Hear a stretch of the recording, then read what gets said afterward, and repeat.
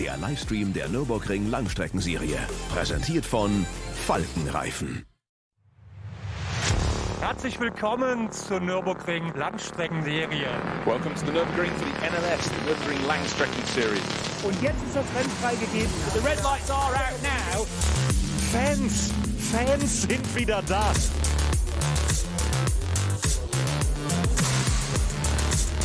I would think that's very, very close.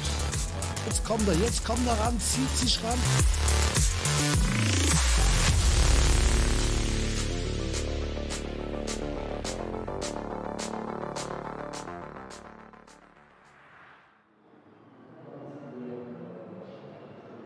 We are all set for NLS 2. The sky is grey, the track is a little bit damp, but the most exciting thing of all, 140 cars or so will be lining up on the grid for this 4-hour race, the second of the series, and we're going to spoil you because it's very, very front-loaded. We've got 30 cars ready to go out and compete, or certainly we're entered for the SP9 class at the top of the field.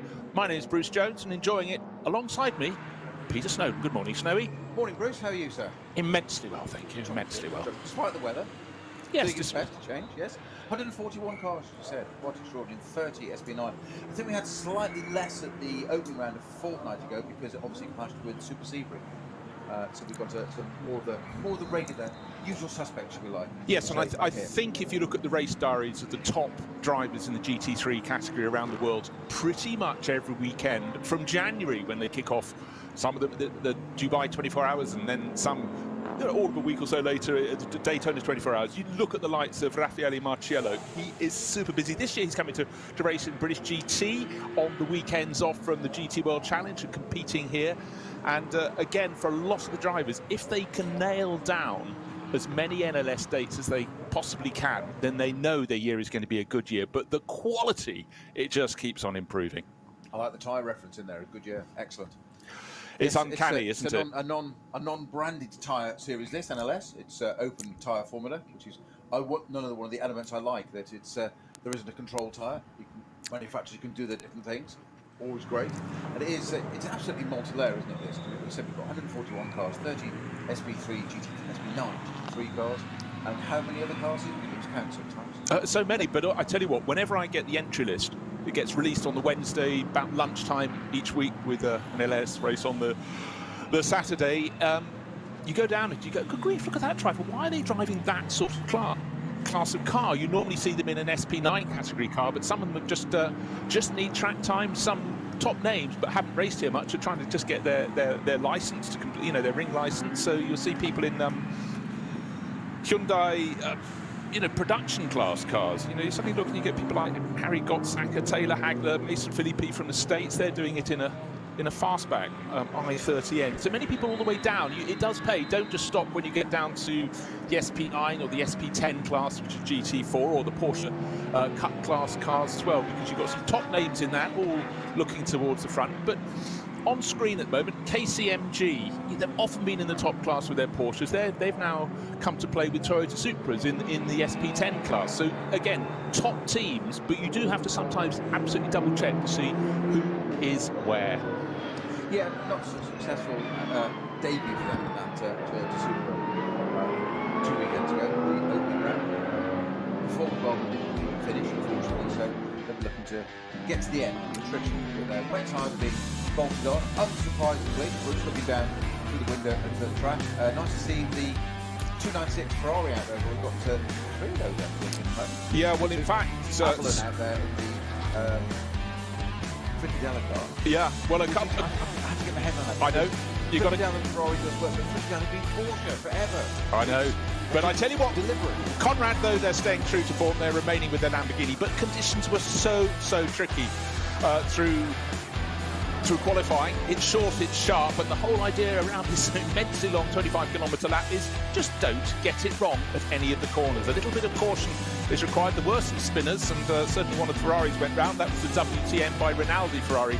Had a spin, but if you're going to do it anywhere, do it where they did. Turn one, there's space at least there in a gravel trap rather than a barrier around the outside. The Rover Racing BMW M4 GT3 seem to go better and better with every passing round. Great to see some new liveries as well. The Yokohama livery 34 Walk-on-Horse Motorsport BMW looking fantastic too, and you put it side by side with the Rover yellow, grey and white BMWs. They look almost totally different, but that's the masking of a car by its colours. But one car that you didn't need to look at the stopwatch to see if it was going fast was 21, and that took pole position. Matteo Caroli sharing with Julian Andlauer, and that is Rutronic Racing.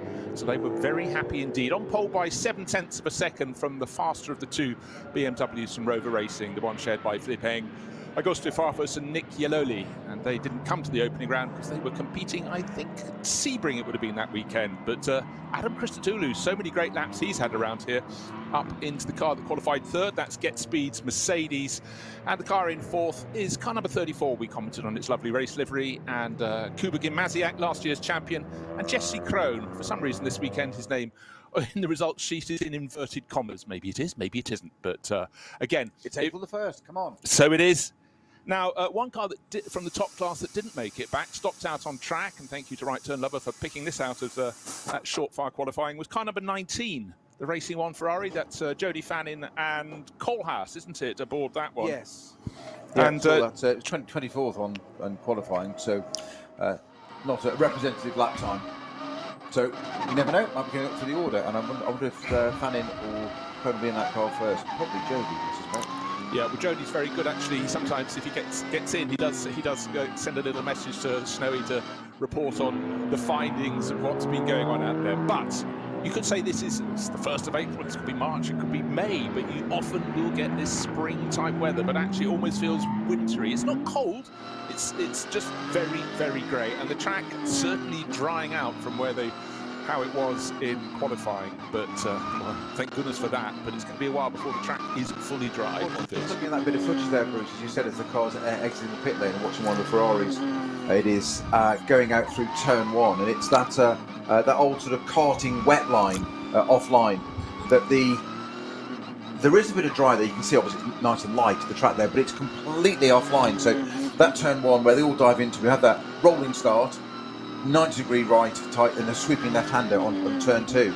They're going to have to go in there offline, so diving down the inside to try and get an opportunity is not going to be. Now, we saw this, didn't we, last round of last year, wasn't it, with Jody Fannin in that Racing One Ferrari, the previous edition of it, the 488, went from, I think, 4th to the lead all the way around the outside, but then, as he'd taken the greater circumference, actually lost out a bit of ground, unfortunately, so you never know, that might be the place to go. So, ideally, you want to be on the outside of the track at this rolling start, ironically, not on the inside where pole is, which is going to play into the hands of our second place car, I think, there, which was our Rover Racing BMW from the winner from the first round with Dries van Toor, now in a BMW. We used to be in an Audi, we've got to say he's in a BMW now, and Maxime Martin. So they're in the right place. So ironically, not qualifying on pole might be an advantage.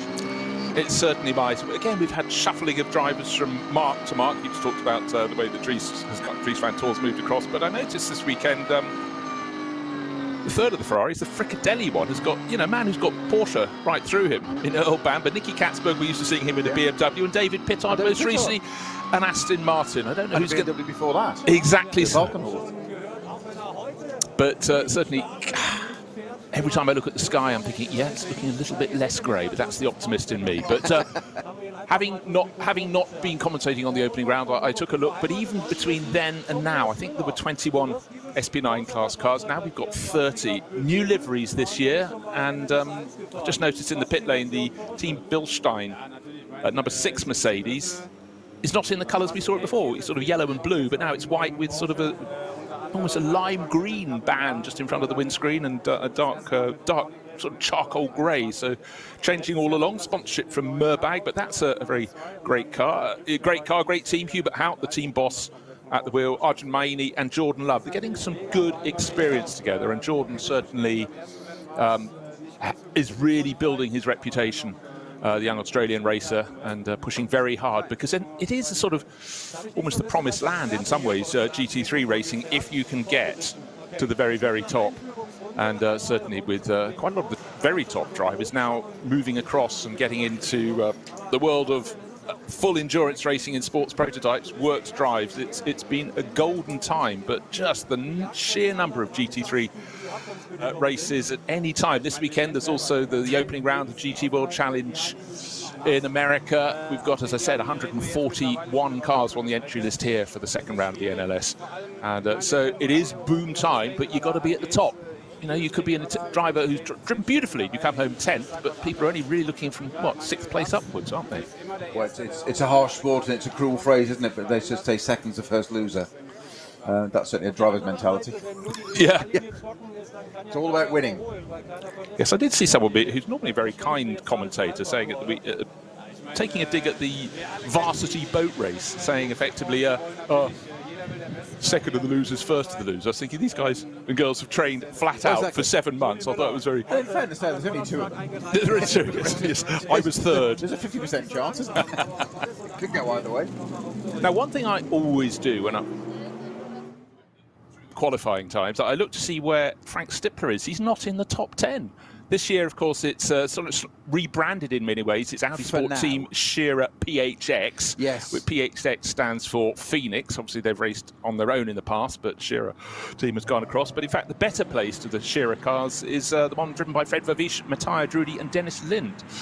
And that's in 8th place overall. And that is the top Audi at the moment. So it's Porsche, BMW, Mercedes, BMW, Mercedes. That's the top 6. But Audi still...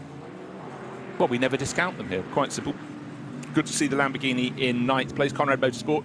Yelmer Berman sharing this weekend with Axel Jeffries in 10th place. Well, the easy one to pick out, whether it's sunny, but almost particularly when it's bright. It's the 911 Porsche 911 GT3R from Manthey EMA. Kevin Estra and Thomas Preining. And Kevin, sort of rampant Twitterer. He's always tweeting away. And, you know, we're saying, oh, actually, we could have done without a wet day yesterday, which was the test day, but for a lot of them it's their first run of the year at the Nürburgring, so dialing themselves back in. And we talk at length about the very top category, the SP9 class, and it really is packed full, as I say, 30 entries, but the class for GT4 class, which is SP10, super full as well, and increasingly quality entries there, it must be said. And again, the Porsche Cup 2 class, that's the 911 GT3 Cup class cars. There are 13 of those, so that's well packed. And SP10, so I'm just having to flick through the entry list. There are 10 of those. 3 Toyota GT, 4 Toyota GT, 5 Toyota GT, you can count, it's incredible. Toyota GT4 Supras, so they really have come from 1 or 2, and clearly a car of choice. Aston Martin Vantage in there, Mercedes-AMGs, and of course BMW M4s. So a good mix of cars, which is just how we like it. Now, one of the things we've seen over the years has been the BMW Junior team, and they have been incredibly faithful to their young drivers, and they seem to always reward them. 7th on the grid today, that's car number 44, and they've stayed true for, this is probably the 3rd season now, isn't it? With it is, yes, yeah. The trio, who are all, you know, knocking on the door of senior rides other places, but Dan Harper, Max Hess and Neil Verhagen, so driver from Northern Ireland, driver from Germany and one from the USA. They've learnt their craft, and BMW do seem very faithful. Back in the 1980s when they had the BMW junior team in what was then the World Touring Car Championship and the European Touring Car Championship, super strong, but it was the golden ticket, particularly in those days, for young drivers who just noticed their money had evaporated and their single-seater career was about to go no further. And once they got on the payroll, as long as they behaved beautifully, they were also had to become professional racing drivers. They had to go and eat the right food, go training in the winter and run up and down some Alps and things, which was a little bit of anathema to some of them. Even the great Austrian Roland Ratzenberger didn't used to run up and down Alps. I can assure you that. Well, I think it was Ross Brawn who said many years ago that being a racing driver wasn't a terribly difficult job, because all you had to do for 3 months of the winter was stay fit, which I think was a very sort of a bobbed nod, if you like. Oh, absolutely. Mr. Schumacher did. The rest of you wonder why he turns up at the first race so fit and so ready to go. So it's not a difficult job, is it, in reality? I'll give you a little insight on that one, in that I thought you might. I used to go out to wonderful end-of-year races in Formula 3 at Fuji in Macau, and I remember going to the gym of my hotel. Imagine I had a journalist in the gym at the day, but anyhow, I was still playing a little bit of rugby, so I was relatively fit. But some other drivers were in there. Information gathering, intel gathering. Exactly. And they weren't exactly, how should we say, pushed the boundaries, apart from one, Shuey. Yeah. Training absolutely properly. And he was in there, and he didn't just arrive and think, what should I do? He arrived with a program to do. Yeah. Didn't put it on. Obviously, I thrashed all his scores, but, that was just a matter of pride. It didn't need to be said. No. But, he really was. And I was super impressed back then that he spoke English so fluently. And but, he was properly managed then. He already had Willy Weber on board looking after his career in Formula 3. And we know a hop, skip and a jump. But it did take Bertrand Gachot to misbehave and get in trouble with the incident with the taxi driver. The CS spray. Yes, Hyde Park Corner, because otherwise Shuey had just done, interchangeable, had just done one round of what was then... I wasn't available that week. Japanese Formula 3000 or Formula Nippon, I can't remember what it was at the time, and then suddenly the opening came and by golly did he grab it. But here we are now with a host of drivers, and importantly also, as ever with the NLS, we have a throng and then some down on the grid. The grid walkabout, really important and very much part of the package. And of course, we have packed grids of cars, but we also have 3 grids of cars. But so they'll be largely on the front grid of cars. Of course, they'll go off according to their classes at the start of the race. But in the front grouping, you've got the Porsche Cup 2 class cars, and of course the SP9s at the very front. Just looking back through qualifying, Bruce, there's a couple of things to note. We've lost, we're not lost. Number 44, the car you just mentioned a few minutes ago, the BMW Junior team. That car did stop when it was out in qualifying. Not sure, this is according to our GPS anyway, not sure whether it had an incident or not, or whether it just stopped, i.e. a fuse popped. Oh, right. I exaggerate for clarity, as in nothing more. So just keep an eye on whether that car appears on the grid in that first starting group you've just mentioned. Well, we saw one of the drivers being interviewed. Didn't catch what he was saying. 511, which is one of our VT2 cars, if I think I'm correct. It's predominantly a class dominated by 330 BMWs. So there are now, of course, I think there is a Toyota or 2 in that class this season. So 511 is the FK Performance Motorsport 330i. That will not be taking part. That did crash during qualifying. Well, I say will not be taking part. I'll be surprised if it's taking part. If it is, great teamwork, but there's not a lot of turnaround time for that. Yeah, perhaps not from the very start of the race. And I think it was largely down to tricky qualifying conditions. It started extremely wet, even though it's a fairly short qualifying session, exacerbated by such a long lap around here. It makes it even worse. You don't get another go, as it would on a normal shorter circuit. So all the more reason to be concentrate. Of course, then it dried out, so it was changing all the time. And of course, drying out over a 25-kilometre lap is quite difficult. If you've literally gone out on wets, as they would have done at the start of that session, and it starts to dry, you get that wrong bit, that crossover bit in the weather. You're suddenly arriving at a part of the circuit where you don't want wet tyres, and the reason for that is, A, they don't grip as well, but they overheat.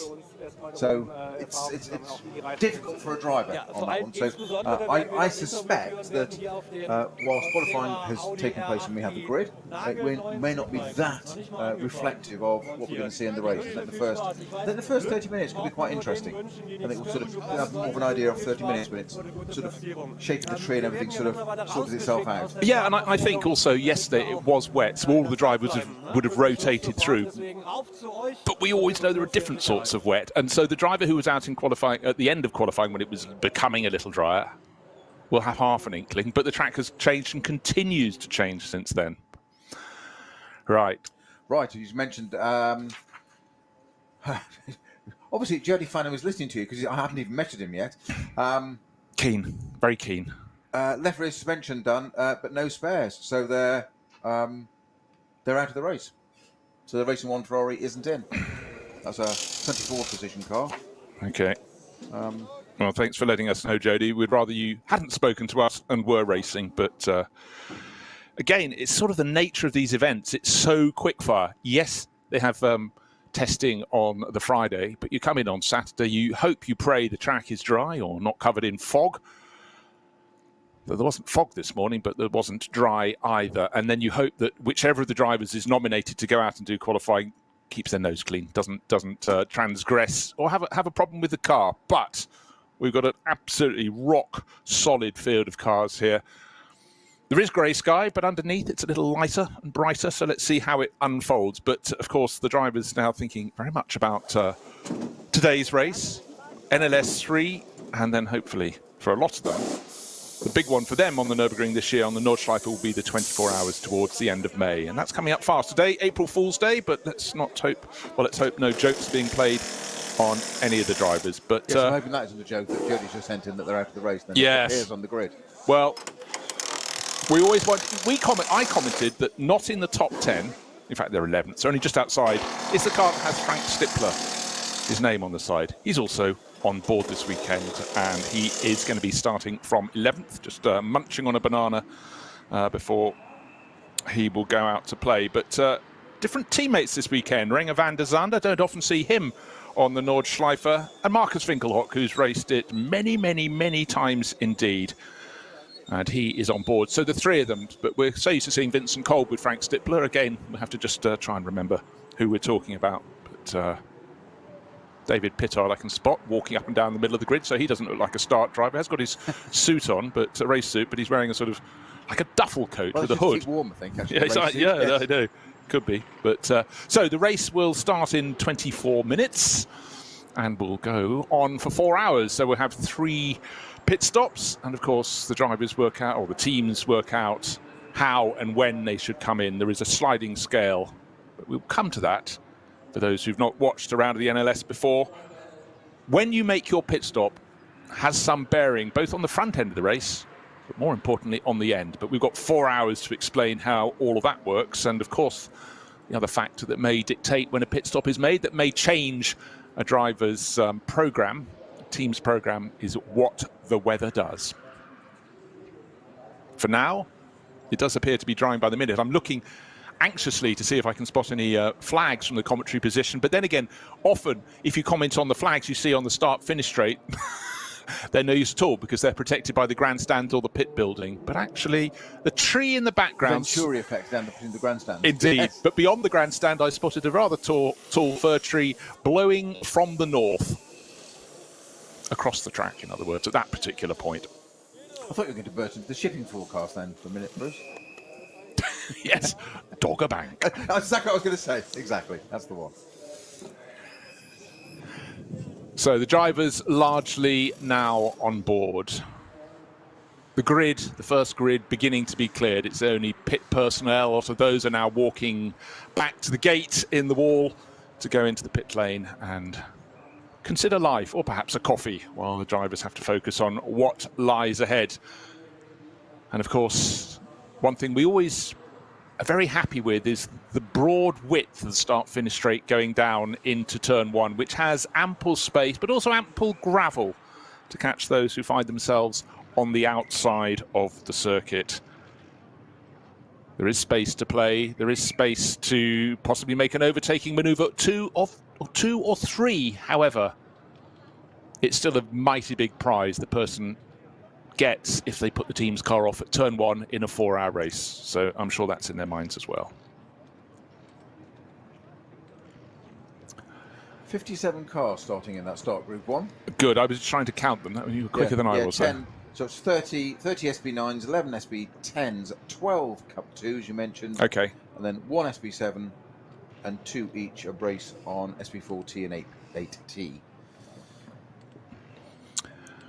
And the group behind is packed full of BMWs, quite a lot of Porsche Caymans in there as well. In fact, they're all parked rather higgledy-piggledy on that second grid because obviously trying to fit 140-odd cars into the 3 packs of grid assembled down there, it's very difficult. Yes, that's your indeed. TCR cars and your Cup 3s. Yeah. Of course, the big group, there's the VT2 front-wheel drive, 16 of those. Then we've got the rear and four-wheel drive variants as well.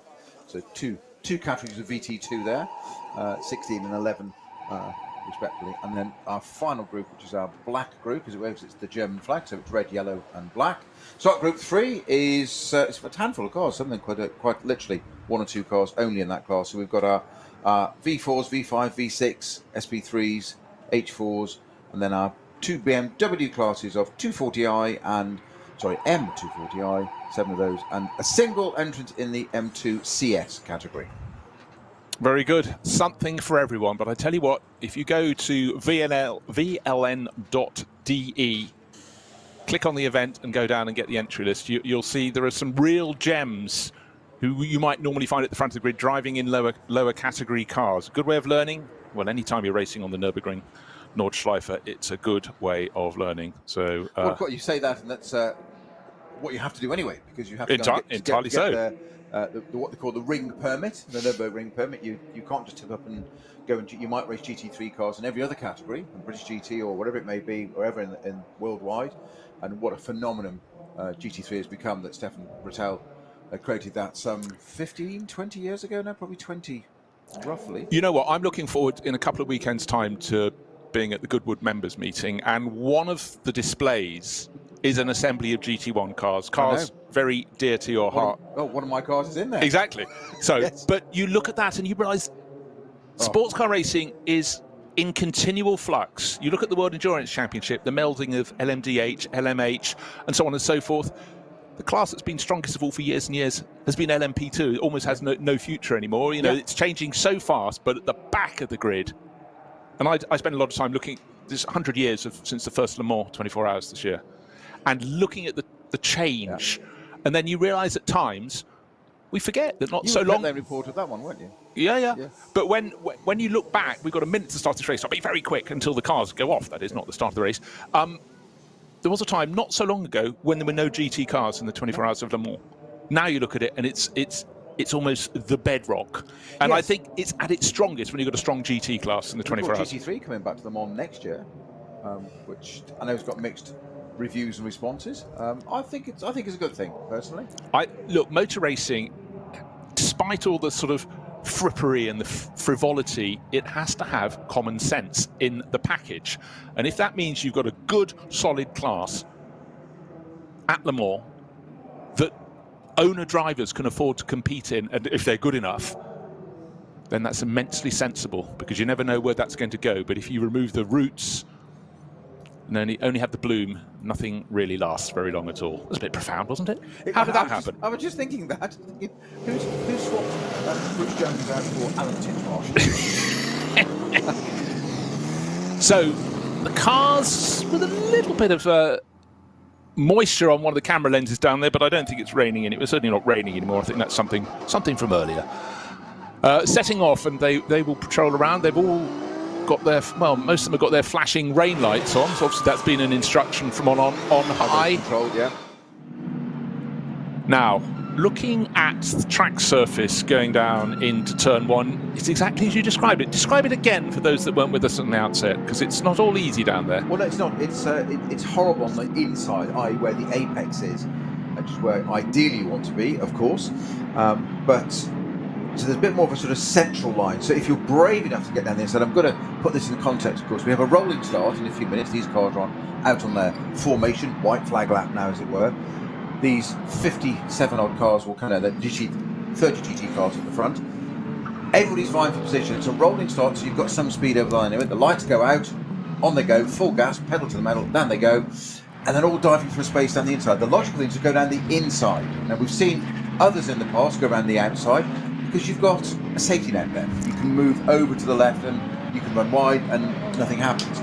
If you dive down the inside and get it wrong, you're likely going to collect somebody. And I've heard tell it's not popular with the crew if you take the car out at the first corner of any race, let alone a 4-hour race. Old wives' tale. So I've heard. I have no experience of this, but so I've understood from friends. So what do you do? But then again, what's the phrase of fortune favours the brave? If you can get it down the inside. Now, people, like we've seen this before in the past, admittedly in the drive, but we talked about the BMW Junior team a little earlier on. Daniel Harper had that amazing run in the early days of the M4 GT3 cars last year, with Valkenhorst and Rover all having that side drafting, everything out the Dottinger, got third to second, and then wasn't settled with that, came up through Tiergarten, down this pit straight, obviously at full racing speed, and went for the outside and then dived down the inside, nearly getting it on the grass, but got the thing all pulled up and done. So it's possible. And first corner, we can see on the rest of the Grand Prix track there, you can see it's that lovely, literally light and shade on the track. The light bits are where it's dry, the darker bits are where it's still wet. Go offline at your peril. Some will try it. It's the nature of the beast. But if you've stumbled across us for the first time, what is the Nürburgring Langstrecken Series? It's long distance races, minimum 4 hours. And increasingly, we've got some longer ones now, popular with the teams, because a lot of the teams bring as many as 4 drivers to compete in even the short races. A lot of people want to cycle through, but they want to do one thing. They want to race on the Nürburgring Nordschleife, 25 kilometres. And the lead pack of cars, as the second pack is now just pulling away from the grid, the third pack of cars is lining up to get their, not rolling start, their formation lap, but the lead cars, the SP9 class cars, are now on the proper Nordschleife. They've gone from the broad, generous spaces with the runoff areas and the gravel traps of the bit of the Grand Prix circuit they use, which isn't all of it. They don't go all the way down to the Dunlop curve at the bottom. But then it gets narrow. So if you do your overtaking, yes, you might do it down that long straight back towards the end of the lap along the Dottinger Her. But if you're clever, you try it through the complex of cars, complex of corners. The first 4 corners they feed with great width one way and then the other several times. But certainly to pull off a move around the majority of the Nordschleife, Snowy, against a car of similar performance, it's not the matter of a moment, is it? It's often down to a mistake. It's often down to actually just having the bit between your teeth. Well, you just said what is the Nürburgring? What are these races? Well, it's a high-speed game of chess. That's what it is, basically. There's so much strategy, so many moving components. But any race, the first lap, even the first corner, it's diminishing returns. The opportunities are there at the very, very beginning. That's where you want to try and do it. That's your opportunity, especially on this circuit, because that first starting batch, the GT3 cars, SP9 as they call them in this series, they get away. They've got one and a half about clear lap. That's all they get before they're into traffic. So you've got to capitalise on that. That's your chance to make hay. Your first corner, your first lap, yes, but now you've got something different in the equation because you've got a different surface all the way around. Before you get onto that Nordschleife where suddenly all that reduces, they still have a bit more of a chance on that first lap because they're the only batch, so they're all equals, effectively. Some more than others, we know that, but they're still the same category of car. Then, by the time they get to lap 2, all of a sudden they're up against TCR cars and got to find gaps, and you've got somebody else behind you, and we often see some great onboard footage. Quite often, I'm going to say the Falcon Motorsport Porsches. There's often some great footage of them sitting through traffic, less than a foot off the car in front, and they're weaving their way through, going past TCR cars, and thinking your decision making has got to be a split second, but you've got to be so confident in what you're doing and know your stuff and know the circuit, and that's why the authorities have this ring permit of build up through it, because you can't just go out there in GT3. It's totally different arena to any other circuit. Entirely so. And just even while you were just talking there, Snow, I was looking at the final part of the Grand Prix circuit before they go into the dip and then up to the chicane and out onto the Nordschleife. And already, just with that first batch of cars going through, on the racing line, there is a dry line. That appeared very quickly. It was all still a little bit damp as they set off, but already they've made that. So by the time they come around at full racing speed, when they start the race, the Dacia Logan's up the back. We'll pick that one out through the course of the race, the least likely looking racing car. So conditions will be changing all the time. So the drivers know that. But one thing I'm always aware of in this series, a lot of the drivers have done this for a decade. Some have done it for maybe 2 decades. They have experience, whatever category of car they're in, they sort of know how to look in their mirrors. But I'm always slightly aware in the early rounds of this series, each year, there'll be some drivers who are, let's say, very lacking in experience around the Nürburgring, and they have got to learn really fast. By the end of the season, particularly if you're driving, Renault Clio or something, you're so far down in performance relative to the fastest cars. They've just got to learn where to look when the fast guys are coming, and also just how quickly that gap comes down, that speed differential, because it does take 2 to tango. And I must say the driving standards are really, really high, but you've still got to gain that experience. And I think the organising clubs do a brilliant job because they make it very plain what the drivers are required to do, what's expected of them. And of course, everyone accepts that someone somewhere can just make a little bit of a slip up and catch a wet curb. But if you come to the Nürburgring, any circuits like racing in Britain or anywhere in the Northern Hemisphere, from sort of the Netherlands upwards, drive on the curbing that ripple effect, it's not just to make a noise, it's actually where the water can hang when the track has dried, and the combination of rain and a little bit of paint, and many a driver can just make this tiny error, just run up onto a curbing and then round it goes. So that is the sort of thing that is hammered in really hard to them. Exactly that. The key word you said there, Bruce, is paint. Of course, it's a totally different surface, and it tends to be shiny. Although there is now, unbelievably, an FIA standard paint, which is used in sort of British superbikes and stuff and whatever in the UK as well, to repainting curbing, so it's grippier, and that's from a safety aspect or so. But the big trick here with curbing is whether it's loaded or unloaded wheels. So on the inside, unloaded, there's no real pressure on the tyre. Tyre is the bit that has the contact to the ground, funnily enough. People always say this, why tyres are so important. Well, you can have all the technology, all the power, and all the clever bits on a racing car you like, but there's only usually 4 parts of the car that are in contact with the ground, and they're through the tyre. So that's where absolutely key. The rest of it, it's not remotely relevant, but it's ein Traum vieler Rennfans, der für die allermeisten nie Realität wird, mit dem neuen Gran Turismo 7 aber ein ganzes Stück realistischer. Mit der neuesten Auflage des Kultspiels für die Konsole fahren wir zu den wichtigsten Streckenabschnitten der grünen Hölle.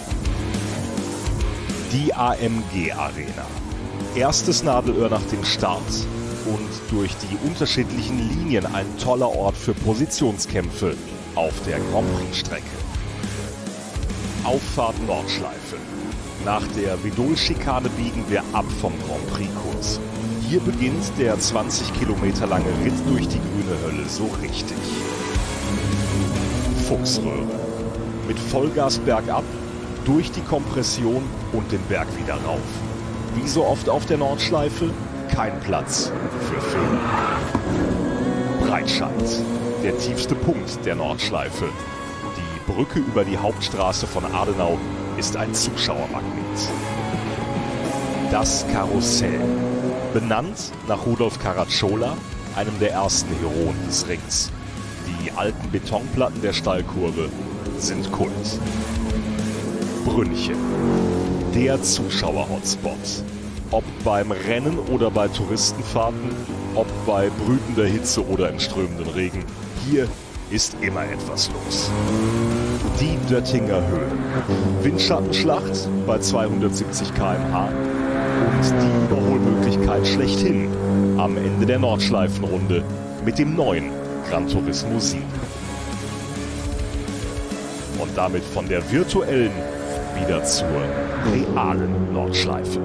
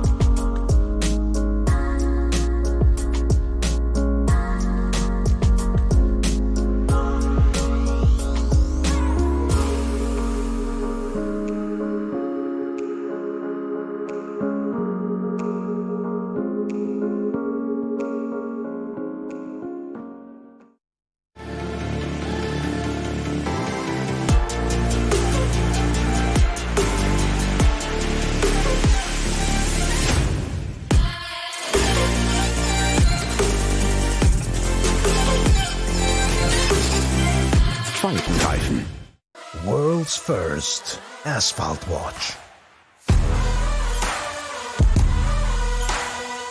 Nürburgring Asphalt 1. Over 90 years of racing history.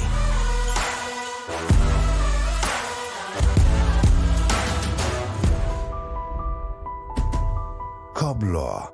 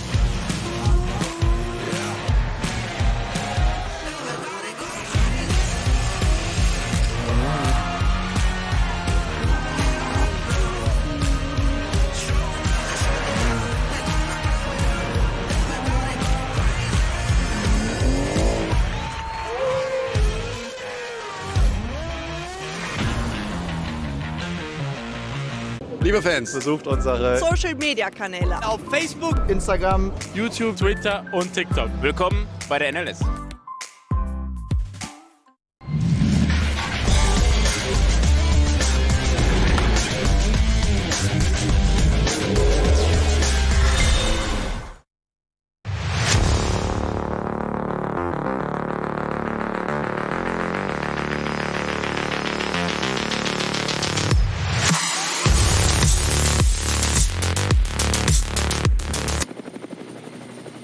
The run back down the Dottinger Höhe. The track looks quite dark grey. That bit hasn't dried out yet, but the very first cars, the lead group with the 30 SP9 class cars, wending their way, working their way, putting heat in their tyres, but the helicopter that is filming the action and will bring brilliant action from the next 4 hours after this formation lap, there is moisture on the lens of the Rover Live helicopter. So that means, you know, it could go the other way. I think it's drying out, but still it's clearly not that, how should we say, the humidity is still quite high. No, but the fact the helicopter's up in the air and giving us pictures is a good omen.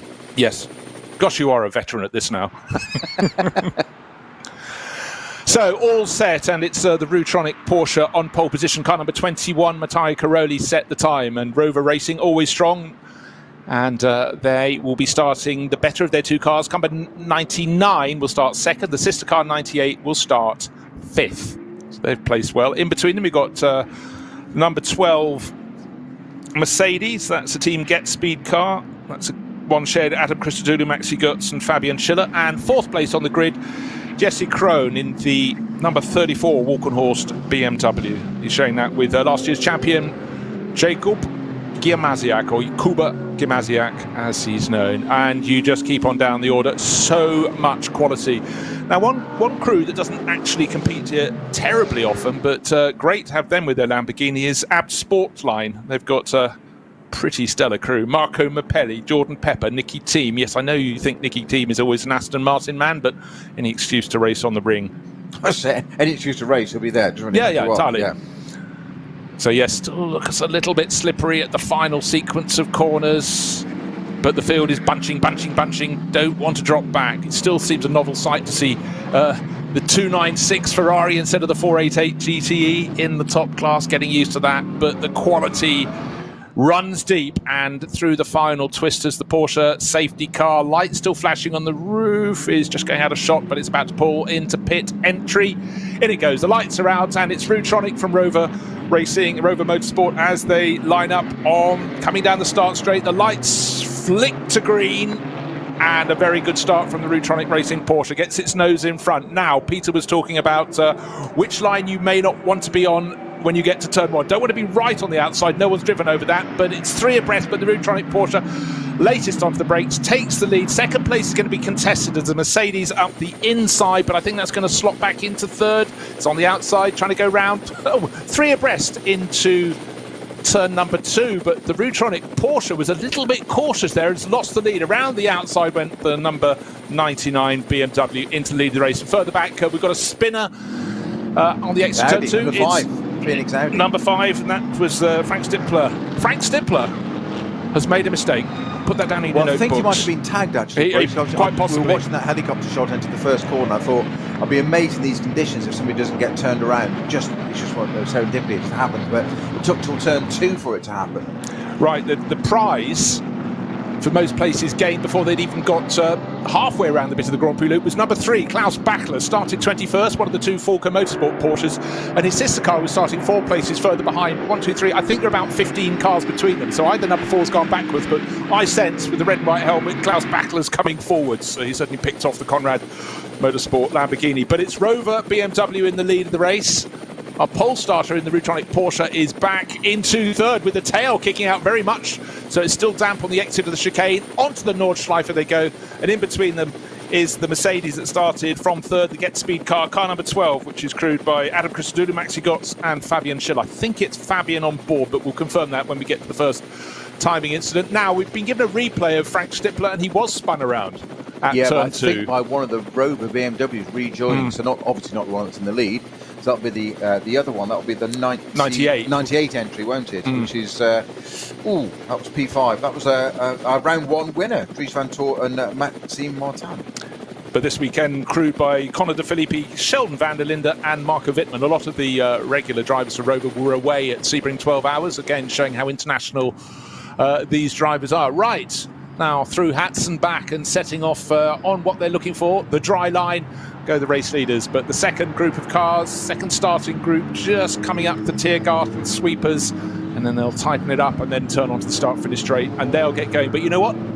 Half the cars have got their windscreen wipers on, and we've got a spinner. BMW. I think it's the second of the Rover BMWs that's been rotated, because it didn't look as though it was one right from the front. We'll get confirmation of that in a second. But sitting 90 degrees the track, there is far more moisture on the lens of the camera looking down onto the start-finish straight. That's why their windscreen wipers were on. But you know what? Their wipers were on as they came into Tiergarten, but they may not need them by the time they get to turn 1.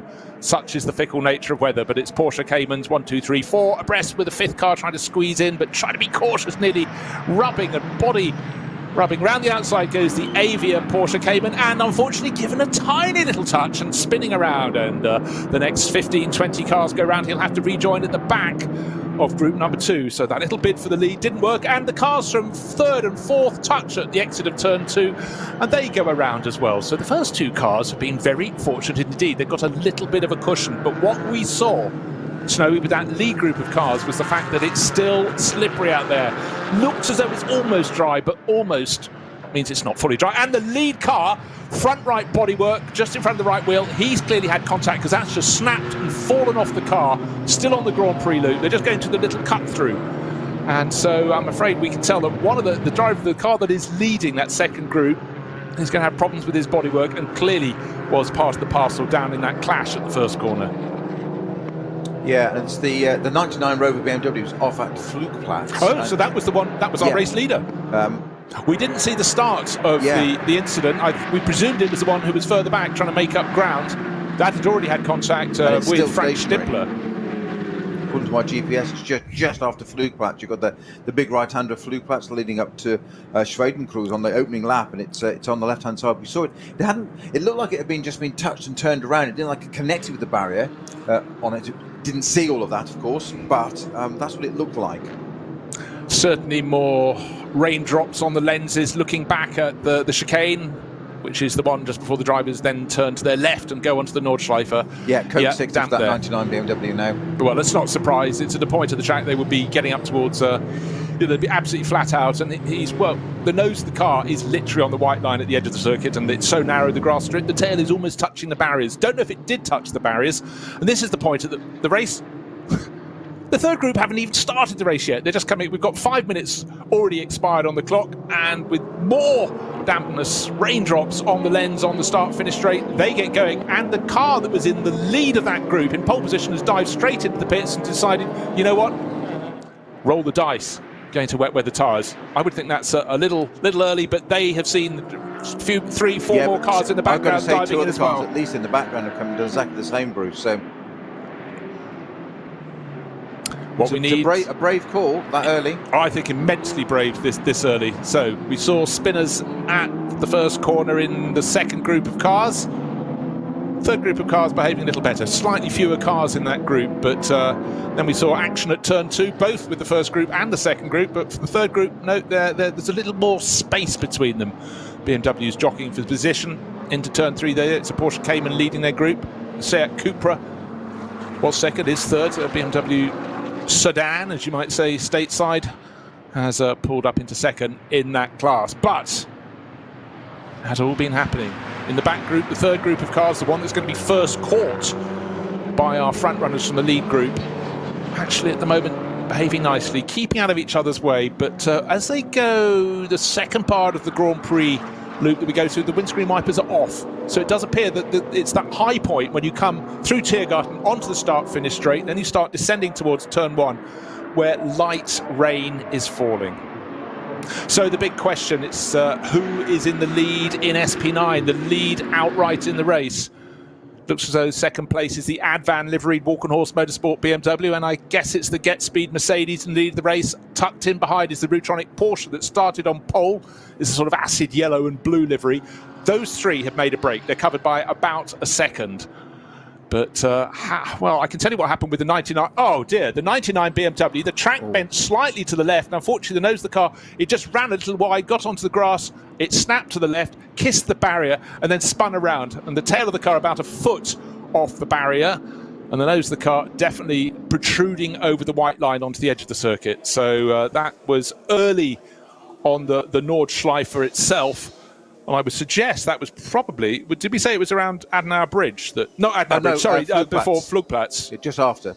Just after Flugplatz. I think just lost it on the edge, just went a bit wide, I think, there, onto Flugplatz just before Schwedenkreuz. Yeah. And that's why that car hasn't continued. It had quite a cloud barrier. Yeah. We didn't get to see, we just saw the end of it, didn't we? But great for the Rover Handycam shot there to give us that information. Yeah, and effectively what happened was it was going out of Kittelbacher her that the front end just didn't want to turn in. And now we've got a challenge for the lead around the outside. Mercedes leading the race? No, it's now a BMW, the number 34 Advan livery. It's fantastic in that black and red livery. Kubica Maziak, isn't it? So fifth on the grid. Yeah, fifth on the grid. Again, put a line through Kubica Maziak Audi. It's now Kubica Maziak BMW to keep us on our toes. The Rutronic Porsche is sort of there or thereabouts. They're running back down Dottinger her. There's a bit of a slipstreaming. You don't necessarily want to be in front as you go down the straight, and the Mercedes pulls alongside, and just as the track cuts to the left, takes the line. No point taking too many risks, but definitely you want to be from driver's position on the right-hand side of the circuit as you approach that little constriction, because that's the dry line. But certainly the Mercedes went away from that, but had enough of a slipstream, Snowy. You can see it. They worked it very, very well to take the lead of the race. Yeah, just interesting to look at that dry line you've just mentioned, Bruce, down through Dottinghoe and Tiergarten. Absolutely clear. It's almost as somebody's painted it on with a brushstroke. Then as soon as you come out of the end of Tiergarten, turn left onto the pit straight, it goes damp again. Yeah. So whether that's just protected by the grandstands and the buildings or whatever there, but a totally different surface.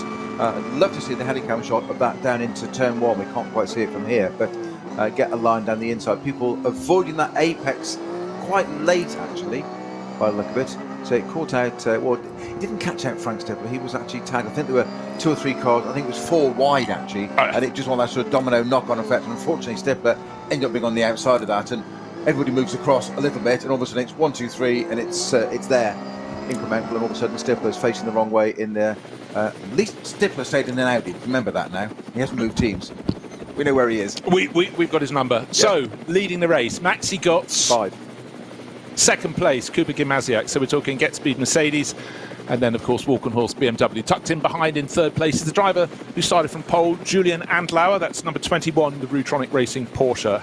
He's now getting back in touch with these two a little bit over the GP circuit. Made up some ground over that GP circuit, and that's largely because it's so dry. And we can see that dry line again through the chicane. Oh, now the lead Mercedes running a bit wide, and Maziak straight pounced on that. The end of the GP circuit, just got the job done. We said about the Nordschleife is not the place to overtake. Dive down the inside, just got the opportunity into Schweden-Schmitzer curve to take the lead once again onto the Nordschleife. That, of course, put the Rutronic Racing Porsche completely back in touch with these two. Maziak now, it just picked up his skirts and gone. No. 3-4 car lengths already. He has, and I think the interesting thing was those cars were pretty much about a second apart with 2/3 of the lap completed. The Porsche then fell back, was brought up by the incident, but at the moment, the pace is with Gamaziak. He's starting to pull clear. A little bit further back, riding with Klaus Bechler, car number 3, started 21st. Oh no, it's Picariello, his teammate. I'm sure I saw Bechler in the car at the start. Anyhow, Picariello up to 7th. I said that was the car that gained the most around the Grand Prix, the part of the Grand Prix loop at the start of the lap. Brilliant gung-ho start through the first sequence of corners, but 21st to 7 is good by anybody's book. Now the car's slowing down because, of course, they're coming to the point of the circuit, going through Kittelbacher now, in which the track turns right, and unfortunately that 99 BMW did not. It has been moved around, so it's parallel with the track. There's a flatbed truck right alongside it, you know, trying to patrol this circuit, and Philipp Eng will be the driver with the long face. He was the Austrian driver, was the one that started that, and of course once they get past that moment then they can get going. But I suspect it'll be a fairly long face and quite a short debrief. Yes, not a lot to talk about, is there? No. No, indeed. So yes, Picariello not beg your pardon. I was convinced I saw. Well, we heard him being talking on the grid, Klaus Bachler, but clearly it's not him who's in that number 3 Porsche that went so well, and it's Alessio Picariello. So I'll just amend my notes in case I trip over again. Also going well in the early stages races, Dennis Lind, number 15. That's one of the Team Scherer PHX Audis. That's in 6th position, just behind Kevin Estre in the 911 Porsche from Manthey EMA, so he would be the one starting that. Thomas Preining will take it over. To complete the top 10, by the way, we've got Lauren Heinrich, car number 18th. He's in 8th place overall. He's sharing with the other Vantor. That's the Dynamic GT, sharing with Laurence.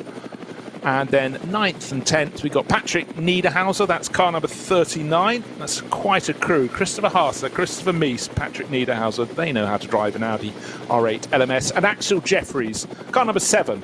That's the Conrad Motorsport Lamborghini, which has got company because, of course, our Sportsline playing this weekend. Just watching the... Sorry, Bruce. Watching over the Falcon Porsche sitting behind Grello there, and something's just fallen off the front of the Falcon Porsche, almost like air intake area there, almost like a splitter or something. Literally just saw it open up, hang on to one side, long and wide, and then it's just fallen off and disappeared off onto Hatzenbach. Now, it looks like it's intact, but I don't think they've touched one another. But certainly something just fallen off the number 3 Falcon Porsche. Which corner did it come from? Well, it was just going on to... No, I meant which corner of the car, not... Oh, well, no, it's middle. Oh, middle. Middle front. So okay. That's what I was saying, like air intake, almost like the splitter. Right. Almost, okay. It might have been a grill or something, but it was certainly... It was long and wide and attached one side and then opened out and then fell off. Okay, well... Taking a look at them, certainly Alessio Picariello in number 3 is all over the tail of Kevin Estre, pushing him one way, pushing him another. It's a layer of paint between them, but Picariello, the Belgian racer, is definitely keen to go past, riding on board with him now because unfortunately we've got a camera. But of course he's on the Nordschleife, there's very little space, and in fact he ran out of space, went off the side of the circuit, had to come off the power, and instead of being a layer of paint behind, he's about 1.5 seconds in arrears. I'd say he's got the speed. Lengths, immediate, just by that little twitch on the grass. No, nothing real, but it would have got his attention. It's certainly got ours. Certainly got ours, and they started the lap in 5th and 7th positions, and now Picariello is all over the tail. He's gone up a position.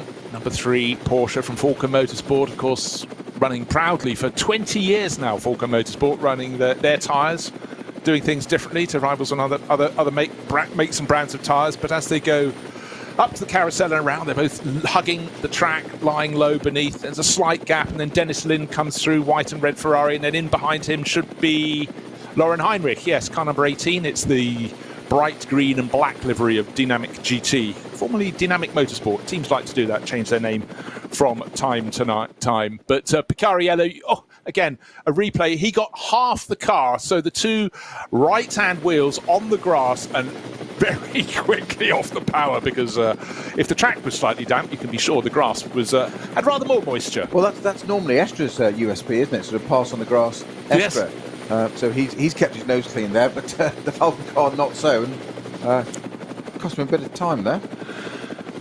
Well, it certainly did. Maxi Götz is being harried big time now by Julian Andlauer, the number 21 Porsche that started from pole position. Slightly tentative. Oh, God, just course vehicle just moving out of their way.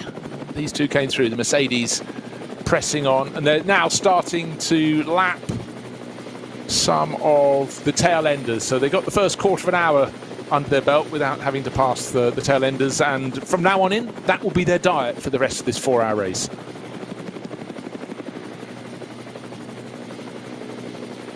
And in between the wet patches, it looks as though, or the damp patches, the Get Speed Mercedes is looking really very handy indeed. And that is car number 12. Get Speed have just grown in strength in recent years. And Maxi Götz at the wheel of that. And two more back. Martha Dacia Logan has been conquered. That has been passed.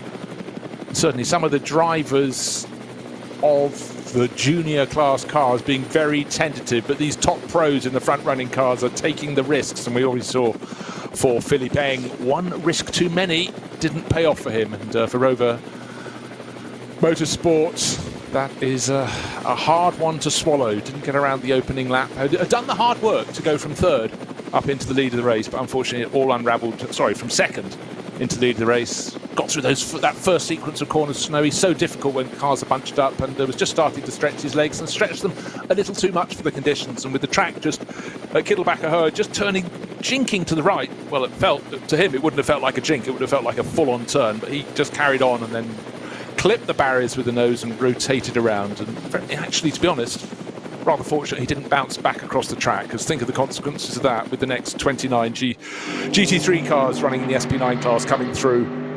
That doesn't really bear thinking about. So the first two cars coming through, lap 2 will be completed with Maxi Götz leading the race, pushed very hard indeed by Julian Andlauer, and they've really built up quite a gap, and it looks so in third place is another Mercedes. So we'll wait for that order, but up front it's Maxi Götz defending, using all those years of experience into turn 1. But Julian Andlauer, still young but wise enough to realise, have a look, but not too much of a look, because it does seem almost the greasiest part of the circuit is the end of the lap and the very start of the next one. Yeah, it just looks greasy, doesn't it? Just going to be in twitchy on these. Of course, don't forget they have all sorts of driver ratings. They do like ABS and traction control. But of course, drivers always turn it down as much as they can and try and get I've got this. Then you find you haven't. Yes, it's more about me sort of thing. What, in the driver mentality? Surely not. Yes. I've got my wires crossed yet again. Yes. So, classic dogfight at the front of the field. 10 years, it says on it's only 4 hours, not 10 years, on the side of the race leading Mercedes. That's Get Speed Motorsport celebrating, great success in their first decade. Oh, dearie me. Poor old Julian Andlauer was left with nowhere to go. Fortunately for him, it was on the Grand Prix loop, going behind a Porsche Cayman and BMW 3 Series, and unfortunately one did something unpredictable in front of him, so he had to come off the power before going back on. And now it looks to me, just want to see the first two cars, Maxi Götz and Julian Andlauer, as they are coming across cars left, right and centre. I thought I saw I just got to see where the number 34 BMW Kubica Maziak appears to be leading the race. Yes, he's listed. I was looking for him and I thought, hold on, he can't have come in at the end of lap 1 to go to wet weather tyres and lost that much time, and he's only just in front of him. So while we were watching their dogfight, what we didn't see was Kubica Maziak had got back in front. He was in front, he was behind, he was in front, and I just presumed, because we hadn't seen him for a short while, that therefore we were looking at the first two. So as you were, Kubica Maziak leading in the 34 Advan Mercedes. No shame in admitting a mistake, but let's clarify that. Then Maxi Götz just in second place from Julian Andlauer. So we're going BMW, Mercedes, Porsche. Third place, man who has won just about anything in this category car. He's also in a Mercedes, also racing for Team Get Speed. It's Jules Gounon, who just seems to win at will at the moment, and it's quite a thought for fans of British GT. They they'll have him and his frequent teammate, Raffaele Marcello, playing throughout the championship. That certainly will up the ante. Well, it certainly shows the quality of British GT now, doesn't it? The likes of the names you just mentioned want to be part of the British GT Championship. So we have got we've got a Porsche refueling already.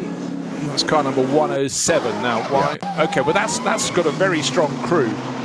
You got Dorian Boccolacci, you've got Arnie Hofmeister and Reinhard Koffler. Reinhard's done so many miles and spectacular performances in KTM crossbows, but now he's in the Porsche Cup class. It was down with 13 entries, have 12 starters, but that one is clearly, well, has he jumped? Well, he wouldn't come in for refueling after just 2 laps unless he was changing tyres, but they do look like brand new tyres. The writing on the side looks very fresh indeed. In fact, the car looks very fresh indeed. It's grey, matching the sky colour, red and lighter grey flashes on the side, the 107 entry in the Porsche Cup class.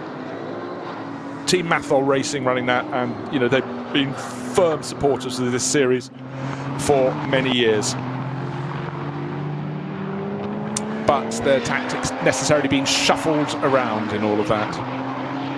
So, right, we mentioned that Cooper Gimasiak had in fact got it to the front of the field ahead of that battle between Maxi Götz and Julian Andlau. Gounon into 4th place. Picariello has picked off Kevin Estre to go into 5th. So started 21st up to 5th after 2 racing laps. That is very spectacular for the Belgian. 6th place Kevin Estre. 7th place number 18. That's Lauren Heinrich, and Lauren driving the second of the Scherer Sport PHX Audis, but with the sister car being spun around in the opening lap, that's the better placed of theirs. He's 7th. Patrick Niederhauser 8th. That's the number 39 Audi from Audi Sport Team Land.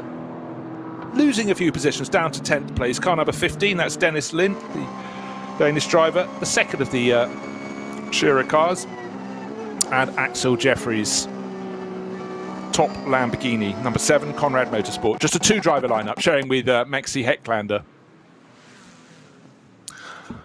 Still occasional drops of rain on the screen, but as much muck and rubbish riding on board with Alessio Picariello. His next target, well, he doesn't have to look very far. He could be very short-sighted and still spotted it. Jules Gounon, who is all of, maybe a second in front of him as they go sort of halfway around the lap. But looking at the lines that Jules is taking, he's doing what all the top drivers will do. He's shortening the circuit as much as he can, but how much do you dare put your wheels up onto the curbing? But he listened to Snowy earlier. He remembered, if it's the inside wheel, that's fine.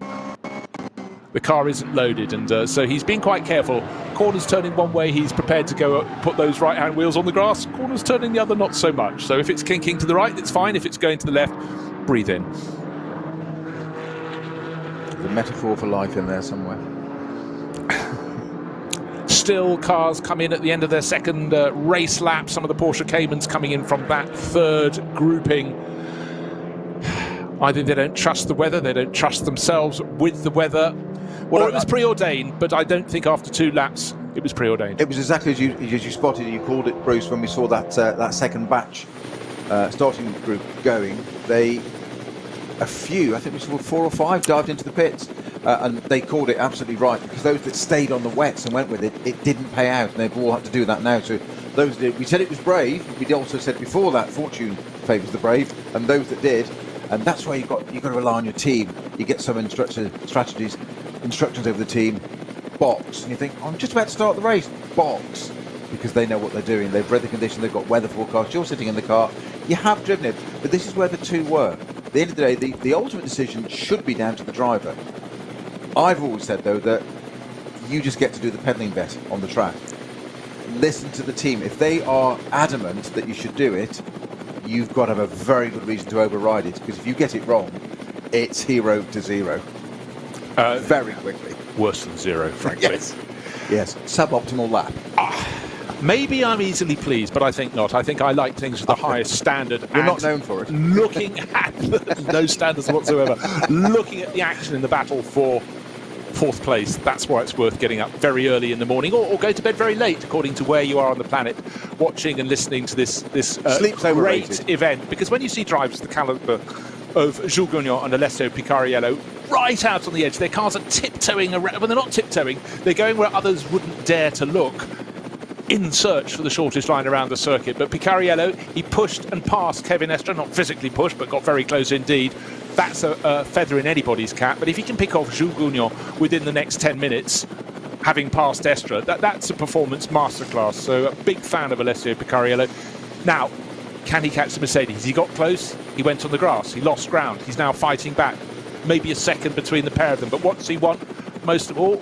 He wants to get the slipstream. Not close enough this lap, using a back marker there to get a bit more of a drag. The gap was 5 car lengths. Then it was 4, then it was 3. It's down to almost 2. but I think he's going to run out of time on the dotting hole. There's another back marker ahead of them in a BMW. They go to the right. Actually, it was a course vehicle. And it's down to 1 car length, but Gounon's got him covered up into Tiergarten. They go, dab of the brakes, lights still flashing, the rain lights still just adding a sort of stroboscopic effect as they turn into the final sequence of corners. But these are 2 drivers absolutely on their tiptoes, top of their game. I could watch them all day. Well, we're going to watch them for the next 3.5 hours, aren't we, at least? Or 3 hours, 34 minutes and 9 seconds. 8, 7. Yes. Oh, I see what you're doing. Yes. April Fool. Yes. Absolutely great footage as ever from the Falcon Motorsport car. This one by Picarelli at the wheel of that, all over the back of Gounon in the Mercedes. Equally, Gounon got it covered, and this is where you earn your money of keeping that, because I've said that Gounon's just made a slight mistake there, run slightly wide, and they're completely off the track now. The pair of them, and just as we said it, he's run wide. A little bit of damp, and Alessio straight through in that Porsche. Just to explain, that was a classic Nürburgring turn 3 manoeuvre. The corner is slightly banked as you go into it, and it was very brave to take the outside line. It's the land of diminishing returns, because turn 4 comes very soon after that, very quickly upon those drivers. But Picarelli was completely committed, and they were totally side by side into turn 4, where the track was turning quite sharply to the right. Both cars went off over the white line. They ran out of circuit, but by the time they were fully back on, the Falcon Porsche was in front, and as they go up to the Vidal chicane, there's a second and a half between them, and the dynamic Porsche coming through behind has just gained a position. So Lauren Heinrich's been passed. Lauren Heinrich doing the passing with Patrick Niederhauser. So we're seeing a few drivers coming forward, and I've spotted there's a possible similarity. Yeah, that was set up. They're both driving Porsches. Yeah, that was set up in turns 2 and 3. Wasn't ready for that turn 4 there. So you almost want to go into turn 1 really careful, considered, to get a really good focused exit on turn 1, because it's a really slow part of the circuit. Then you get that run through 2 and 3, that if everything plays out into your hands and the cards fall the right way, you can suddenly create that opportunity by turn 4. You're not going to get it again by turn 5. And we've got a very smoky Megane, I think it is. That's is that 494? Well, whatever it is, very good. Opel Astra, hard to see in all the smoke, but whoever's on board, anyone behind can see absolutely nothing. Well, they get speed, Mercedes. Okay, so this is going to have to pull off the circuit. No, don't. Yeah, he's gone to Marshall's post, but he's across the track. He's crossed the track with all, not just the smoke. Let's hope there's not oil coming out of that as well. Yes, the car is now at safety. It's a shame it couldn't have pulled off to driver's left. So 494, well, I'm trying to trickle back to somewhere, but that, not only will the drivers come across where he's been, that pall of smoke, it was a thick wall of smoke, impossible to see through. That will be clearing, it'll be blowing away, but then there'll be oil, surely, dropped out of the bottom of that car. Doesn't look oily though, does it? No, it looks to be one exhaust only as well. I'm not sure what engine's in that Astra. I will talk about it. It's a young motorsport car, isn't it? 494 entry. So he needs to exit that fairly quickly, because there were very clear images of flames underneath that car. So as it's now stopped, I don't want it to get it engulfed. The driver needs to disconnect his radio to get out as well. That's going to be a next strain before he walks away. Well, interesting to see what happened, but for those behind, suddenly they would have to be driving. They've managed the damp track for the first 2 laps, and now no vision. Not to open the bonnet and feed the fire some oxygen, which he's about to do by the look of it. Yep, fiddling with the bonnet catches. Yeah. So can't resist a good script. No. 911 back on board with Kevin Estre. He's been passed by Alessio Picarelli. He's fallen back a little bit more. He's behind the number 16 Audi, and that's been driven very neatly and tidily by Kim Lewis Schramm, and of course dynamic Porsche, which is a little bit up ahead, but almost nose to tail.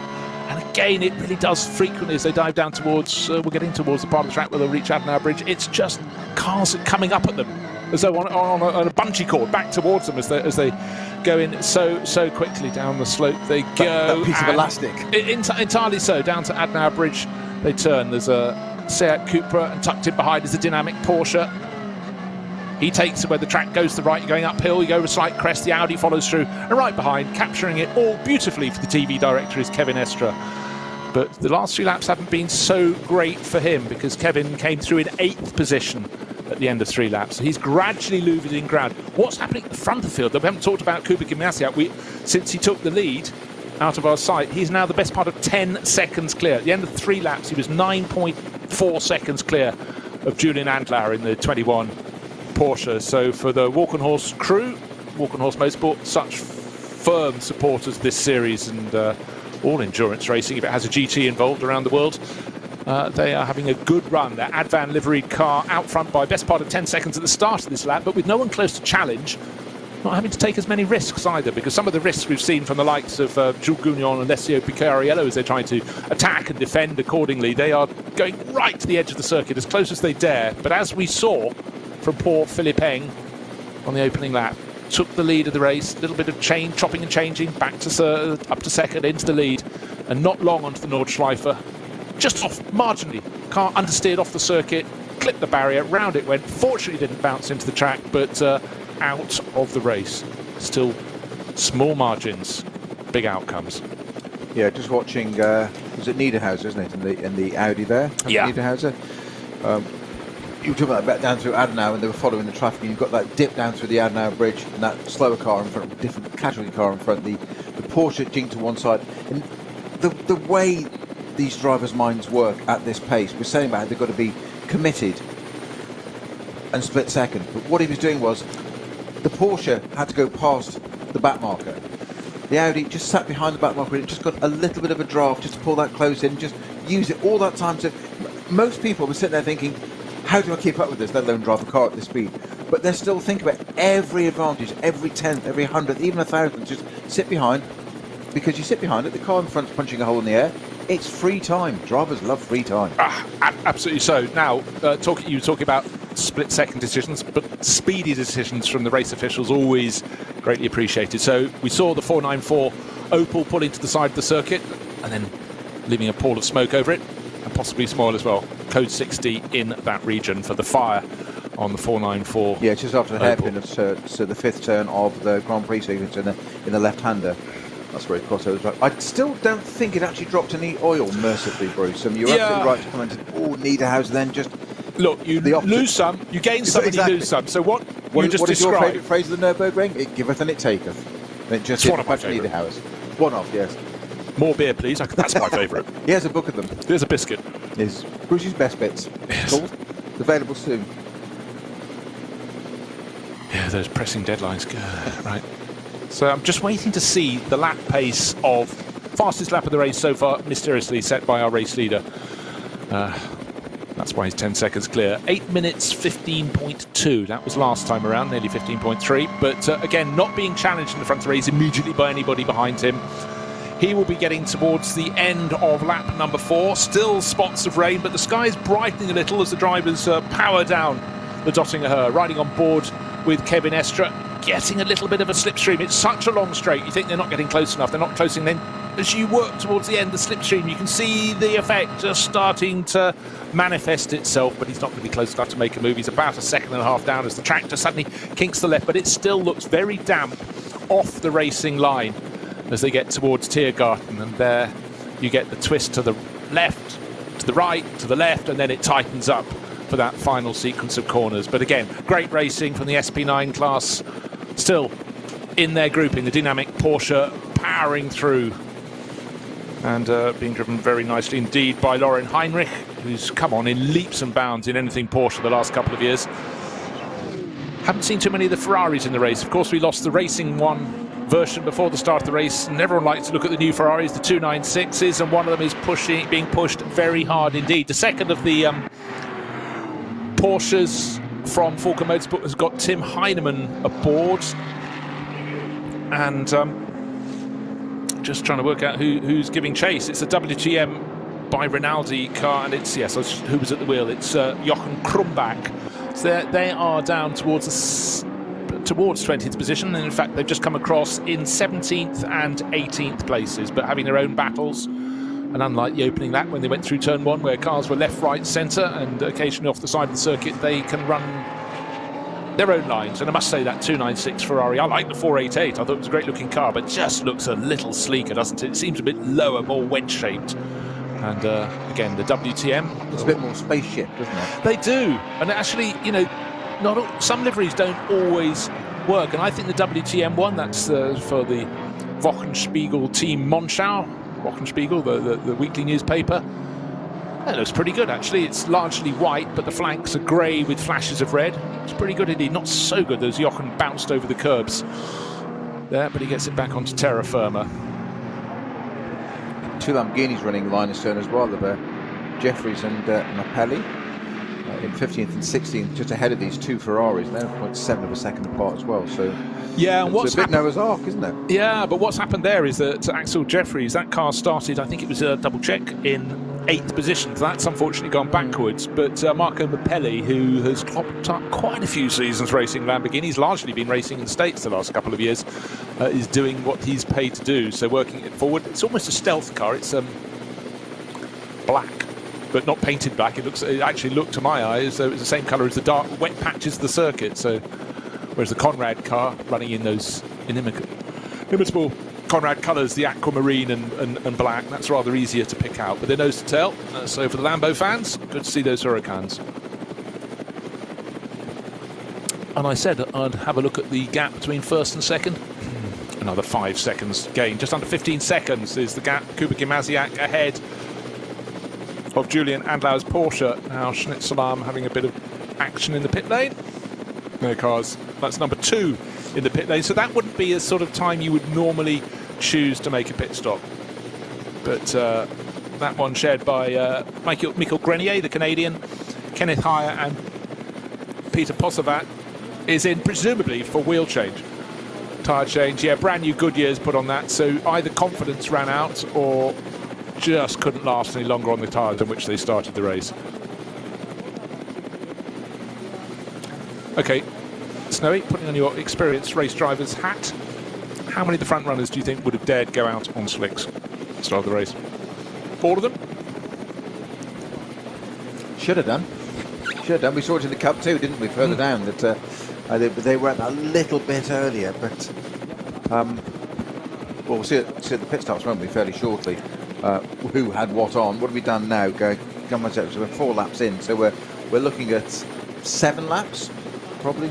Yeah, but we have seen 5, haven't we? We have. These stint. So those that call a 5-lap stint at the start of this race often get a bit of a leg up further along. So that's the next lap. So that'll be interesting to see what Gimasiak does there. Our race leader, who's currently, what is he now? He is 15 seconds clear. 15 seconds. 8:08.9 his last lap. So I think it's safe to say it's drying out.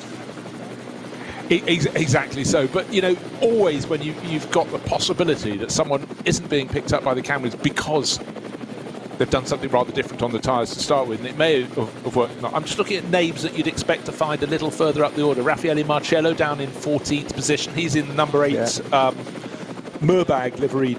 Nicky team start or not? Hold on, a doubles. Quick second in that. Nicky is in. Of course, the Ferrari, that's the Fricadelli car, number 30, and that is not to be seen in top 10, not in the top 20. So how's that coming? Well, I'll just go down to the very tail of my screen, but what we can tell you is Kuba Gimasiak not only is leading, but leading comfortably. Right, we had 132 starters in the end because there were a few slips and stumbles, and we've just had a slip and stumble for Kevin Estra, just lost a position there as well. So his car's largely been going a little bit backwards. But again, it's not just tyres, it's also that's the Frank Stippler in the charging Phoenix number 5 Audi. I still call it Phoenix. That's had that rotation at the second corner of lap 1. I always think in some ways it makes a bit of a mockery, doesn't it, of qualifying. We put all this store in by qualifying, and you get to turn around on the opening lap and drops right down the order, and here we are 40 minutes in and it's 8th already. Yeah, no, exactly so. Now I've just spotted that my entry list had Marcus Winkelhock driving paired with Frank Stippler, but not the case. He's actually in the 16 car. He's gone into the car that I had Kim Lewis Schramm and Michele Beretta. So Marcus Winkelhock, lick your pencils, mark it down in your books. He's starting in car 16. So same team, different driver lineups. You often get this rotated around. Right, let's just have a little bit of a shout out in Cup 2, the class leader. He's been supporting this series for a very long time indeed. So Carlos Rivas, enjoy your moment in the sun. That's for the Black Falcon Team Identica. And he's got a margin of, in fact, the car that's, the next Cup 2 car is behind the first, the Cup 3. So that means that David Griesner is going very well to lead Cup 3 in 23rd overall. And Peter Turting, another driver, a lot of the drivers supported this series for a very, very long time. And Peter running second in Cup 2. Of course, that's for the 911 GT3 Cup class cars. We have got some cars even in the pit garages, so that's not really what the doctor ordered, but sometimes a necessity. So some repairs going on to number 952, just waiting for the mechanic to lean forward into the front wheel arch to keep out of the way. 952, Smurless Racing, Christopher Rink, who's had so much success with Danny Brink over the years in this being a champion. Philip Stahlschmidt and Francesco Merlini, that's their 718 Cayman Porsche in the GT4 class, which makes up Cup 3. So it's a class entirely for those 718 Cayman GT4 Porsches. But they're going nowhere fast at the moment. The driver who is going somewhere fast is our race leader. 8 minutes and 9 seconds, effectively the fastest lap of the race for Kuba Gimnaziak thus far. That was lap 4. He's only done 4 laps, but he's halfway around lap 5. So, some really good racing a little bit further back down the order. We've got 5 SP9 class cars separated by probably about 3 seconds, maybe 4 seconds. And the BMW Junior Team car at the back of that little grouping gaining positions, and some drivers really starting to make a few risks. The dynamic Porsche got ahead of Frank Stippler, then fell behind, and Frank Stippler has been passed as they get towards the end of the lap. But Frank doesn't want to take that line down, but has to back off and tuck in behind the dynamic Porsche. Lauren Heinrich regaining that position, and then that 4-car gaggle I was talking about. Right, Kevin Estre has dived into the pits, and so has one of the Get Speed Mercedes at the end of 5 racing laps. So I'll try and take a note of who's come in, but Kevin Estre, we know that number, that's 911. The Manthey EMA Porsche, and Frank Stippler, having been passed at the end of the lap, has regained the position into turn 1. Good old Frank does exactly what he's been doing for the last 20 plus years, and does it with such great style. Just almost Frank does what it says on the tin, Stippler, isn't it? Yeah. Just not remotely boring, just metronomic and just consistent and reliable. It's what you want, isn't it? And the other person who came in, the Mercedes, was Gounon. So will all French drivers report to the pits, seems to be the message. Except Gounon, Jules now races under on an Andorran licence. And at the end of last year, when they were handing out the French Racing Awards, he didn't get one. You're thinking, well, what else should he have won? He won everything he possibly could. And, we keep getting that long camera shot back down to the GP circuit behind. And there's lots of the other part, because we turn to turn 5. We do that hairpin back. Yeah, we don't go as far as traditional turn 5. The shell bit. Yeah. I keep seeing bits of smoke in the background, the other side of the fence. Of course, there's a drift competition going on down there. That's what that is, by the way. It's not a bonfire. I just presumed it was International Barbecue Day, and the charcoal was a little bit damp. But so some brilliant racing, and in fact, the director just doesn't really know where to look next. There is so much happening in the pits. Easy to pick out what's happening. Brand new set of Michelin tyres on the number 911 Manthey EMA Porsche. I'm just having a look through the window. I presume that Kevin will stay on board. Kevin Estre, that is. He's in one of the 2-driver lineups, and they'll tend to do the first part of the race, the first half, and then hand over the second half, whereas some have 3, some have 4. Exhaust pipes. The tailpipes being straightened by a driver with some pliers there. So clearly the Porsche... Right, you picked this out. Yep. Remember, we had Alessio Picariello very close behind, and something fell off. Yeah. There is the proof, and I don't think Kevin reversed into him. That's all. So the splitter was undamaged. Yeah. So that's why I said it wasn't the splitter. Sorry, the diffuser on the Grello is undamaged. I knew what you meant. The splitter wasn't damaged on the... what was that phrase? Front splitter. There's only one place for a splitter, and only one place for a diffuser. They are front and back for a reason. But the Falcon car, I said it might be that grill on the air intake, and it looks like exactly what it was. Obviously tapped out the exhaust pipes. And all that efficiency on the tailpipes of the Porsche there, you crimp the exhaust. You can't get the exhaust gases out of the engine, it doesn't work. I sort of suddenly had this image of someone who tripped up the stairs in a concert hall, having to have their tuba sort of crimped back into position, ready to hit those high notes, or in fact the tuba, the low notes. Exactly. Yeah. You can only hit the high notes now, unfortunately.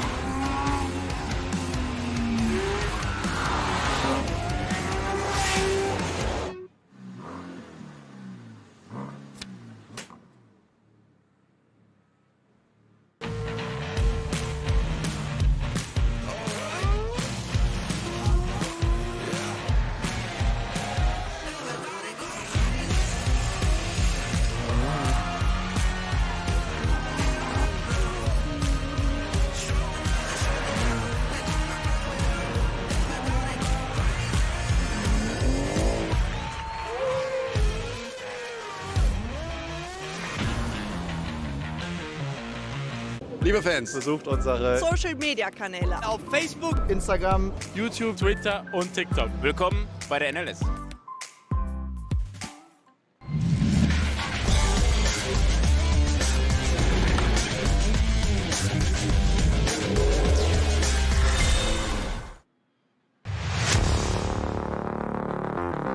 Experience is being gained by all the drivers today because it's always changeable on the Nordschleife. Kuba Gimasiak still leading the race. The real battling is towards the end of the top 10. In fact, the quality is the number of top runners is so great. We had 30 of them kicking off today. 29, of course, the racing one Ferrari didn't make the start of the race, but the rest are giving a really good show, as you would expect. Yeah, very quick update a good few minutes ago, actually, from Jody Fannin, who was in that car when it didn't happen. He said it was actually very, very minor damage. The issue is the car's so new, there are no spare parts. It's as simple as that. There's no spares for it. So a little indiscretion, for want of a better phrase, in qualifying, and it's minor damage. It takes you out of qualifying. In normal circumstances, you just repair the car and out you go for the race. Okay, but got the Porsche title position. It was 24 for them, but there's no parts for the car. It's so new. God, how frustrating! How gutting is that? And I tell you what's interesting, we suddenly have 7 cars struggling for grip, and their GT3 runners nose to tail in the SP9 class car. The dynamic Porsche lost ground, has got back, muscled its way back onto the circuit. I'm just trying to work out which of the Audis. It's number 5. It's the Frank Stippler car. He's suddenly slipping and sliding and being elbowed off the circuit. But I did notice they got windscreen wipers going. Well, only he had. No, at the start, I think you might have been looking down because the 2 cars ahead of him had theirs on. Or was that Van der Zande in that car now? Oh dear, the driver of Nathan Bergel's car, the BMW 325i, looking a little tattered on one side, but also in the gravel down at turn 1, but he's got it going and can take his embarrassment out onto the Nordschleife. Right, the driver who's out of the car is Frank Stippler. Yeah, the driver who's come in, engine cover off, the team are having a look at that, but that last part of the in-lap was not good for Stippler's car. Did I just see a new steering wheel being put on that car? Can't quite tell. In the background there was a mechanic's hand going in, but it's certainly got all the good work that Frank had done seemed to be undone. Now they're putting there's a little bottle of fluid going into that. I'm just wondering, you've seen the steering wheel's being changed. I'm wondering if that's power steering fluid going into it. If there's some kind of steering issue, say that's going to slow you down. If you've got no confidence in the steering, of course there are electric power steering on these cars. So it's kind of like I hate this phrase, like steer by. So like you've got fly-by-wire throttles, you've got steer by wire. It's like it's not connected. Like ooh, no. My imagination, what it is. It is, but it's electric. So I just wonder if there's a power steering issue there. We've got a camera around the back of that at the moment, just trying to see engine cover about to go back on. I do love how the mechanics, when they kind of fill this whatever reservoir out of the topping or whatever fluid they're putting in their car, they don't just lean in over. They climb onto the car, lean on the wing, and away you go. Best way to access it. Absolutely so. So once again, we have 3 BMWs in a row, and of course that one at the back of that is indeed that BMW Junior team car we got mentioned earlier that had that little issue in qualifying, but did obviously take part in the race. So this is the Daniel Harper, Max Hess and Neil Verhagen driven car, all suddenly bunching up because are we at a code 60? We've got, let's see, the refresh. Yes. There's a code 60 at Vipperman. I'm just not quite sure where these are on the track at the moment.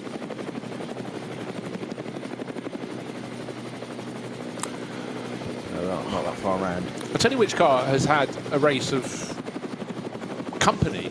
It's been Lauren Heinrich in that bright green and black entry from Dynamic Motorsport. Dynamic GT, as they call themselves this year. It doesn't matter who he's fighting with. He's always fighting with someone. And we saw him just a moment ago, just before the likes of Frank Stippler pitted, being pushed around and regaining position. But when he's on the track, he's very quick indeed. But he has had a couple of little moments, not all necessarily his fault.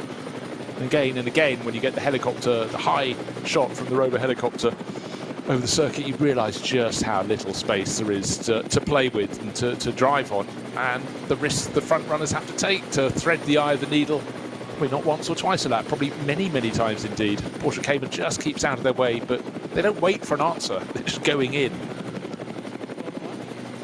And that's a very good little battle. So this is the battle for 8th and 9th, isn't it? 7th, 8th and 9th. Yeah. Yes. It's so Heinrich, Wittmann now. and Neil Verhagen. Neil Verhagen in the car, yeah.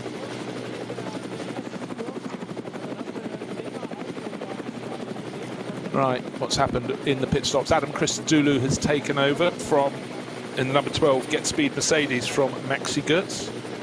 That went well early on, then started sliding back a little bit. Frank Stippler is being interviewed in the pit lane, probably explaining he's listened to what Snowu said. He's now realised it was a power steering problem, so...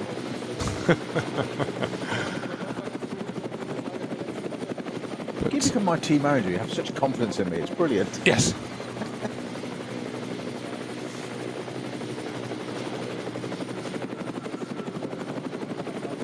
It's still slippery off the racing line. It's not as though we're just coming out on a circuit where it was damp and it's dried. There has been a modicum of rain in this opening hour. We're nearly at the end of the first of 4 hours in NLS 2. Just enough to keep the drivers on their toes, and every time one gets a high shot, you look down to see who's got their wipers on. At certain points they do, at certain they don't. In the carousel, bigger issue with this number 5 Audi. It's obviously been out and done that short loop around the GP circuit and come back in again rather than getting out on the Nordschleife. You're allowed to do that under the regulations if there's an issue like that, which is obviously safety on this one. You don't have to go and complete the whole Nordschleife, getting in the way of everybody, which would just be hugely perilous. No, so exactly. You are able to just duck back in through the pits, straight back in again off the GP loop. The number 5 Audi being brought into the box, and there's not exactly a flurry of activity around it. So I fear we may be losing the number 5 Audi from today's NLS round 2. Yeah, the driver's still on board. That's Renger van der Zande. Didn't get much go for his small change there, but let's hope it can be sorted. But we've definitely got a slow zone on the circuit when you suddenly see everything just slowing down. Yeah, that's so the one intensely. at Wipperman, isn't it? Yeah. Car is parked parallel with the barriers. It's Schnitzelarm Racing Mercedes at the side of the circuit. We zoom in and being protected. It's number 2. Heavy damage on the front right, I think. Yep. In fact, I see they've added another delivery in the angles. Yeah, added Jussi Puhaka, the Finnish racer, to that race crew. You often get a lot of horse trading at the start of a day or a race, and we've got a Porsche off on the other side of the circuit. That's the 107. That's the Mantype. Well, that was no, that was second in class, wasn't it? Yes, not the Mantype. You don't mean Mantype. What you mean is Team Mattol. Mattol. I knew it began with an M. Yeah, that was definitely one of the favoured crews. The driver is sitting on the barriers alongside. The car is going nowhere. And again, it's actually quite wise. He's by a marshal's post where they've got a canopy you could actually put yourself under if required. Looks fairly intact, that 107. It does. Porsche. I fear the Mercedes is less so. So I wonder if the two have just sort of come together. All it takes is a broken toe link or something, the wheel to be a few degrees out, and it's not going to work anyway. So it's not heavy damage, but all these suspension components designed to work in two directions only. Put the one load on that's not required, all in the right wrong direction, and it breaks very easily. Yeah, they're connected for a reason, so I'm told.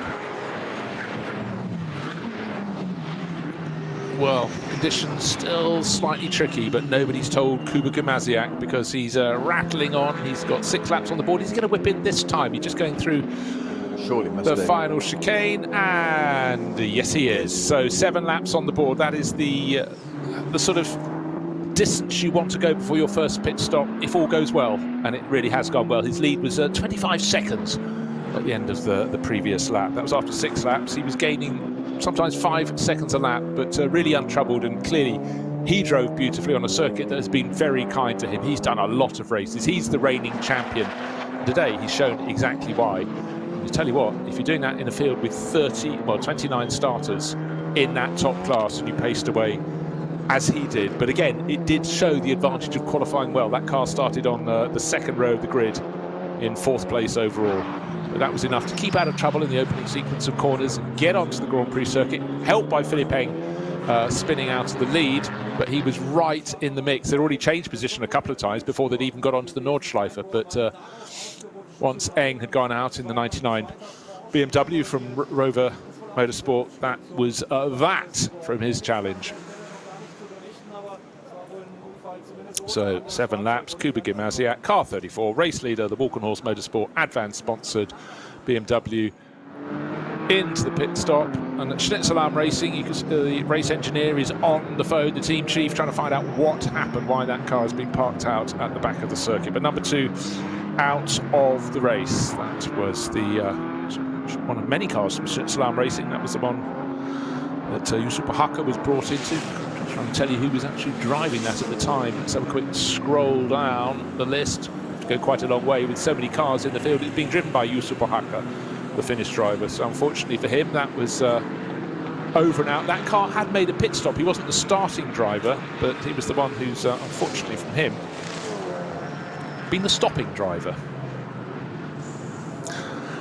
The number 8 Mercedes, we haven't seen it at the sharp end of the field. Raffaele Marcello, now sporting his new Swiss passport, has just climbed out of that and walked away, not looking quite the Raffaele you expect when things go well, but quite simply it hasn't gone well. But that's come in after 7 laps, so maybe it's gone well enough to run the sort of ideal stint length for your opening stint. But we've had people stopping even before the start of the race. When I explained that, they came through the final chicane in the second group of cars and dived straight into the pits, deciding either they'd started on the wrong tyres or they just weren't prepared to race on what they'd seen on the formation map in terms of the track conditions. They dived in and changed, and that totally changes the complexion of their race. Even now, we're just over an hour, just on an hour into this 4-hour race, and there's still greasy track off the racing line. If you're on the racing line, you're laughing. If you're not so much.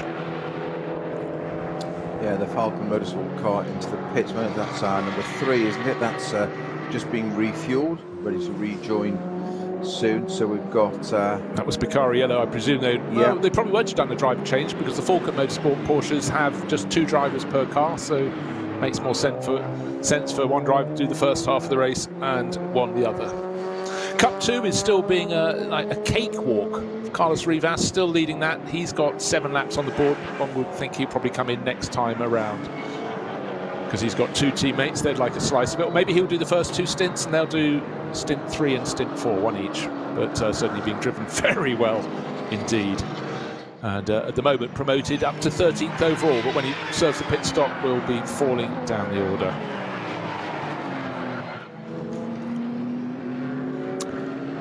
It's been a problematic first stint for the number 16 Audi from Scherer Sport PHX, because Markus Winkelhock, still on board, but has 2 pit stops to his name. So at this point, you'd expect 1. So clearly something has been a little untoward or needed a bit more attention.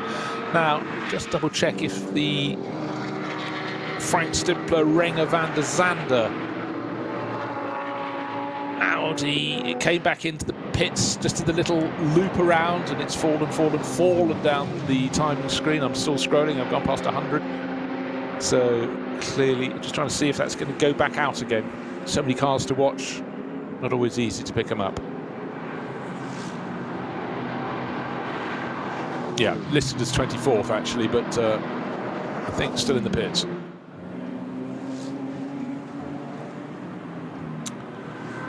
Kuba Gimasiak, last year's champion, leads this race and leads it comfortably. Served his pit stop. Car number 34, one of Walkenhorst BMWs, the M4. Took a while to get used to the M4, and it, didn't immediately hit the ground running. It sort of built its way up, but got stronger and stronger through last year. Is looking very much the tool to have this year. Of course, performance is balanced as much as it possibly can, but in a lot of GT championships. But here today, a driver who's used to changeable conditions, very used to Nürburgring, has really put on a masterful show in the first hour or so of this race, Snowy.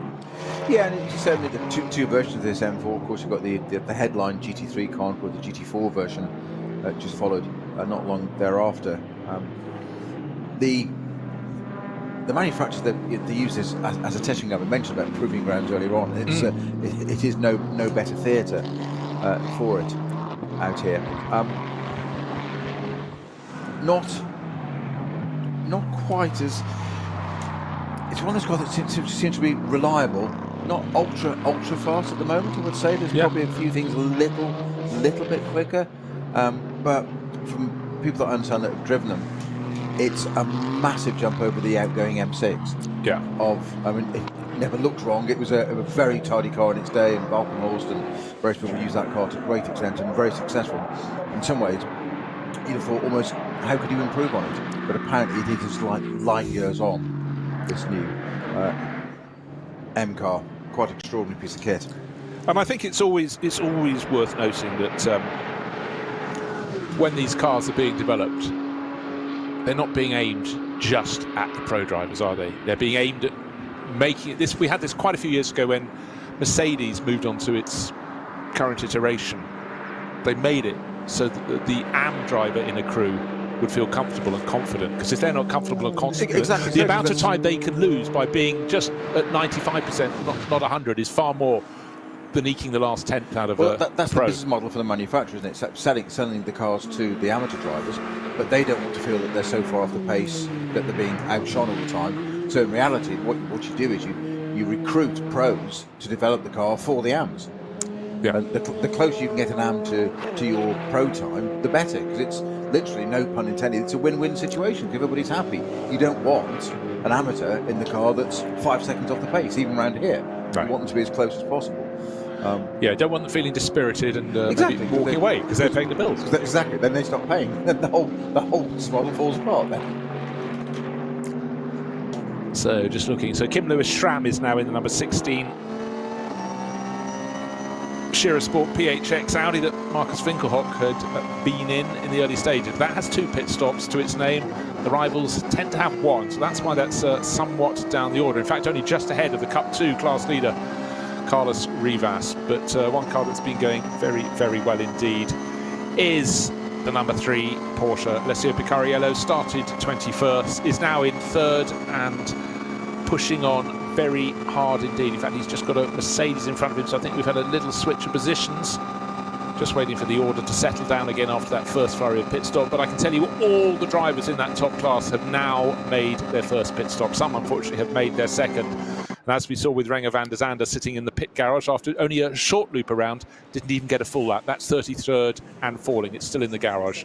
Very bad news. And when I say that, I mean the number 5 Shearer Sport PHX Audi. So big frustration for them. Just hasn't been. It's all really sort of started. I'm not suggesting the two were connecting, but it's that in terms of that look, it sort of started at the second turn, didn't it? With Stifler being turned around. Just one of those that's just not their day, is it?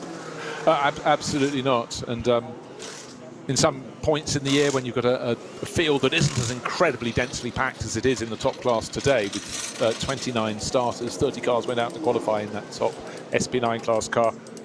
You know, what happens with a little spin? It might cost you around in October, might cost you 10 places. Today, blink of an eye, that car went from the middle of the top 10 down towards 30th position or so.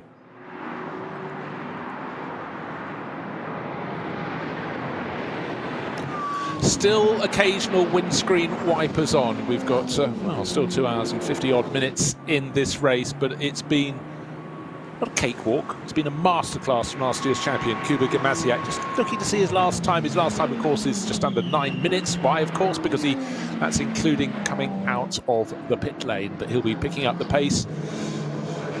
Conditions seem fairly stable. We had a moment about 2 laps into the race when we had moisture, raindrops on the lens of the camera that's high above the final chicane, looking pointed down the start-finish straight. And you can see the cars coming to Tiergarten, windscreen wipers on, but right now, down into turn 1, looking at a quartet of cars, and only one of them, a Porsche Cayman, has got his windscreen wipers on. The others do not. So maybe it's a confidence thing, or maybe the driver thought, well, I did it last time and there was rain, but you know, with a lap time of about 9 minutes for some of the drivers of the Porsche Caymans, you know, the weather can change at the blink of an eye on the Nordschleife up in the Eifel forest. And you know, often what you expect is not what you find. Just going back, Bruce, we mentioned before about the Porsche that was inside the track, the 107, and then the Schnitzel Mercedes on the opposite side, the number 2 car. Apparently it was a trail of oil that caught them out. They both arrived at the same time, so they may not have connected to one another. We've got Mercedes there with a little bit of damage on the left hand. It might have been a GT4 one, just seeing the onboard from the Falcon Porsches who went past it. And it might have been a GT4 Mercedes inside the track with its bonnet up, though. Kind of like it working on the car at the side of the track. Now, it's an odd one. Sometimes, well, in any race where you've got 100-something starters, you can easily lose someone. But one car that we seem to have lost is the Get Speed Mercedes with the mega crew. Number 9, Jules Gounon started the race in that, and just trying to see where that is. Had an accident at Flanscott. Belloff. Yeah. Yeah. Okay. Thank you very much for people sending information. Sometimes you have too many sources, and the driver at the wheel of that was still Gounon. 6 laps on the board, so one would think that was probably his in lap. Oh no, we saw Gounon come in, after 5 laps, so he'd served the pit stop, back out, pressing on. We can't invent what happened. Something happened. The car is off at the side of the track. But we talk in all weathers, but particularly when it's slightly damp, the risks the drivers in the front running cars have to take perpetually, not to lose momentum when they come across a tail ender in a slower car, but just to try and keep their flow going. And frequently, drivers just start to run out of road there because someone else is minding their own business. They will be looking in their mirrors, but sometimes they've had their own little slip over a piece of wet curbing or whatever and have slipped wide, and the options have suddenly become diminished. But you can put a line in that case through the Gounon car. That was number 9, and don't forget that was running qualified 6th and was running well in the top 10, very well in the top 10, but alas, no longer running. And that's the thing with a lap time, the fastest driver is still not under 8 minutes. A lot can happen in 8 minutes, so if you look at your lap chart at the end of one lap and then you look next time, you may not have noticed that someone's just taken a tumble. Then you have to play the game of finding them. Let's have a quick look at the weather forecast to see if that's much is going to change during. Still got nearly 3 hours to go.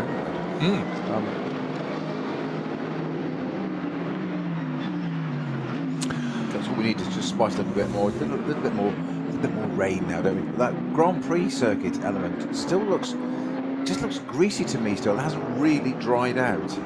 It is only 7 degrees still.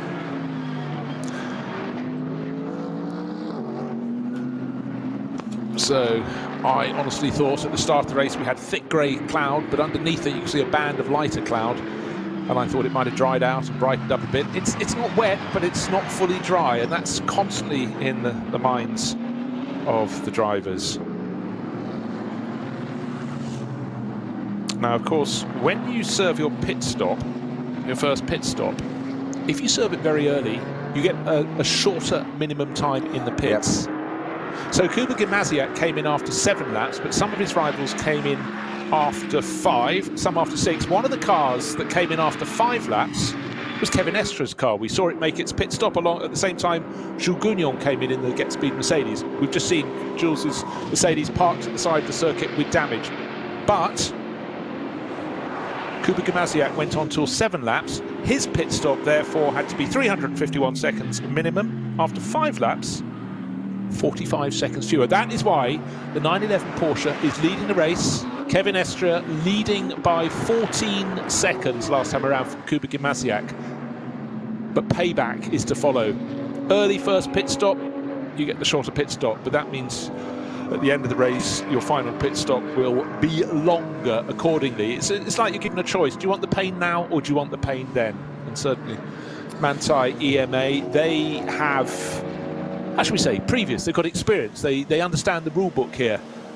Class leader in Cup 2 sitting in the pit lane, but Carlos Rivas was suitably clear. That's looking very comfortable indeed. But so for Manthey EMA, they've taken the early hit. The number 16 Audi crew from Shearer Sport PHX, they took the hit as well, and Get Speed, as I mentioned.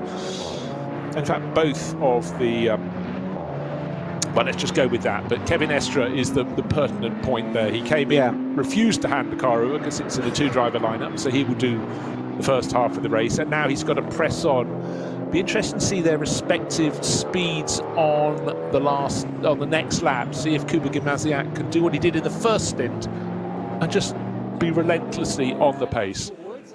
Well, it's a difficult one to call, isn't it, as you say, because you pay early, you get something at the end of it. But I would say, in changeable conditions, on the balance of probability, it's worth the gamble more so to try it early on, because what have you got to lose? Switch if it goes and rains again, which I think it might do.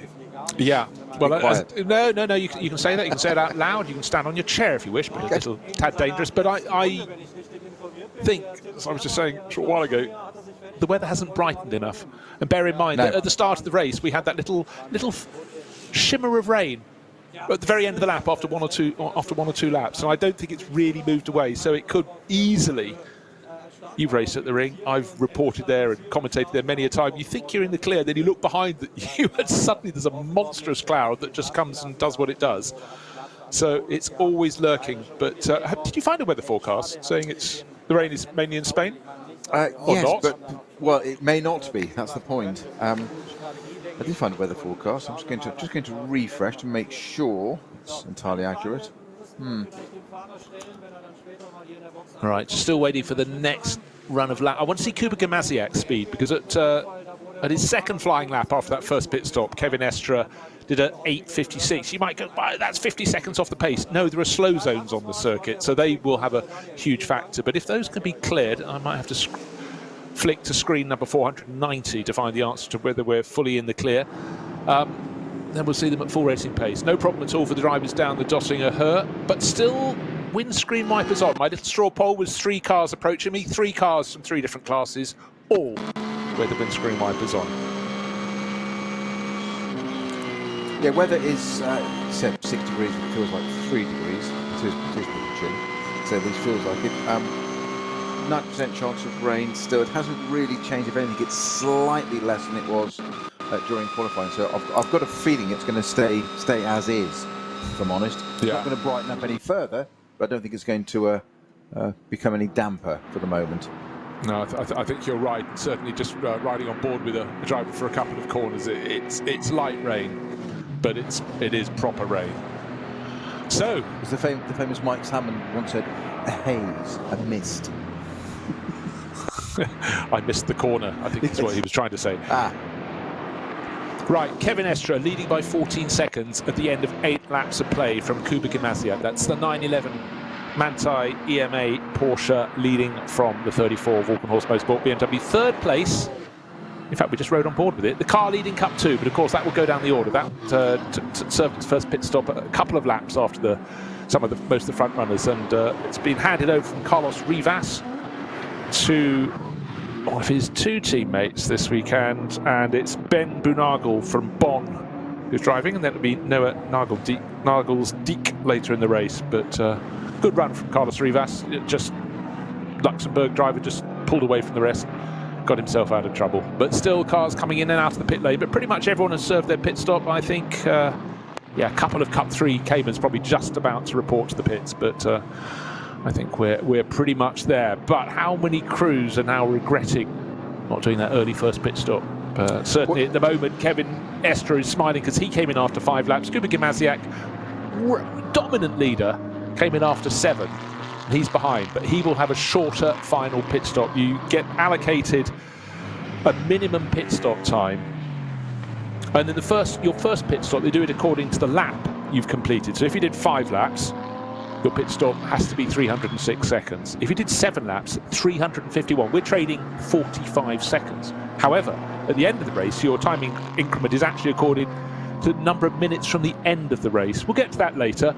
But if you have a short early pit stop because you made an early pit stop, bear with me, you'll have a longer pit stop at the end of the race. Because of course, naturally, you'll have to come in a little bit sooner because because ideally in this you want to do 7 laps, 7 laps, 7 laps with your 3 pit stops.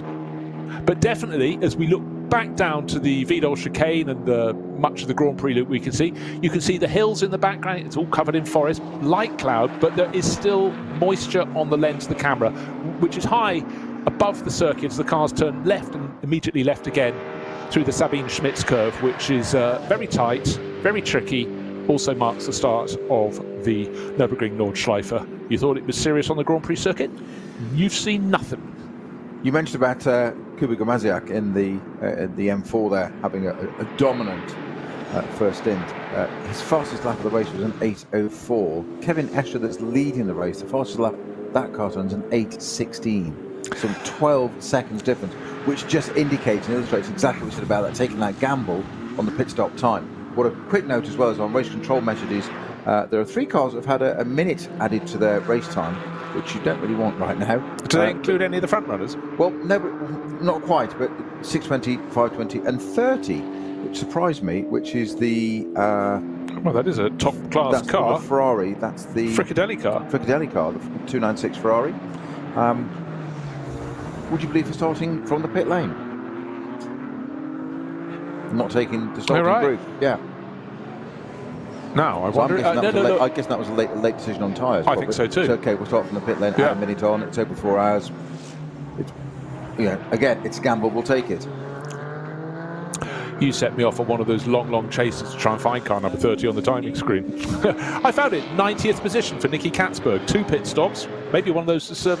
Now there's a sentence I wouldn't have thought you said, 90th position for Nicky Katzberg. It doesn't really go together, does it? No, you could sort of maybe imagine 9th, but 90th, well, there we go. It just shows how, if you have a problem, if you have a penalty that you have to serve in the pit lane, rather than one that's added to your time, you've got to overtake all those drivers of of cars of an inferior performance, being driven as hard as they possibly can be. But yeah, maybe he can fight back to the top 50.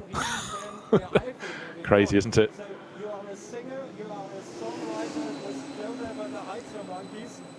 So I'm just trying to look what we've got out. We've got a yellow. So we've got this code 60 at 54 Brunchen, haven't we? 189 is, gosh, it's raining a lot now, is a message we're getting on our screen. We picked up much more windscreen wiper action.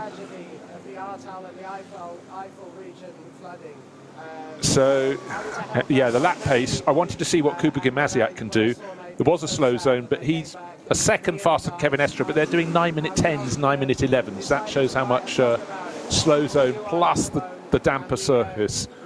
Well, 189 is the Haupt Mercedes GT4, and that was reported as stopping, and there was a yellow flag for that, but it is now continued. It is on the way again. In fact, it's at Flugplatz now. So that car's on its way again. So basically saying all that little research through the weather, and me saying it's going to maintain, is you're now saying it's not. Yeah, again, just flicking between the various cameras that we have with the direct hazards at its disposal, more and more of them at what I call this end of the circuit, the end by the Grand Prix loop, have raindrops on their lens. Now, if you look through various racing databases, you just talked about the Haupt Racing Mercedes in the SP10 class for GT4 class cars.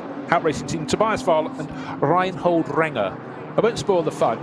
If you look up Reinhold Renger, he comes up with quite a few names. He has an alter ego, which almost caught me out racing in the GT World Challenge Asia a few years ago.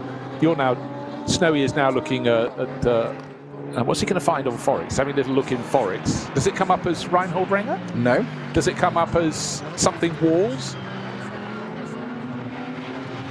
I thought these parallel drivers were, but we have a Randy Walls. That's it, Randy Walls is his racing pseudonym, but he seems to have grown out of that. He's entered today as Reinhold Renger, but it does lead you to moments, particularly with a bit of jet lag, to sort of moments of madness, thinking, have I lost the plot between typing someone's name in and getting a different answer? But he's running in GT4, or more to the point, not running in the GT4 class because, or SP10 as we call it in the NLS, because that car's stationary. Peter picked it up at the side of the track, and again that explains why lap times are generally lower at the moment, because of yellow areas on the circuit, just causing drivers to back off the track a little greasier, but a few more raindrops. But it's not properly wet, but enough for drivers to have a moment or two. But no such problem for Kevin Estre at the moment. Hopefully the mechanic with the pliers managed to straighten those exhaust pipes. They've been crimped after, well, Peter picked this up as well, a little clash from behind in the early stages of the race, fighting over, I think, about 6th place at the time with Alessio Picariello,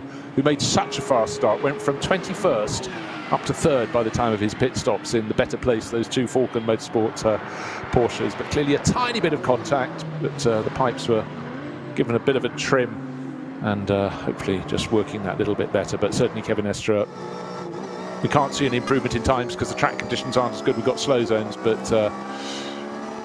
he's leading the race. But he will pay the price. That early pit stop after 5 laps rather than 7 will mean that final pit stop will be coming rather longer, according to the regulations, than those that made a later first pit stop. We expect 3 pit stops in a 4-hour race. Normally, you could set your clock by them if everyone was playing according to average standards. They do them at the top of the first hour, top of the second, top of the third.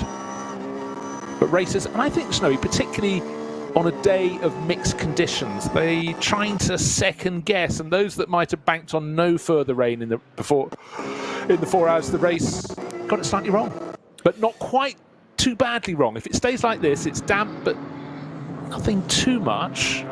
If it goes to full rain, or have they? They've got to think again. So we're just seeing the 107 Porsche. Yeah, that's the Mathol car we talked about. Exactly. A really strong lineup with Arnie Hofmeister, Reinhard Koffler, and Dorian Boccolacci, but not going anywhere fast. It's on the flatbed, and so we've seen when it parked, it looked straight. We had a not so close zoom in as we have now. Is on the back of the flatbed, and you can see that there's a damage to. It's obviously clattered the barriers front right and rear right, so it's clattered the barriers there. Excessively. It was actually parked on the left-hand side, remember the track, and the Schnitzelauer, was it the Schnitzelauer Mercedes the other side? Yeah. Number 2 car? Yeah. So it's interesting that Mathol Porsche has obviously gone off on the right, clattered, and then parked itself on the left. So that's definitely a little bit second-hand. Yeah, many years of time we're treated to a shot of a car parked, but the damage is on the side that we cannot see. Necessarily, that's often the side that's attached to the barrier or close to the barrier. So. But a flatbed and out. In fact, I just spotted the 99 BMW that went out on the first flying lap of the race from the lead. Philipp Eng's car is parked up in the sort of dead car park just on the outside of Sabine Schmidt's curves. It's been removed from the circuit and taken to a place of safety. But just bear in mind, if you're listening or watching the action around the world, just simply how difficult it is to run this circuit. You think a lot of circuits have a dozen corners and it's often quite tricky to get a car removed, but here we can multiply that by 12. We can square it, and it's, you know, some people say there are 170 corners, some say there are 140 something, but more than enough. And then of course the fact that the far point of the circuit is 25 kilometers round is a long distance from the pit and the paddock, so you have to have areas that cars can be removed, but I think they do the job brilliantly. But all the drivers in their driver briefing, Snowy, it's absolutely laid out to them. You will at some point in the race have a course vehicle up ahead. You must be paying attention, and you often get a protection vehicle behind the course vehicle as well, so they put as much warning out there for the drivers as they possibly can. But anybody who's watched any footage around the Nordschleife just realizes that how many points on the circuit the driver, bear with me a little bit on this, could almost reach out and touch the barriers across the grass between the edge of the circuit and the barriers. They are a blink of an eye, and there are very few places you can leave a car that has been damaged, because very few places have a clear line of sight that goes very far at all. There's either a crest, a drop, or quite simply a corner up ahead. And as if to prove the point, riding on board with Joel Eriksson, the number 4 Porsche from the Falco Motorsport team. He's up on a Cup 3, tail of a Cup 2 That's a Porsche. car. And Porsche. yeah, yes, indeed it is. Of course, that's not in the top class. Not the SB9 one. You run the Ferrari. Yeah. While you've been talking about that, I've been watching that, and there's this Mercedes that's parked inside the track with its bonnet up. Waiting for that to clear. I've been watching that as you've just been talking, Bruce. This number 4 Porsche, hunting down, or trying to, but actually was quite opposite of Nicky Thiem in the Lamborghini Huracan, which was pulling away. But according to my timesheet, in between Joel Eriksson and Thiem, there should be Ellis in the number 8 Mercedes. So I'm not quite sure where that car's gone. Oh yes, you're you're quite right. But you know the thing, the thing there. Well, according to GPS, it's still there.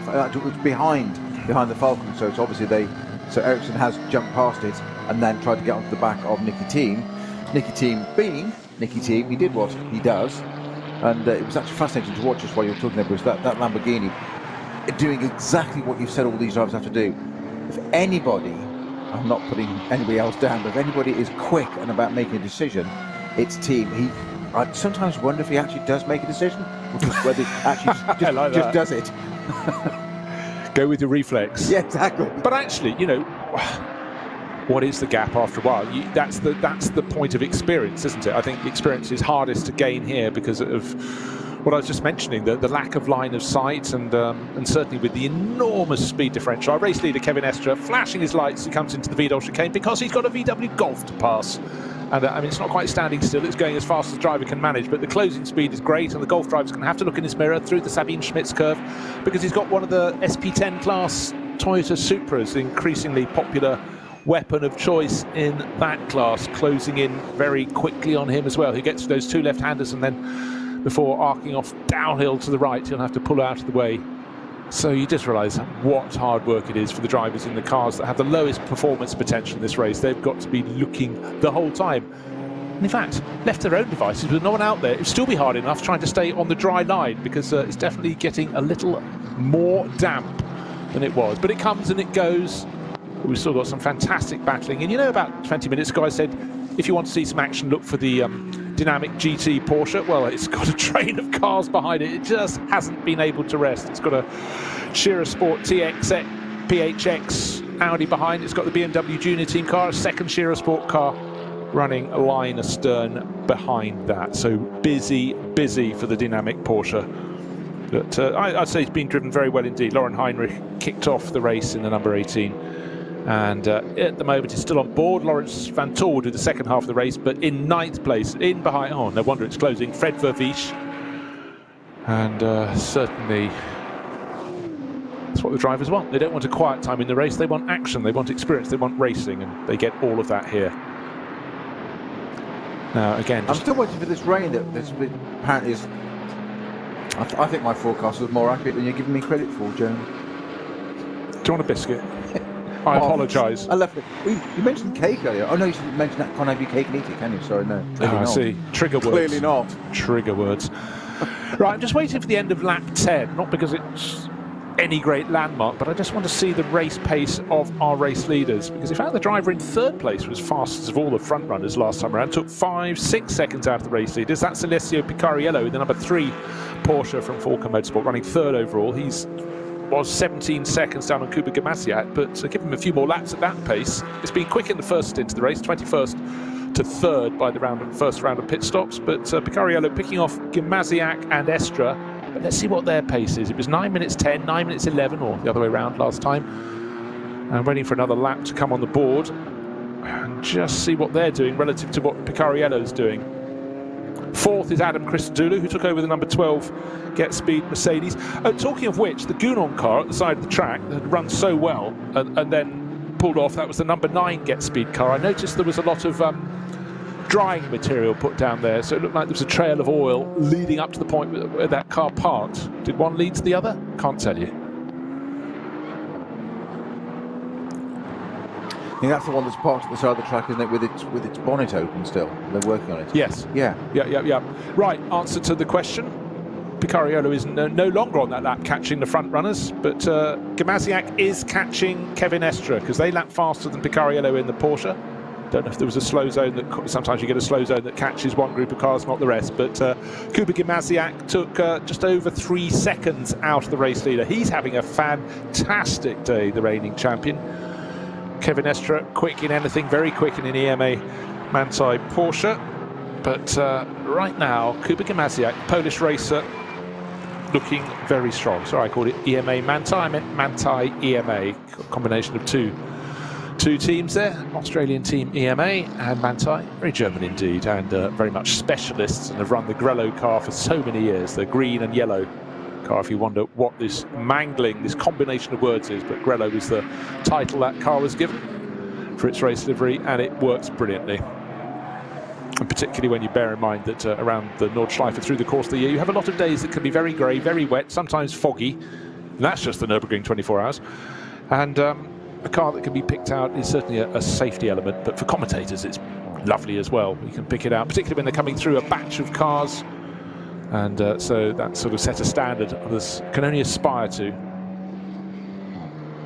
One of the other Mercedes that we haven't mentioned at all so far throughout the show, Bruce, is our number 45 entry. That's the Pro-Am entry of CP Racing, the All-American lineup, with Charles Espinal, but that's currently running in 28th. Set an 8:35, just looking at the times there, but it's normally stalwarts of the Hankook series, so Preventic 12 and 24-hour races. And, well, they were at Mugello last weekend, weren't they? Mugello last weekend. It's absolutely any chance to race somewhere, they're out there doing it. But I think that's the difference probably between the Hankook series and here at NLS. So you've suddenly got real pro teams up at the top. So yes, it's probably about the right place for it. But great stalwarts, and great to see them out there still. So again, once again, we get one of the Falcon in-car shots, and it's a different car in front every time, and there's a spaceship in front of it. What is it? The new 296 Ferrari. It certainly is. I sense the track is drying out a little. You can see, well, certainly for Alessio's car is pushing very hard indeed. The sky is getting a bit brighter. You can see the drivers now using the curbs a little bit more as well. They learn, don't they? Some of them. Waved yellow flags, double waved yellow flags. As I say that, I think they're coming up to the point where that Mercedes is parked. Let's have a look. It's again, I want to see how much we cut away just before there, but there had been a lot of quick dry material thrown down onto presumably something rather slippery and potentially dangerous. And earlier we'd heard 2 cars going off because they hit oil. So Aston Martin, the Pro Sport entry, rumbling through. Looks very crisp, dark green with yellow, bright acid yellow trim on that. And Dumoulin, car number 17 in 27th position.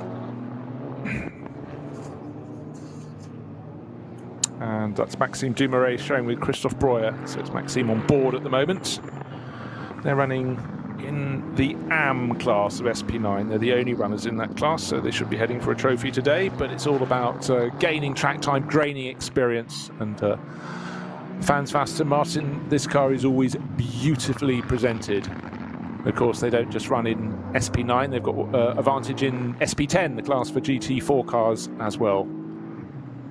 Through the Grand Prix section, windscreen wiper on, windscreen wiper off. So again, it's not like you can put it on for a lap because you're going to get the same conditions. They change all the time, but the windscreen wiper's back on as he goes down the hill into the compression, got a bit twitchy over the curbs and up the slope towards the Vidal chicane, where it looks almost bone dry, but that's something you can say very easily from a commentary box. How much grip are they getting through the bits? Let's have a look. The exit of the Vidal chicane, out onto the curbing. No, staying a bit to the right of that, but that's because you have to cut across very quickly to the left of the Sabine Schmitz curves. Windscreen wiper back on through the first left, through the second left, now into the dip they go. Kevin Estre leading the race. Let's have a look at the margin. Was 10 seconds at the end of lap 10. But he wasn't as quick as the chasing Kuba Gimasiak. We'll get proof of if Gimasiak's gained some more on lap number 11, because Kevin Estre out of the final corner onto the start-finish straights he goes. Will his lap pace have picked up? Last time was an 8:36. Waited in 9:06. There we are. So a slow zone of some point for him. But importantly, what's the gap back to Kuba Gimasiak? It was 10.074 seconds. Waiting for the timing screen to refresh. 11.8 seconds. So advantage to the race leader. But of course, around a track like this with so many cars, it's often traffic that can make the difference. And a second here or there, if there was no traffic, you think that's a bit of a gain. But right now, it's about consistency. It's about guessing right in so many ways, but using your experience. Where do those class of cars tend to drift? How much of the circuit do they use as they're running wide? Can they afford to use the whole width of the circuit because of the rain, the dry line, the wet line? But I think that wet line is disappearing, or more to the point, the dry line is now covering most of the track. But one little flurry of rain, that could all change. It is. It's how far do you risk it, isn't it? We've got something slow coming out of the Dottinger Hoa with a lot of smoke appearing. Is that the number 16 Audi? It is. It's the Kim Lewis-Schramm car. Kim Lewis-Schramm, yeah. Marcus Vinkolt started. It looks so it's crabbing. By looks it's got a puncture. The smoke's coming from the tyre, rubbing on the bodywork potentially. Haven't seen it too close up. We need a bit of a foreshortened image we saw there from the helicam shot. Which means he's still got further to go than we thought he had, in other words. Yeah. Of course, you've got the uphill bit of the Dottinger Hoa, then you've got that left-hand kick, it drops down, and that rise up to the tier guard. Right, that, again, what we had last time, Kevin Estre and Kuba Gimasiak pulled away a little bit from Alessio Picariello, but the driver in third place this time took between 8 and 10 seconds out of them. So what he probably lost with a slow zone, he has gained. I think he's the quickest of that trio, but the margin is nearly 20 seconds from first. Kevin Estre in his Manthey EMA Porsche back to Alessio Picariello, the number 3 Porsche in third place overall. for Fulco Motorsport. Nearly 20 seconds. What have we got left in the race? 2 hours and 20 minutes. We're 1 hour, very nearly 40 minutes into this, the second round of NLS. And at the moment, it's looking very nice and neat and tidy for Kevin Estre. But bear in mind that 911 Porsche will have a much longer pit stop than the car that's giving chase. Had a shorter first pit stop, which was enforced. They made the choice to come in after 5 laps, but the driver who dominated the first hour of the race, Kuba Gamaziak, came in 2 laps later, had to last 45 seconds longer at a standstill, and still that number 16 Audi, keeping hard to the right-hand side of the circuit, is losing ground, trying to get back to the pits. Bodywork rubbing. Front, yeah. There's bodywork damage. Yeah, definitely. So he's been off and hit the front right. My apologies. Sorry. Yeah, I'm looking at the camera, left on the camera, front right of the car. Yeah, so anti-dive planes and all sorts of damage on there. So he's been off and connected to the barrier there. And I was just wondering whether my GPS was quite accurate. It was. You were absolutely right, Bruce. It's got far, far further to come in front. It hadn't even got to the kink on the Dottinger. Bits now shredding off that car as it goes up through the right and left and final parts of the Tiergarten. White flag being waved by the marshal there. Slow-moving vehicle on track. Quite right, it's definitely slow moving, so should be into the pits any second now. But as for Shearer Sport PHX, as in Phoenix, it's just not been their day, has it? Then the 5 car is back in the race, but way down the order, so that didn't retire entirely Stifler's entry. Started that car, but Kim Lewis Schramm as well, just not their day. No, absolutely not their day. Still get it out of the way before it gets to the 24-hour. Yeah, quite so. So that will just about get into the pit lane. It's arriving now, Bruce, and it's fully deflated front right, which at least has stayed. The carcass of the tyre has stayed on the rim, which is a good thing. So he's clattered. Depends what damage it's done underneath to that. Is it steering as well? The headlamp's loose.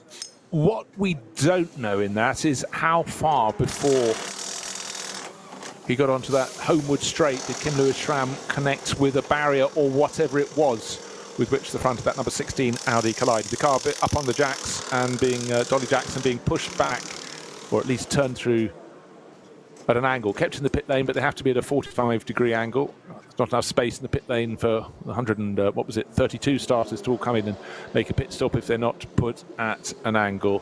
Markus Winkelhock looking on in the background, woolly hat on top, hands in pockets of his race overalls. He did the first stint of the race, but it does look as though Michele Beretta might as well just go to the coffee shop, because frankly that car, though it might be repaired, is going to tumble right down the order. Yeah, but never give up, and it depends what other damage it's done. It's gone off. It's obviously clattered the barrier somewhere on its front right. There's not too hard because there's no rear damage as well, which suggests a harder impact. You hit once and do that sort of tank slap where you catch the back as well. So there's no rear damage, which leads me to think it may not be too big an impact. But of course, it's only got to put tracking or something out, and these things are so finely set up that it doesn't drive. It crabs. It's whatever. It's not just a punch in the time you've lost. Is it drivable again afterwards? And I'm suspecting by the lack of, shall we say, dynamic activity in that pit garage, I think its day may be done. I am prepared to have a little go on the body language interpretation. Kim Lewis Schramm looked a little bit sheepish. To be honest, though, enough said. There is no disgrace. You're driving on a very tricky circuit in very tricky conditions, neither quite one thing or quite another. But for the car that says Schramm, Beretta and Winkelhock, looks lovely from the left-hand side with a Shearer livery up the flanks. But this car now, Shearer Sport PHX, I can't say it either. That's short for Phoenix. I just call it Phoenix, might be easier. Unfortunately, the right-hand side, that front right-hand corner, is a little bit broken. Lost a lot of time coming in slowly down that long Dottinger. Coming back at about the same pace as the drivers on the road on the outside of the hedge, the other side of the wall on the main road. Now, I'll tell you a car that's made a gain recently. A while ago, Adam Christodoulou, the number 12 Get Speed Mercedes, he took over from Maxi Goetz, was 4th. Now he's 5th, and he's been caught hand over fist by Lauren Heinrich, the Dynamic GT Porsche. So he's having a good run, and that means Lawrence Van Tor will be starting his the second half of the race in probably quite a good position. But for now, for Kim Lewis-Schramm, young German racer, honesty is the only policy. Go for it. He's being interviewed in the pit lane, but quite a lot of shrugging, the shoulders coming up and down. No, I must move away from this body language interpretation. Right, let's look at lap times. You can always rely on lap times. And last time around, fastest driver, in fact, was Kevin Heinrich. 8 minutes 53. He's in 6th place and closing on Adam Christodoulou. Caught him by 8 and a bit seconds. Second fastest driver in 3rd place, Alessio Picariello. He is catching Kuba Gimasiak, who in turn generally has been catching Kevin Estre, but the race leader, Estre, in the 911 Manthey EMA Porsche, was best part of 12 seconds clear after 11 laps of racing. Not yet at the halfway stage.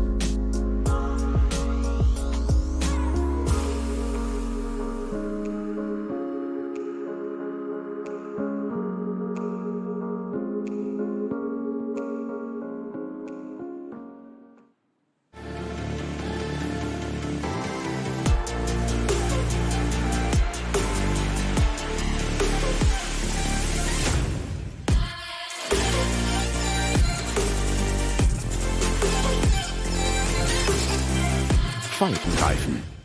World's first asphalt watch. Nürburgring Asphalt 1. Over 90 years of racing history.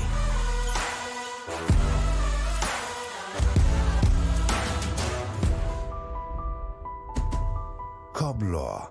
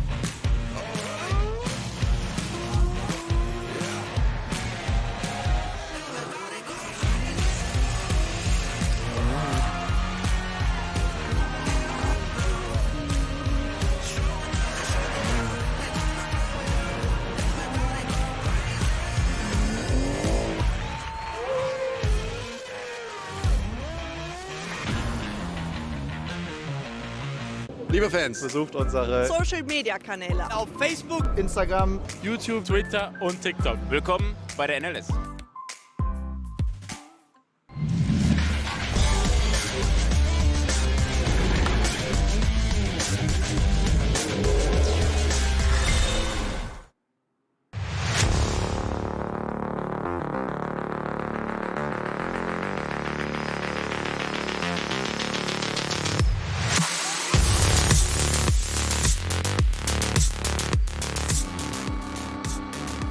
Ingredients. And the opportunity to get things slightly wrong, of course, is always big here on the Nordschleife. But one crew that's had a really, really good run is no longer leading Cup 2 because we've got to change. Car 102 is no longer in front of that queue. So why the change? Well, someone's moved ahead. Which car has moved ahead? Well, it's car 100, Max Cruz Racing. And the driver on board that at the moment in 18th place overall is Benjamin Leuchter. He's going better and better with each year, the driver from Duisburg. But all the lap pace is dropping because we've got another slow zone. And in fact, the car that's giving chase in the class 102 that led early on, Carlos Rivas, now in the hands of Brunagel. That's just waiting until they get the sign you can get going again, up to full speed. I've got a report coming in that said it's Audi Sport Team Schurer PHX. Got it right. Because you did it slowly, you see. Yeah, exactly. Their day continues because their 15 entry has had a collision with 820, which is one of the TCR Golfs. Unfortunately, the Golf has come off worse on that one, and Audi has continued at the moment, but it's just a litany, isn't it? Exactly. Shearer Sport PHX just want to go home. I saw this one. Are we still only halfway through? Not even halfway through. We're 8 minutes short of halfway through. To the point where you said number 15, I thought we had contact with another. I thought, you mean 16. We've seen that came in with front end damage. No, one of their other ones. Lord, thank goodness they entered 3 cars in the top class. Right, course vehicle coming slowly up the Dottinger Her. It's a flatbed truck with again, of course, naturally a car behind, a course car of some sort with lights on to warn those coming in behind. The Fricadelli Ferrari is sitting in the garage. That's a car that Nicky Katzberg, he had a problem in a short while ago, didn't he? Fell down the order. Where did we say? It was down to 90th position. Let's have a little scroll down. Car number 30. Sitting in the garage. Oh, I've lost it now. Has he gone even further down? If he's sitting in the garage, possibly out of the top 90. When you talk about it, they've maybe gone up a little bit, but anyhow, it's not their day. And when you look at their stellar driver lineup of Bamber, Nicky Katzberg and David Pittard, if the car was going well, even as a new car, the 296 Ferrari, it would be a lot higher up the order. 82nd position. Yes, I skimmed past when I was going down to 90th, but only 9 laps on the board, 3 pit stops on the board, where their rivals in the SP9 class have largely only got the 1. Some are now starting to come in to serve the second. That's because they did the early first pit stop after 5 laps. Race leader on lap 13. Every now and again I catch sight of a car that I've hardly seen in the race. Huber Motorsport. Their red and blue Porsche. It looks like 2 cars. The left-hand flank is red, the white stripe up the middle, and the right-hand flank is blue. The car number 25, Dennis Fetzer, Komi Lederger. Yes, him. Lars Kern and Hans Verman. And let's have a little look where they are in the order. They're 19th overall, Dennis Fetzer on board. So they've served their 2 pit stops. They'll come back up the order. And you talk about its colour scheme there, so red one side, blue on the other, and a very distinctive M logo on the door of the Golden Arches. So the fast food truck. So I guess that really is going to serve a drive-through penalty. It had to be done. You may hear a dull thudding. Unless from me from the rest of the show. Yes. Actually, any mention of food halfway through a 4-hour race, and I start to lose concentration for a second. I know. That was my plan. Your master plan. You've spotted me. I've been rumbled. I suppose your stomach. More spotting on the windscreens. At this point, you could jump to the conclusion, all right, the car coming in the flatbed is the number 9 Mercedes that was a front runner in the hands of Jugunyo. But unfortunately, it then came to a halt. We saw it with the bonnet up for a long time. So Maro Engel, you can put your helmet back in the bag. And likewise, Danny Junkerdea. God, the stellar lineup in that car, and it showed its pace, but unfortunately that has been brought to an abrupt end, and we thought behind the car we saw a bit of a trail of oil, but anyhow, it was clearly out for good. We'd seen that with the bonnet up for quite a long time, hadn't we, the side of the track there, so that material on the track, quick dry to help it sort it out. But it was also a bit of an odd shot on the flatbed there for us. But there's a lot of the front missing, I think, on that car, so that might be why the bonnet was up. Yes, it's not attached to anything. I think there's not a lot for the catch for it there. Yes. And yet, as more course vehicles turn onto the Dottinger, I can only see 2 cars on the entire straight, an incredibly long camera angle. They're coming. Oh, we've got another course vehicle. We've got a line of cars coming through the final corner. They're SP9 class cars. The good thing is, one of the course vehicles pulled off. It looks immediately after that final corner onto the Dottinger, but it's actually quite a long distance. The foreshortening effect is considerable, but we're getting great bunches of cars. That's because we've got code 60 from Marshall's Post 170 right through to 187, which is basically just after brunch, and we start at Flansgarden with the code 60s. That takes us all the way through Schwabentrans until the end of that onto the Dottinger. What we do have a 5-car gaggle, but behind them the race leader, and right under his tail is Kuba Gamaziak. So Kevin Estre is leading. He's got to get past this group of cars, but as he goes through, he's passed 4 of them in one fell swoop. He's got a Porsche to pass. He gets that done, but right under his tail is the Pole, Kuba Gamaziak, and no, to tell you what, Kevin Estre's got it covered, just as you'd expect. He's mighty on that part of the track. We've seen him on the grass before.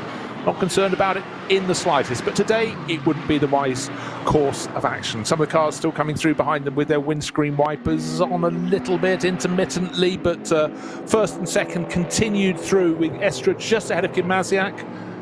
Now let's see, we're very nearly at the halfway point on the race. I would expect Kevin Estre's car to go in the pits, and it has. Just needed confirmation because of course he made his first pit stop after 5 laps. The second pit stop is now after 13, so he did an 8-lap stint. He couldn't have gone any longer, so 13 laps. Write that down in a notepad, Jones. In comes number 911, but according to the first stop being 2 laps later, theoretically, our driver who's returned to the lead, Kuba Gamaziak, will serve his pit stop and end his race, because he'll have done the whole first half of the race, can come 1, if not 2 laps later, but I would think possibly next time around, because he came in after 7 laps, and it would be another 7 laps after that at the end of this next lap. But for now, having hunted down Kevin Estre, Kuba Gamaziak is pressing on. And can I give you a newsflash? The sky is becoming greyer again. I just saw someone in the background walking past with an umbrella. That does not mean the same thing. I know, indeed, I'm giving people options. So this massive code 60 area is for barrier repairs, but it can't be for all that way through. So we've basically now got yellow flags starting at Brunchen, just after Brunchen. On the left, we've got Brunchen, the left-hand part. So Marshall Post 167 onwards. 3 of those, then from 170 to 187. So 17 consecutive Marshall Posts, which encapsulates basically Brunchen, Flansgarden, Schwabenschwanz, up to the end of that beginning of the Dottinger Hohe is all under a code 60 at the moment. My intel is telling me that it's for the 820 incident and now car 22. Well, I always thought Brunchen was a rather silly meal between breakfast and lunch. Moving into your world of awfulness. Listen, I have one job and I do it well, okay? You not muscle in, please. I was just feeling left out. Right, number 44 into the pits. That's the BMW Junior Team car in the Shell livery. And Neil Verhagen kicked that off. Didn't see just yet who's climbed on board, but the outgoing driver straps in the incoming one. They've done this before, not once, not twice, but throughout 2 seasons now. And they've really come on very well, picking up wins as they go. And for all the drivers, even if it's not raindrops on their screens, the peel-off strip is going to be removed, gives them a clean windscreen after their pit stops. But the good thing is, of course, with the rules about pit stop length, is that the drivers don't have to rush and the crews don't have to rush things too much. Now, the big question is the mechanics check over the cars. Is anything needing adjustment, repair, because there is necessarily a little bit of push and shove in some of these races, and just simply running a little bit wide, rattling over the curbs can occasionally loosen things up as well. But all looks pretty much in order for the 44 crew. BMW Juniors dropping out of the top 10, down to 12th at the moment while they sit in the pit lane, but along with 9-11, they're the first two of the front runners to come and serve a second pit stop. But all looks, neat and tidy for the 44 crew. That's the BMW Junior team. Yeah, I'm just looking at this slow zone area. I've never seen anything on a GPS like this where you've had so many code 60 for consecutive, say, 17 modules posted in here, such a long portion of the track here. Well, explain what you're doing there. You've got a track map, and it lists where each of the cars are around the circuit. Obviously, you have to sort of stretch the circuit so the numbers aren't overlapping, but I can see from my side of the commentary position across to yours. Daniel Harper's on board, by the way, the BMW Junior team car.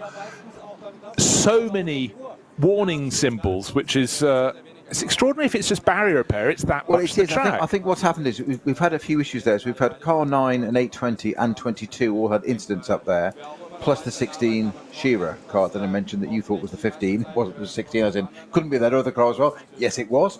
3 cars entered. All 3 had issues. I think what's happened is because there have been so many consecutive issues there with barrier repairs and vehicles, intervention vehicles on track. I'm second guessing here that race control have very wisely said, rather than having a 60, a 120, green flag back again, rather than that piece of elastic, just do it as a 60 for the whole lot. Everybody goes through, nice and safe and controlled. Come out of that, onto the dotting hoe, and off you go. Yeah, no, I'm absolutely sure you're right. You don't want to be in, out, and changing things by the corner. I could be completely wrong, of course. It could be a snowstorm across there. It could. I can't believe you didn't even put that on your list. So remiss. Amateur hour. Right. Well, this was always going to be the case that Kevin Estre drew the first half of the race in the Manthey EMI Porsche, the 911 GT3R in the Grello livery. And now the other driver in the car is doing the second half of the race. So young Austrian Thomas Preining takes over. And of course, just to refresh your memory, that car came in from the lead of the race, but only just. Kuba Gimnaziak, who caught right up. When it comes to the 34 Mercedes, which is a BMW, the 34 BMW, sorry, Walker-Horse Motorsport, makes its final pit stop. It'll have a shorter pit stop than the 911 Porsche will have, because the 911 Porsche served its first pit stop, the first of its 3 planned pit stops after 5 laps, and the 34 Walker-Horse BMW after 7. That meant its pit stop was 45 seconds longer than the Manthey Porsche, but when it comes to the final pit stop, that pretty much will be returned. So the fact that Kuba Gimnaziak closed right onto its tail after 13 laps is very, very impressive indeed. That means he caught up those 45 seconds. And just if you're wondering who's going to take over from Kuba Gimnaziak, Jesse Krohn, the very, very talented Finnish driver, will be next on board and should take that through to the finish. Still noticing a few cars going around with a little bit of bodywork damage, but actually this is one we saw very early in the race. The 962 had a bit of a clatter. Doesn't seem to be delaying it any, but it wouldn't pass a beauty competition without failing. One of the W&S Motorsport cars. Front right corner, a little bit tatty. A bit like the front corner on the number 16 Audi from Shearer Sport PHX. But that's a car that's fallen from the running big time. And again, even halfway through the race, just spotted a car going across the camera lens I hadn't seen before, Red Mini. Looking so stock and standard, but that is the essence of these races in the Nürburgring Langstrecken Series. We've got full-on GT cars in GT3 and GT4. We've also got production cars. We've also got the Dacia Logan. And many classes just completely, entirely for one category of car from one manufacturer. BMW and Porsche have cups for their classes for their own types of cars at various levels within this race. But again, it's so all-inclusive. And that is a lot of the attraction. And I finally found, I sort of had half a sense, I just wanted to check. The Mini is from Bulldog Racing. It's a Mini Cooper, John Cooper works car, and Charles Cooper of the family, grandson, is at the wheel, sharing with Sebastian Sauerbrei. So good to see a Mini out there providing something a little bit different. Fricadelli Ferrari back into the race. We saw it in the pit garage, but obviously they've fallen down. You don't go into a pit garage in a race as competitive as this, in a field as competitive as this, and not take a tumble down the order. So at the start of the sentence, I was at the top of my timing screen. I'm halfway down. I still haven't found that Ferrari number 30 from Fricadelli. It's lost a lot of time. I found it, 108.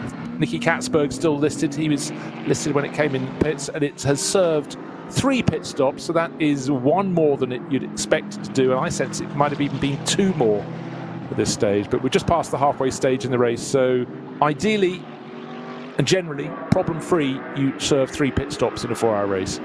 They've served 3 and we're just past 2 hours, so clearly something untoward. Nicky Katzberg pressing on. He's on his out lap from the pits. No, he's not. He's on his second lap from the pits, because that one was 26.5 minutes. Therefore, he has shed in the pits a mere 18 minutes. You're not getting that back, I'm afraid, Nicky. Not in a hurry. Doubling back to check the progress in Cup 2, and 102, there was a class leader early on. 100 got ahead, but according to the pit stop sequence, they both served 2 pit stops, but 102 back into the lead of the race. Carlos Rivas started and drove it very well. Ben Bunagel at the wheel. And how big is its advantage in class? 5 seconds, not as much as it had in the first hour of the race, but it's back in front. Thomas Preining is the driver who took over from Kevin Estra. Thomas is in second place, 7.3 seconds down on Kuba Gimasiak, but Kuba will be coming in soon, and again just looking to see, we've got this very frustrating and very long slow zone. They almost come to a standstill as they hit the start of that. What was that Marshall's post, about 160, and it goes to 180 or whatever? So many corners interlinked. 187, yeah. Also the track's really greasy. Just, I know I've been quiet for a minute, Bruce. I've just been looking through. We've said quite a few of the teams have onboard cameras, and of course their teams, you can go back and review that. I've just been looking at the Manthey Porsche with EMA, the number 11, 911 Grello car, watching because he was following Gunon, and now I know why the bonnet was out. How much did it suddenly blow? It's rather a large impact with the barriers. Oh, okay. If you okay, press the start. Okay. Oh, okay. It wasn't a car that pulled to the side of the circuit with a mechanical issue. It snapped to the left, big hit, nose on into the barriers as the track turned to the right, rotated around, and probably did quite well to get it to the edge of the circuit. But it did leave a stream of debris. Gosh, I said there are too many things to look at when you're trying to marshal 132 cars. But so I think our assessment that the bonnet hadn't got much to attach its catch to, if you like, on the front road was a bit of an understatement. Of it definitely won't polish out that one. Most of the front of that AMG is somewhere on the Nordschleife, still not attached to the car on the back of the flatbed. Yeah, I think it spent a while fluttering down from the air. So that really was a nasty one, and it's very unusual to see these top-level drivers having moments, making mistakes, whatever like that, because you look at them, how many races they do per year on the circuits they do, and the ones that win regularly at this level, you know there's something super special. So Jules Gounon won't have enjoyed that one. Didn't see enough of a lead up to see if anything had put him offline, but certainly clearly the track was going to the right and the Mercedes was going sharp to the left, so that was yes, again, afterwards you can go home, or be at home, you can look up these things. I'm sure you'll find it on the internet, but that wasn't entirely comfortable viewing. But the good news is the car has been recovered to the pit lane, but you can understand the degree of barrier damage as well, because you know, these are heavy tools, and when they go off, and after winter, of course, all the ground's all muddy and soft, and certainly is around here, it could do a little bit more damage. But right, leading the race, Kuba Gimasiak. Will he come in after 14 laps? I thought he might. No, he's going to the full 15. We saw an 8-lap stint from the 911 Manthey EMA Porsche. That served its second pit stop after that 8-lap stint, and clearly Kuba Gimasiak is also going to do that. We don't normally see 8-lap stints, but we've had quite a lot of slow zone areas. That's made them able to eke out that extra lap from 7 to 8. So I have to reach down for my rather scruffy notepad, and right after 15 laps, we ought to be getting number 34 make its pit stop, but Gunan hasn't done it as yet. Sorry, in that shunt that took out the number 9 Mercedes, Gunan just got slightly over to the right and just clipped the grass on the right hand side, and that snapped it to the left. Just going up the inside of a back marker, and that's exactly that thing. That judgment, absolutely right, but just right to go past the car, but just clip that little bit of grass, and that's it, and it's just turned the car around, and that's a big bill for that Mercedes. That really is, and actually we are talking probably being maximum 30 centimetres a foot. Absolutely. Off where he'd normally critical. be. He wasn't going, right, I'm putting the whole car across the grass. It was just that little, that narrow difference between being on the white line at the edge of the circuit and on the grass, and that's all it was. But big impact out of the race. The car's been returned to the pits on a flatbed. We saw that, but strike a line through the get speed number 9 Mercedes. So Maro Engel didn't get a go, neither did last year's outright champion in the Intercontinental GTs, Danny Juncadella, didn't get to play today, so he would have gained some track time yesterday in preparation for the Nürburgring 24 hours in testing, but none in the race. Only Gunan had that, and it didn't come to a good end. Right, what is the end going to be? Well, I can tell you it's going to be an hour and 50 minutes or so from now. I must say, the writing is on the wall. If conditions stay sort of as they are, Walkenhorst Motorsport with their BMW number 34 have done a sensational job. Kuba Gimasiak, last year's champion in the NLS, driving an Audi, is clearly taking very well indeed to life in a BMW with Walkenhorst Motorsport, and he's leading this race by 15 seconds from Alessio Picariello. They both owe us a second pit stop. They both ought to be coming in this time around when 15 laps have been completed. But now just to add to the misery at the end of this lap with this massive 17 Marshall post. In fact, it's longer now. It's Marshall post 170 near to 185. Near to 200 now. Code 60. We now have the Kramer GT3 Porsche, and we've got the Audi. The Audi stops again. Let me just finish the Kramer bit first. Sorry. So that's our Cup 2 entry, car entry 121. That's crawling down the Dottinghoe. So just after you clear those all those zones and you get to the Dottinghoe, you can't. We've now got the number 5 Audi facing the wrong way again. I think it's the whole set. There's something locked on that. It's sitting across the curbing on the outside the track. But this is the car that had the Renger van der Zande. We thought it was power steering problem, didn't we, when Frank Stippler was driving that? But it's an unusual position. The car had locked up, great black tyre marks up to the point at which it's come to a standstill. Yeah, it's on the exit of the third turn of the GP circuit. So it's gone right, left. That one said it's a fast-flowing one. You've got a lot of runoff area on the right-hand side. But it's just the way it's positioned looks exactly like it's just swapped ends and stopped. Yes, it's ended up with the nose pointing to the right instead of to the left, which is where you would naturally be going at turn 3. But it had locked up fairly monumentally. So anyhow, it was deep in the 60s. It was 2 laps down on the front runners. And it's just completed a very unwelcome hat trick for Shearer Sport PHX, the team, the combination of Shearer Sport and the Phoenix Racing team. But oh dear, NLS 2, fix the cars, forget about it.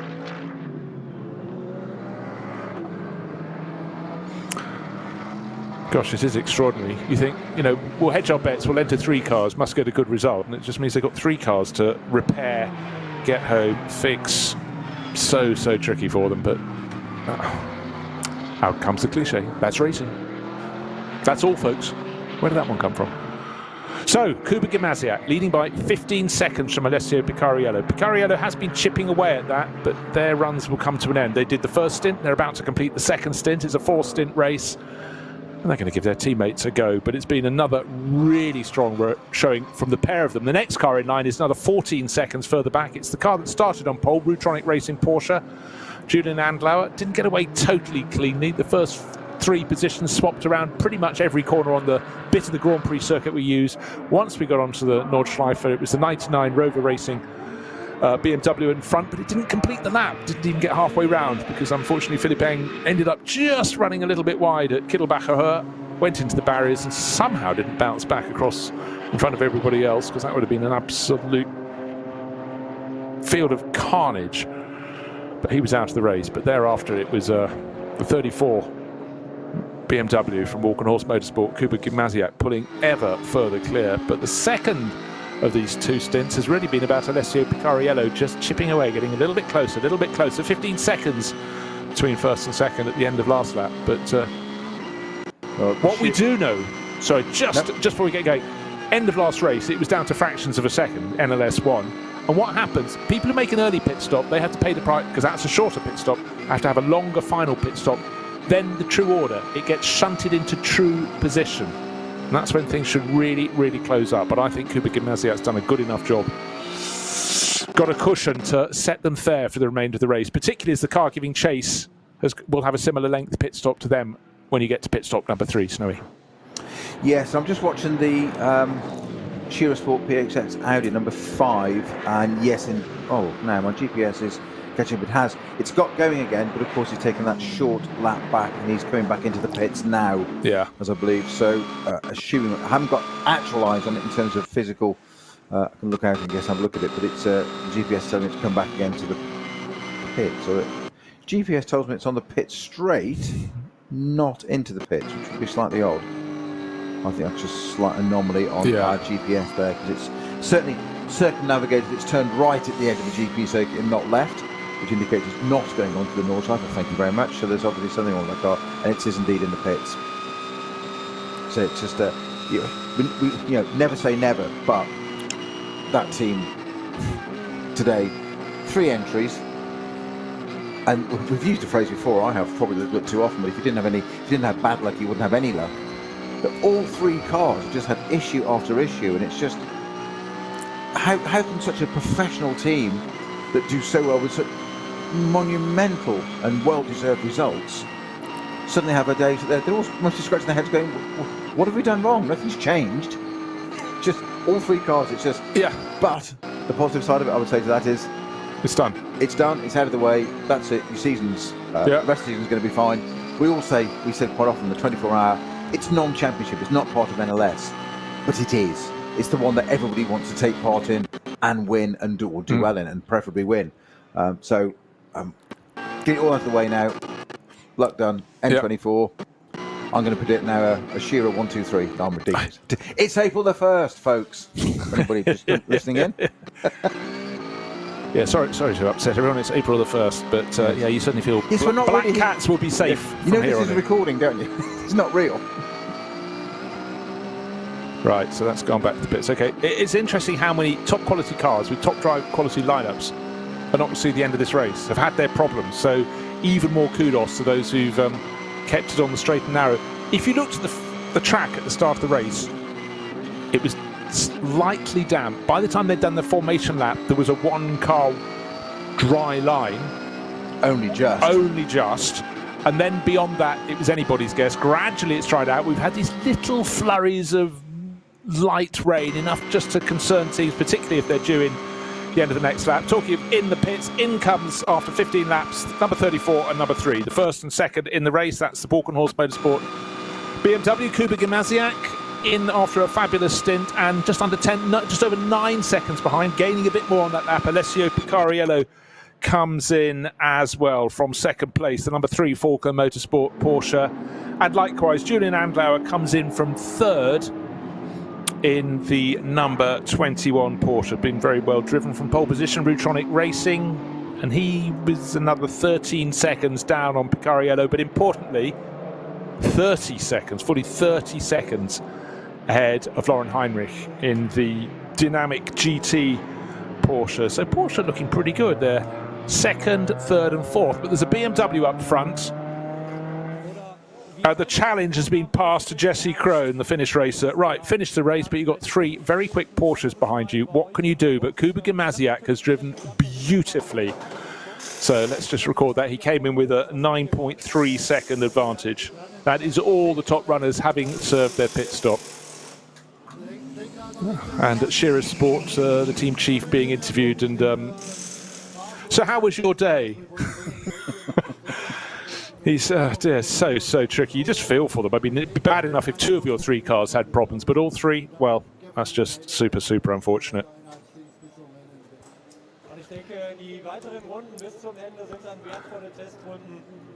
So Klaus Bachler will take over the number 3 Porsche. from Alessio Picariello. 2 drivers in that car. I'm still convinced I saw Backler in it at the start of the race, but clearly didn't, because Alessio Picariello was picked up once they were halfway around the opening lap, and the timing screen and the transponders picked everybody up. Now, just to add to that code 60 area, now we've now got the Max Cruise Racing Golf, which is our SP3T class car. That's car number 10. Is actually just stopped on the right hand side of the track, just ahead of Brunch and just ahead where all that code 60 starts. So just to extend it to the beginning a little bit more. So it's the place to do it. So is that? Did we say Max Hess was in the junior? No, it's Dan Harper. Dan is Harper in. now. Max Hess we saw fleetingly being interviewed. Dan Harper's in up into 8th place. Yeah, lapping at good pace. Knows the car, knows the circuit. But he's got a lot of company. He's got Fabian Schiller in the number 12 Mercedes behind. That's the Team Get Speed, one of the Team Get Speed cars. Started by Maxi Gutz, Adam Christodoulou doing the second stint. And now Fabian Schiller probably going to take it for the remainder of the race. You quite often get this when you have a 3-driver lineup. You get driver 1 does first stint, driver 2 does second stint. So far, so obvious. And then the 3rd driver just stays in for does stint 3 and stays in for stint 4, because they're the ones that are most conversant with how the car was most recently, i.e. before that 3rd pit stop.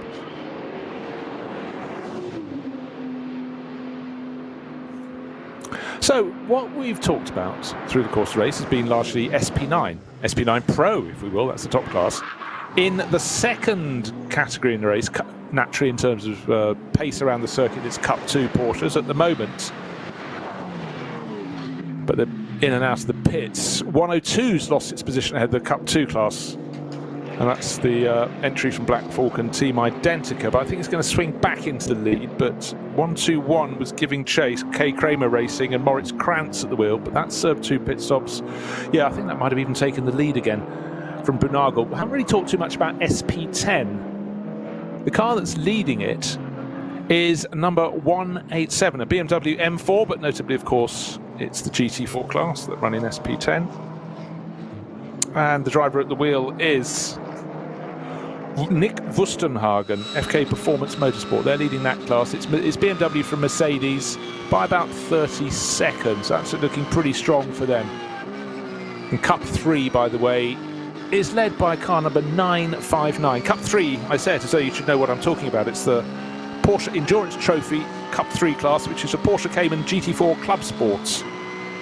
That is being led in 32nd position overall. In fact, rising as others make their pit stops. And it's number 959, SRS Team Sorg Rennsport. They've got the Patrick Gruter at the wheel at the moment. But again and again, particularly in the classes not at the very front of the field, Peter, you see teams that just serial winners. They don't win by mistake, do they? They bring all their experience to the rule book, the vagaries of the circuit, the weather, and whoever's on board, they generally get their drivers towards the front of their particular pack. A lot of these classes have a dozen cars or so in them, some have even more.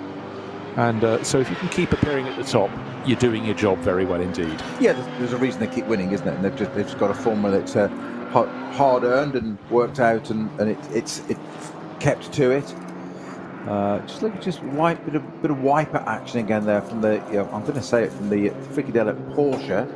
It is the Porsche, it's not the SP9 car. I'm not going completely mad.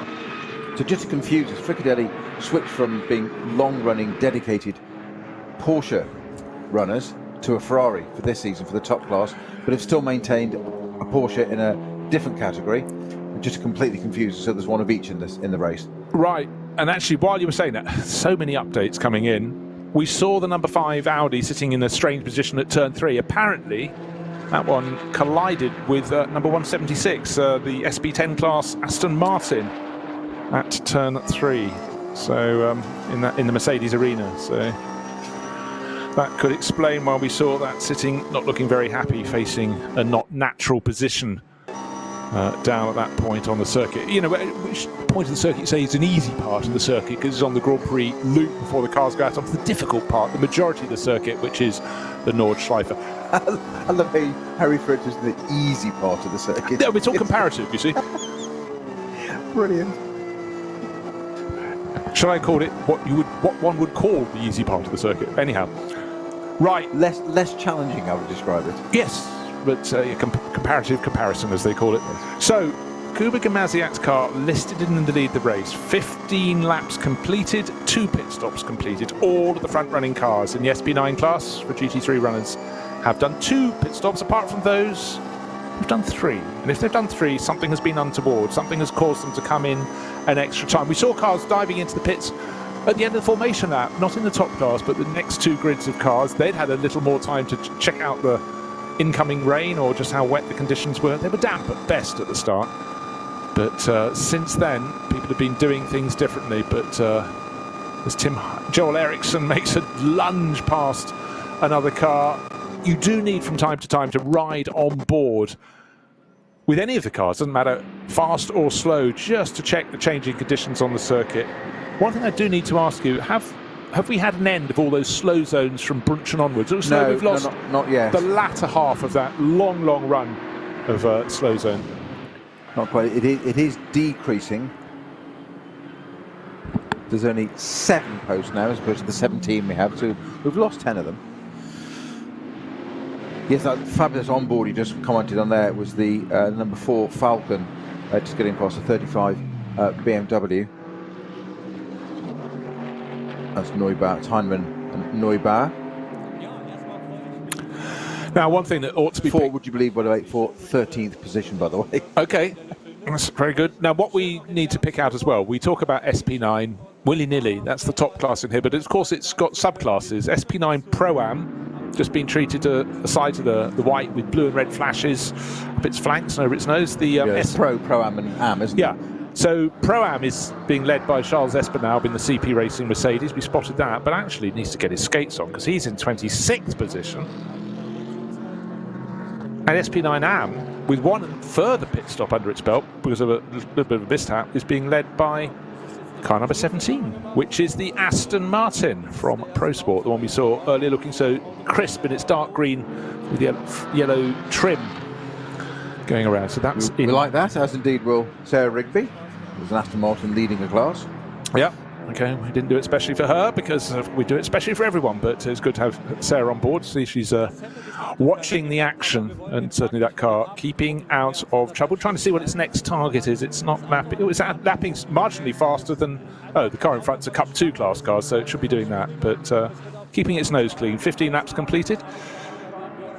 And just having a look to see, we've got 15 laps still for the race leading car, but any second now we should have Kuba Gimasiak. In fact, we shouldn't have Kuba Gimasiak. It should be Jesse Crone. As I said that, they just actually put Jesse's name literally 2 seconds ago to the top of the screen. Don't talk about what you see on the screen. It's not always right. And with the long lap, 25 kilometres here, it sometimes takes quite a while on a driver's out lap for them to flip it over. But Kuba Gimasiak did the first 2 hours and a bit to lead this race. Second place, Klaus Bachler has now taken over from the other driver who did 2 hours and a bit, which is Alessio Picariello. But the 911 Manthey EMA Porsche goes into the lead of the race, but just remember that's got a final pit stop coming up, which will be, maybe as much as half a minute longer, if not 40 seconds longer than the one that will be served by the 2 chasing rivals, the 34 Walkenhorst Motorsport BMW with Jesse Crone on board, and the number 3 Falcon Motorsport Porsche, the better place, they're 2 cars now with Klaus Bachler, who's taken over from Alessio Picariello. So there we have it. It's looking good again for Manthey EMI, but they have to pay the price later in the race. I'm going to say, yes, it's the jeopardy there, isn't it, later on? Very close indeed in the battle for 4th place. It's Matteo Caroli in the Rutronic Racing Porsche, number 21, that started from pole position, and Dan Harper doing what a Dan Harper does, closing in, catching very fast indeed. His 3rd season as a BMW Junior Team racer, and he's showing why he's held in such high esteem. The driver from Hillsborough, Northern Ireland. If you look at the difference in times there, so a 8:51 for Harper. The best lap of that car is an 8:10. Well, we've had slow zone for so long. Yes, anybody's lap times, of course, are not representative at the moment. I suppose all you can do is So Matteo Caroli must have just come out of the pit because his last lap was a 12 minutes. Yeah. Yes, actually just come out of the pits now. Now got Dan Harper on his tail. was trying to do a respective last laps when trying to 12 minutes couldn't be accurate. Of course, it's coming out of the pits. Look, it's almost one of the hardest circuits in the world to do representative last laps because you do have these long slow zones, and sometimes I think, gosh, he's taken 5 seconds. No, he was actually slower, but the car in front lost 10 seconds with slow zones or whatever you want else for your comparison. But we'll wait and see when it settles down. Actually, I'll just keep looking across from my commentary position to your commentary position, to your little screen on the right-hand side on an iPad with still those sort of warning areas. Now, some of the cars coming back a little bit tattier than they were because a lot of the cars have just run a little bit wide, and the grass, of course, has been wet and muddy. And the car with Reinhold Renger on board, we were talking about him earlier, running in the SP10 class, Mercedes, sitting in the pit lane at the moment. Reinhold will be, in fact, there are two, it was listed as just Tobias Wahl, but I think we got the other Wahl as well. I think it's Reinhold Renger who's just getting into that, but we'll see. But anyhow, that car has clearly been off a little bit onto the mud, but actually just a little bit means you were very close to the barriers. Just looking at the results for round one, the 68th running of the ADAC Westfalenfahrt 2 weeks ago on the 18th of March. It was very much a German manufacturer dominated race with the 99 M4 of Rover Racing winning outright.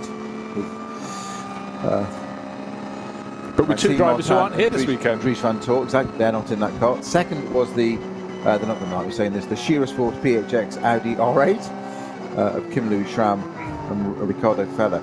And third was our Mercedes-AMG with Marcel Markowitz and Marek Bachmann. Can I just cut across you, because we've now got this is potentially the lead battle, and it's about a second apart, showing how Falken Motorsport have worked it very well, or more to the point, how Klaus Bachler is completely on it. He's catching Jesse Krohn. Before the pit stops, it went down to, I think it was about 10 seconds between these two cars. They came in from second and third. Well, effectively first and second, but then the 911 Porsche that pitted earlier went back into the lead of the race. They're now second and third, and Jesse Krohn, got so close to a Golf. You can see both the cars twisting, but of course the SP9 class cars then just go off into the distance. But the important thing there was another little bit of a second gained by Austrian racer Klaus Bachler, and this is shaping up very nicely. That opening race you were just talking about, what was the timing interval between first and second at the end? It was about a second, wasn't it? Oh yeah, well it was a bit more. It was ended up being 6 odd seconds. 6 odd seconds, but it closed into... It was 1.5 seconds going on to the last lap. It ended up being 6.4 seconds.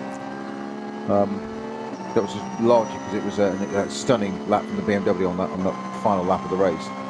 Because this has all the hallmarks of possibly following in that suit. I can see two things in this. It's been really quick all race. Just remember, the car that's chasing down the Walkenhorst Motorsport BMW, Walkenhorst car started 4th on the grid. The number 3 Porsche started 21st. An astonishing opening handful of laps from Alessio Picariello. In fact, the first quarter of a lap, he gained about 10 places. But since then, the pace is coming his way. But what am I seeing? I'm seeing not quite sunshine. We are having brighter weather coming this way. So maybe the rain that we thought would come, wouldn't come, did come a little bit, is now retreating. Now the cars on the Dottinghoe, suddenly you're getting almost blaze of colour from these cars. There is so much more light around. So we're not in where we are in the second half of the race. We've got an hour and just under an hour and a half to go. Of course, maybe a car that was set up for a damp circuit is not going to be so good when you're now on a full dry circuit. We're getting towards full dry.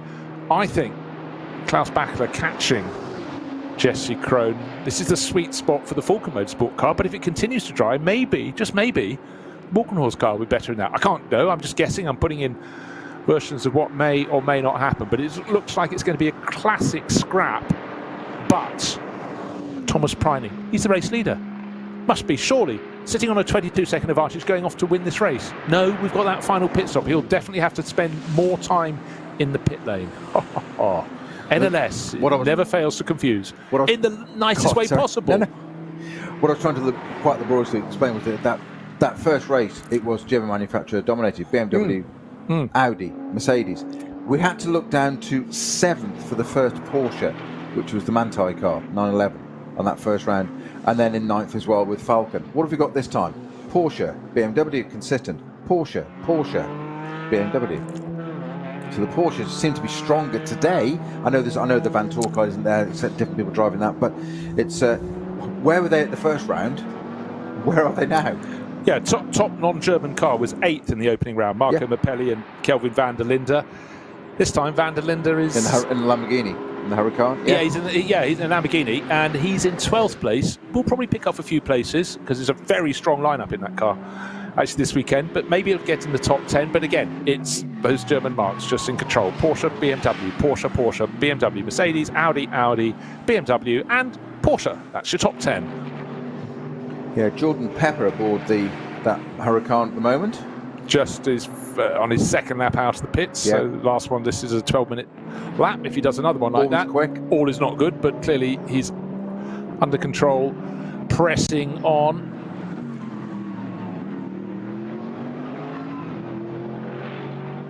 There's some good scrapping. You know, you do get moments where suddenly, you know, obviously it's the arse of a good TV director. They just, you know, not much is happening and they find something. You've still got 100 and something cars going around the circuit here. Many class battles.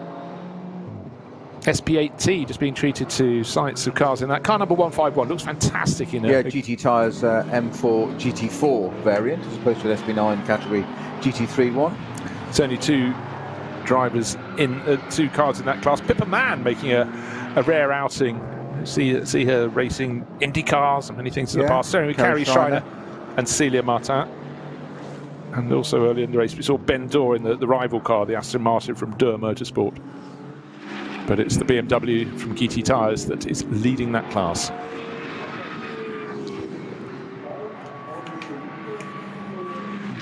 Again, what is the gap first to second? What is the pace? Right, last time through, Thomas Priding leading the race, did a 9-minute 4-second lap, waiting for the cars that will have that shorter final pit stop. Car number 34, the BMW from Walkenhorst Motorsport in second place, being caught initially by Klaus Bachler in the number 3.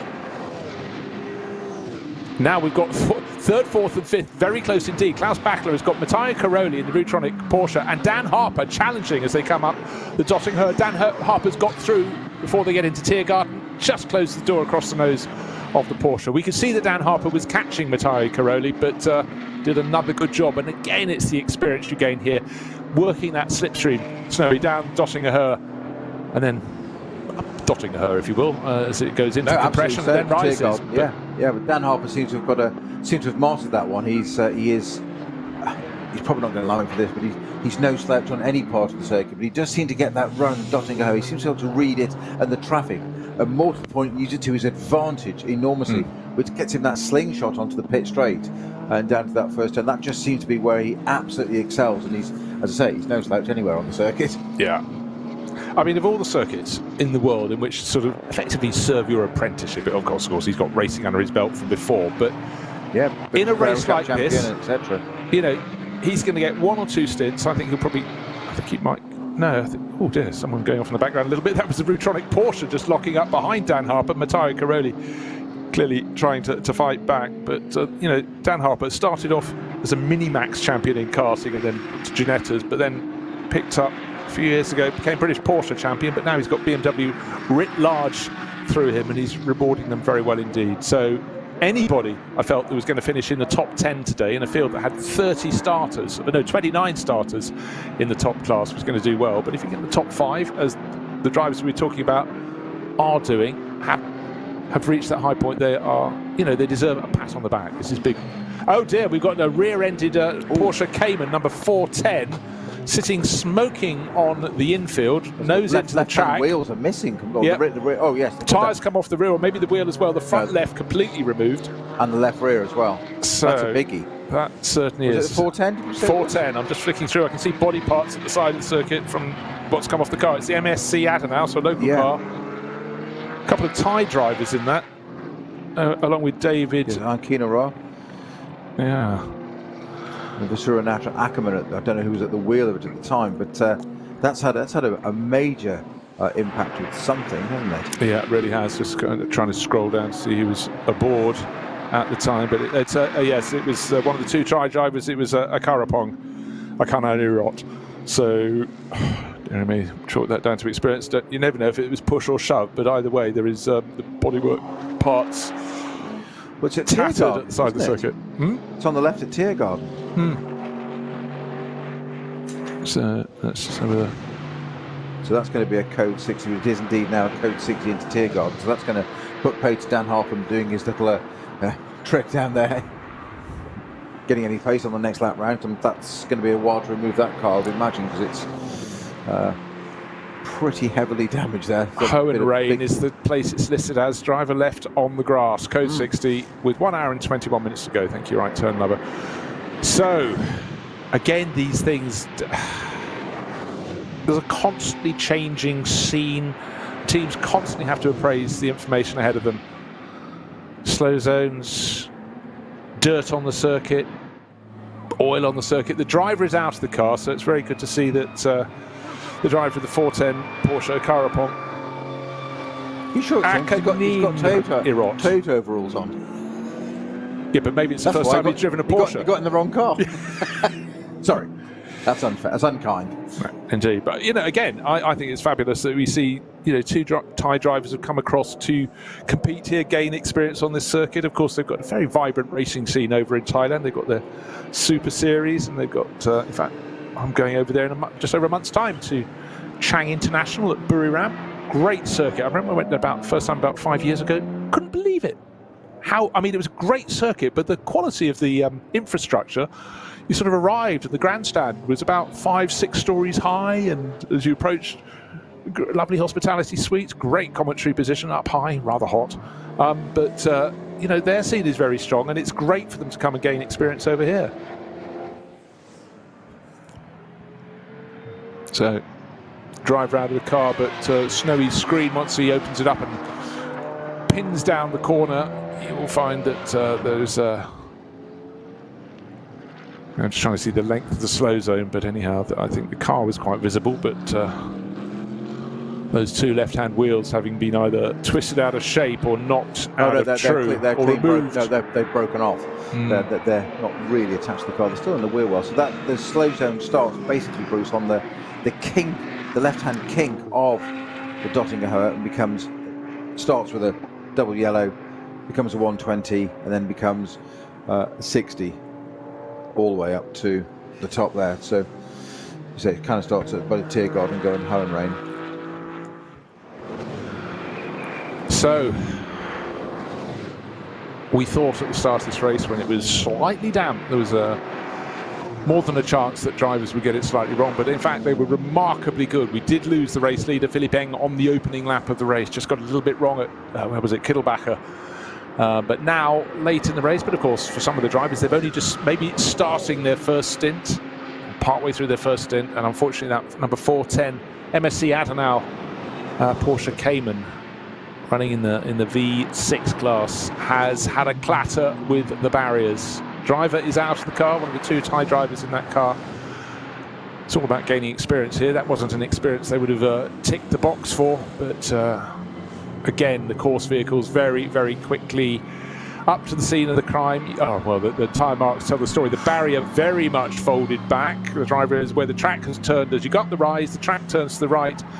And that Porsche Cayman went pretty much straight on, probably clipped the curb on the inside of the corner. I think that's what happened. I think he's just unweighted the car. And then it just got from full ABS. And that's what the tyre marks. That's why it's hit the barriers so hard. Where the track turns to one side there, the car has clattered the barriers, cleared the track, moved hard across the circuit to the far side, is parked on the grass on the inside of the final corner with those two left-hand wheels missing. So that would have been a big, big blow. But, a second or so before the curb was hit on the inside and launched the car, all was probably absolutely fine.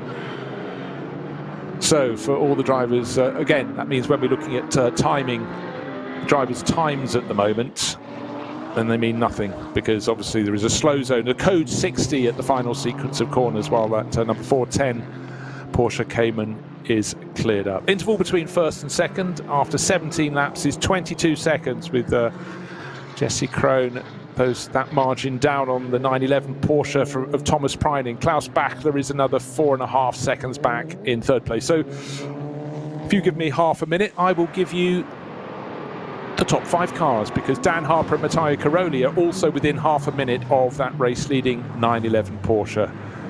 So for now, Thomas Preining leads the race, but I'll say it one more time, his final pit stop for the Manthey EMA Porsche will be longer than those that stopped 2 laps later at the end of the opening stint of the race, and that includes the 34 BMW in second place and the number 3 Porsche in third.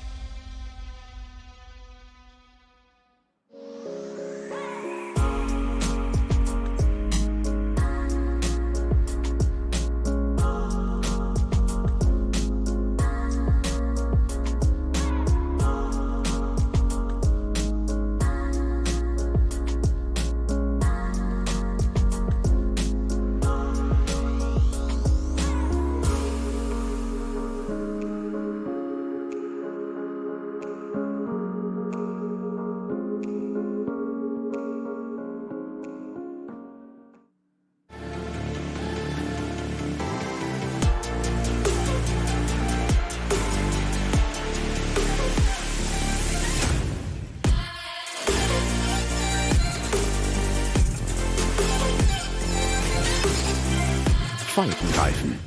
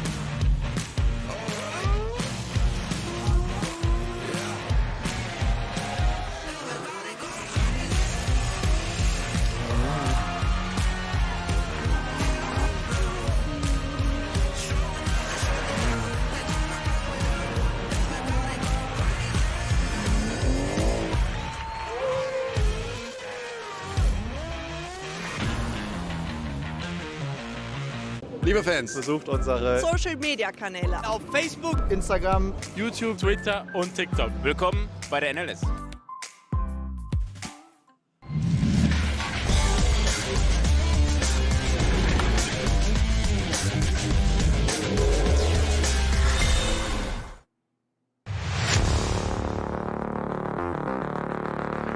Experience is what pays in so many ways when you're competing on the Nürburgring Nordschleife, but certainly in the NLS, you see the same teams working their way to the top time after time. The other team that needs a lot of praise is the rescue crews. And already the top of the barriers on the exit of Tiergarten have been pushed back so enormously by the MSC Adenau Porsche Cayman. They're almost back true. A flatbed truck with a crane on top has come and pulled them back upright, because before there'd have been a launch pad. Fortunately, they did their job and they look capable to do their job again. So the clock has 1 hour and 9 minutes remaining to the end of this 4-hour race. This is NLS 2, the second race of the championship for 2023. Is this the quiet before the storm? What we can tell you is the race-leading 911 Porsche from Manthey EMA will have to take its final pit stop some while before the final pit stops from its rivals, and that means its final pit stop will be a lot longer because it's a mandatory time you have to serve according to the number of minutes before the end of the race that you come in. And in fact, very kindly, with 1 hour and 9 minutes remaining, that is the first point on my chart. If you came in now, you'd have to be at a standstill for from pit in to pit out, I beg your pardon. Your pit stop would have to be 357 seconds. If you came in half an hour after that, your pit stop would be 278 seconds. So, you know, massive difference. What are we talking there? 79 seconds. An hour, a minute and 19 seconds will be the difference. Nobody is diving in for that final pit stop yet. But certainly for the Manthey EMA team, they're sitting pretty at the front, but not pretty. They're sitting at the front. This is walk and horse race to lose. But the dark horse in this is that pesky BMW Junior team. They've worked their way forward, bit after bit. Each stint, they've moved a bit further up the order. Dan Harper pushing very hard indeed. He's gained, we've seen him go from 5th to 4th, now 4th to 3rd. And Max Hess, we saw him being interviewed earlier in the pit lane. He's waiting for the glory run through to the finish. But how high up the order can Dan Harper push them? They've shown their experience. They've won here before in the NLS. They've honed their craft, and they are very, very good. Yeah, just look at the difference in the lap times of those top cars, and the Porsche 911 car number 8:55. BMW 34 in second place, 8:40. Dan Harper's junior team car 8:39.9. So not much in it there, but 7 seconds between first and second, 12.4 seconds second to third. So you need to watch that gap come down. So we'll look at some of the sector times and see how young Harper pushes on there. And indeed, what a surprise. That said, actually, the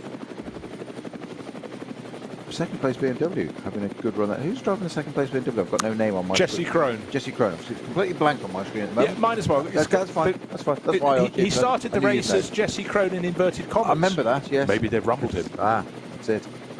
Maybe they've checked it. No, I was going to say checked his license. No, let's not go there.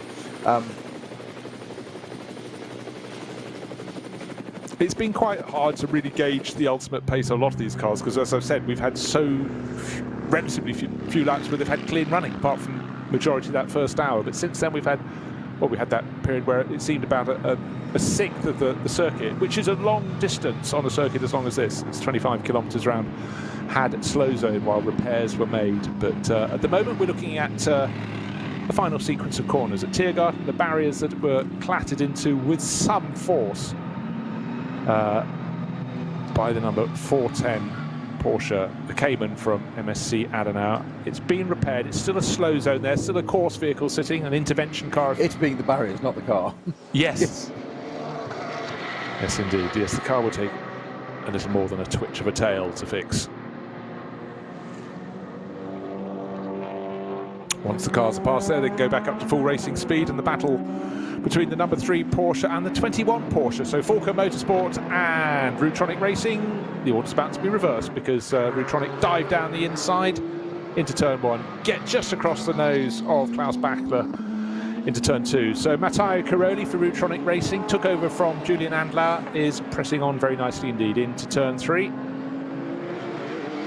They're fighting over 4th position, and the fight is not going the way of Klaus Bachler. Disappointing, because that was one of the 2 really quick cars in the early stages of the race. The number 34 Walker Motorsport BMW in the hands of Alessio Picariello. Certainly that number 3 Walker Motorsport Porsche. But I did comment as we went with about an hour and a half to go that how were the cars set up for the start of this race? A car that was quick when the track was damp, if it dried out, might really start to lose performance. And maybe it's also the fact that the Falcon tyres are less suited at this stage in the race, these track conditions, to the conditions as they are, because certainly Klaus Bachler shouldn't be struggling in that car, but he's been picked off first by Dan Harper, now by Matteo Caroli. And maybe that final pit stop can't come soon enough for them. And just bear in mind, of course, Snowy, when we look at this, is Thomas Preining will do the remainder of this race. He'll do the final one of the 4 hours, because it's a 2-driver lineup in the 911 Porsche from Manthey EMA, but he has to come in and serve that final pit stop before his rivals. That's going to really hurt. So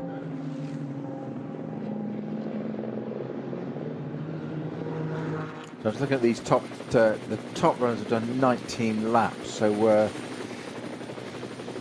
5 laps into their 3rd run, as it were. So 1 to 2 laps off pit stop window for these final cars.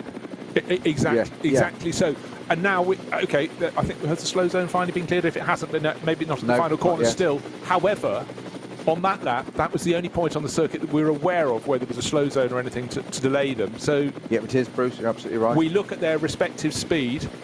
Race leader 8 minutes 38. That's Thomas Preining. Jesse Krohn 8 minutes 34.8. So gaining time. He's within 4 seconds in 2nd place.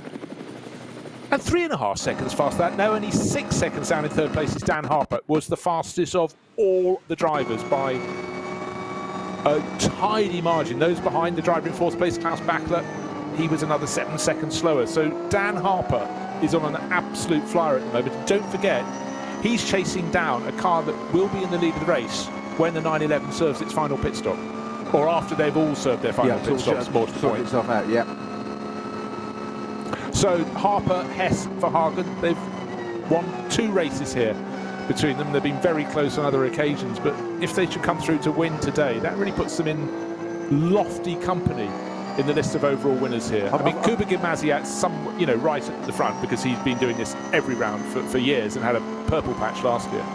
I've got to say that 2 wins between them, to their credit, just doesn't seem just reward for some of the stellar performances these 3 boys in this car put together. I mean, their combined age isn't even either of our ages yet. It's quite a scary thought, isn't it? I know. It's when you realise that Dan Harper was born a few months after I first did the 24-hour here. It's worrying, isn't it? I know. Anyway, many years after I first even attended a 24 hours here. Right, just in case you wanted to know, since 2015, person with the most wins, not competing today, Manuel Metzger, 8. 2nd place, Conor de Filippi, Mauro Engel, 6 apiece. Mauro Engel didn't even get to drive today. Patrick Assenheimer, 5. Adam Christodoulou, 5. Kevin Estra, 5. Christopher Mies, 5. So it means if they can go up to 3, that puts them, pretty lofty company. So, but we're not there yet. It would put them level with Frank Stippler. That's how good it is. It's not bad, is it? It's not bad.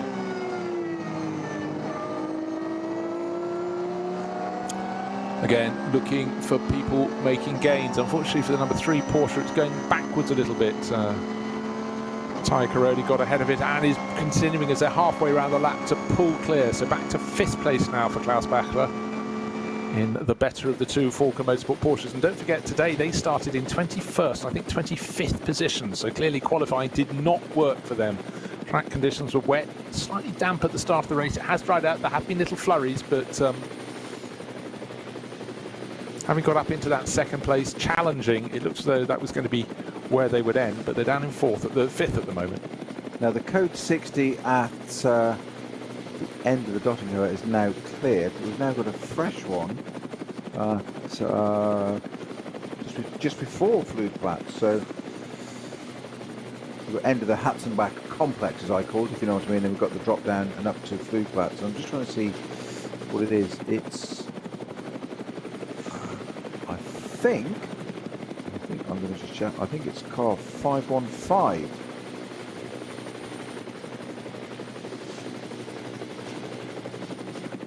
The cars are numbered according to class, and 515. You have to go many pages down your entry list, but it's Magnus Beat Mavlanov BMW 125i from the easily named class VT2 R+4WD, i.e. four-wheel drive, rear-wheel drive and four-wheel drive, because the other one is VT2 front-wheel drive. So that's parked at the side of the track there. So that little. It tells me it's a 125. There's an image of a VW Golf there, so I'm guessing that's last year's picture. They need to update their site. Well, that's your Logan is in the pits at the moment. And, if you're listening, I could describe the car, but you really need to see it in the flesh. It is the most ordinary looking, no offense meant here, it's the most ordinary looking racing car you can imagine. But it provides a smile, it provides a chuckle. It reminds one that this is a series in which there are so many classes of car. But it's been is it the third year we've had the Dacia Logan? I think it probably is the start of the third year. And it's out there, it's racing. And we do forget from time to time, as we focus on the outright battle for the lead, almost inevitably with SP9 class runners, that other people are going to see what they can achieve in their class. And we've got production-based classes, and that is where you will find the Dacia Logan. Something different. It's in SP3, special class 1750 to 2000 cc. It's up against Toyota GT86, 2 GT86s, and 2 Renault Clio Cup cars. But Olivier Chris, Thomas Geilen, and Maximilian Wies. Now we've got at the wheel of that one. Always into the wrong number. This it's car number 7. It's actually listed as 007, which of course should be on a certain brand, i.e. Aston Martin, not on the Lamborghini, which unfortunately did. Look, I've got the Conrad Lamborghini at the side of the track at Flugplatz. That's not what the code 60 was about. That was the 515 car, but this is now coincidental. Okay, well that's just happened, yes, because it was running in 15th position, 2 places down on Jordan Peppers, the other Huracan in the race last time around. Now race leader through 20 laps completed, new race leader, because Thomas Preining has just been demoted. He was down by half a second over the start-finish line. That means Jesse Krohn to the lead of the race. That also means that Dan Harper will be very close. In fact, the first 3 cars covered by under 1.5 seconds. It's closed right down, but that means plenty of time gained, 4.5 seconds gained by Jesse Krohn to take the lead of the race, but even more time gained, another 1.5 seconds gained by Dan Harper. Once Jesse will be up to second place soon. 8:01.6 in that last lap. Fastest lap of the race. Boom. He's quick, isn't he, that kid?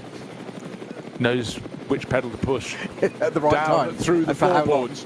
Yes. Right, the dynamic Porsche's had a very good race and still having plenty of action, but that's down just outside the top 10. But Lawrence Van Tor on board there, coming up to complete 20 laps. He might get into the top 10 now. He's chasing down Lucas Stoltz with 2.3 seconds down at the start of the lap. Indeed, Van Tor goes, so does Tim Heinemann going past Lucas Stoltz, because Stoltz has just dived into the pits. There we are. I was just looking for confirmation of that. So much information to view. Left and right through. Cars weave as they go between turns 1 and 2, either side of a production class BMW. The number 4 Porsche on the outside of the image, that's Tim Heinemann, and Lawrence Van Tor, discretion better part of valour, tucking out of his way there in the dynamic car. Yeah, well, he slightly sort of wrong-footed himself with that back marking, didn't he? And just allowed the Falcon car around the outside, but then tried to read it. But you're absolutely right that then at the end of that Mercedes arena, maybe a bit of a thoughts of last year, 24-hour of sometimes you just got to come out of this a bit. Yeah. Lesson learned. Yes, 2 years running wouldn't be super sweet, but yeah, certainly the dynamic Porsche doesn't seem to have the legs at this stage of the race of the Falcon Motorsport Porsche. So one of the Falcon cars was 11th at the start of the lap, is now 10th. The sister car number 3 is still in that 5th place overall, but losing ground to Matteo Caroli. The Rutronic Porsche went past at the start of the lap. By the end of the lap was clear by about the best part of 3 seconds, so the writing on the wall. And in fact, it does mean the car that's next in line is Christopher Mies, but he's another 15, 16 seconds back in 6th overall in the best of the Audis, which is car number 39, the Land Motorsport car. And it's very, very unusual to find an Audi that's ahead of the Shearer Sport PHX crews, but they've just had a day of days today, but not in a good way. The best placed car is the one that's still going, effectively, the one in 8th place overall, Italian racer Matteo Drudi at the wheel of that. Now lapping at pretty decent pace. Now we've got yellows into 120s, into code 60s, all the way through hats and back now. And I can't see that the Conrad Lamborghini is still there. So I'm wondering if it stopped and moved and continued. Yes, it's on the move again. It's up at the, coming up towards the carousel. So whatever happened to the Conrad Lamborghini, it's got going again, which is good news for them. But of course, it dropped it right down the order because it was running, what did we say, about 15th? If that? Yes, it was 15th. Yeah. Yeah. We've got Axel Jeffries at the wheel of that. Right, currently. Could you just check I'm not going mad? Thomas Preining is not listed as having come in to serve a pit stop. I'm sure I saw a sign on my screen saying he was coming into the pits, but maybe it was just he was being demoted. So he's back into 2nd place, but I thought that was because he was coming into the pits. But anyhow, it closed down to next to nothing, and as I said, 1.2 seconds, 1.3 seconds covered the top 3, but the 911 Porsche for now is listed in 2nd place. I'd like to see it out on the circuit because Dan Harper is running behind. No, Dan Harper's got up into that 2nd place then. Race leader is now Jesse Crone. We mentioned that happened just on the start-finish straight, but just need a wider shot to see Thomas Preining because he's been passed. He's also going to have to serve a longer time at a standstill in this final pit stop, but he's not even close enough to be in shot. I just wanted to see if he did go into the pits or not, but I don't think he has. I need a long shot to confirm that, but that is doubly galling because it means not only has he been passed on the track, but he's also got to be longer at a standstill in the final pit stop. So he'll be even further back when pit stop number 3 is covered. If the GPS is accurate, and you can't always rely on it, it does tell me that it's just behind the 2 cars we can see now, the 34 and 44 BMWs. The second one of that being the Dan Harper car that you said it's in 3rd place at the beginning of this lap, now in 2nd place. And catching. Yeah, at the start of the lap, he's down by 1.3 seconds. He's about 0.3 of a second behind. He's 2 car lengths behind, getting into the slipstream, into the toe, and using it very nicely indeed. Now he's 1 car length behind, but not at a point on the circuit in which you can do the overtaking thing. Yeah, just looking at the onboard for the 911 Manthey EMA entry, it is, every now and again you get a glimpse of the back of that BMW. They are that far back, so obviously something's happened there. It's almost like it's a little moment have gone off track that allowed that junior car to come through.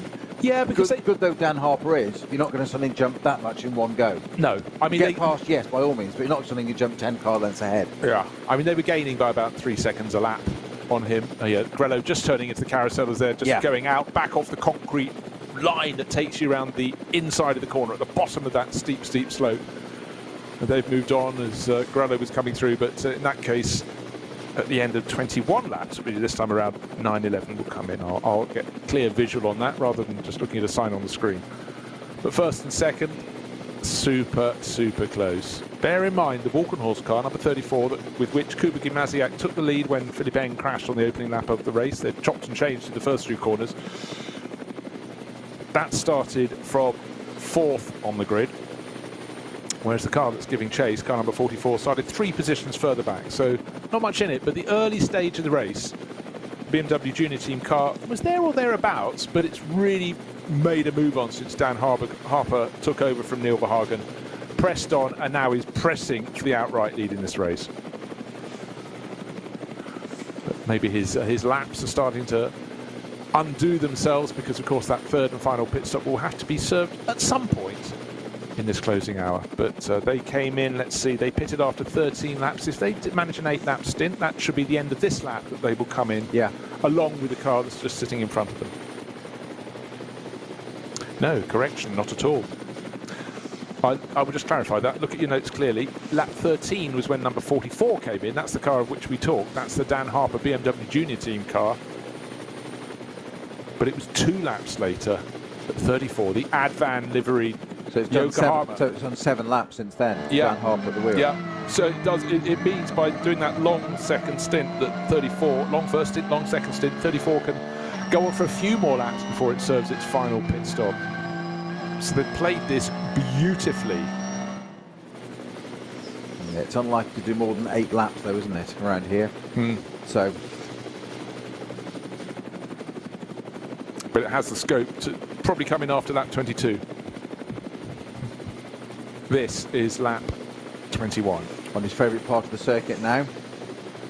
Doing the side draft there, just trying to get alongside the 34 car, trying to slow it down, which is exactly what he's done, and use the back marker to do that. That now he's got to break away from that. Unfortunately, the Valkenhorst car then gets its side toe, pulls alongside, retakes it.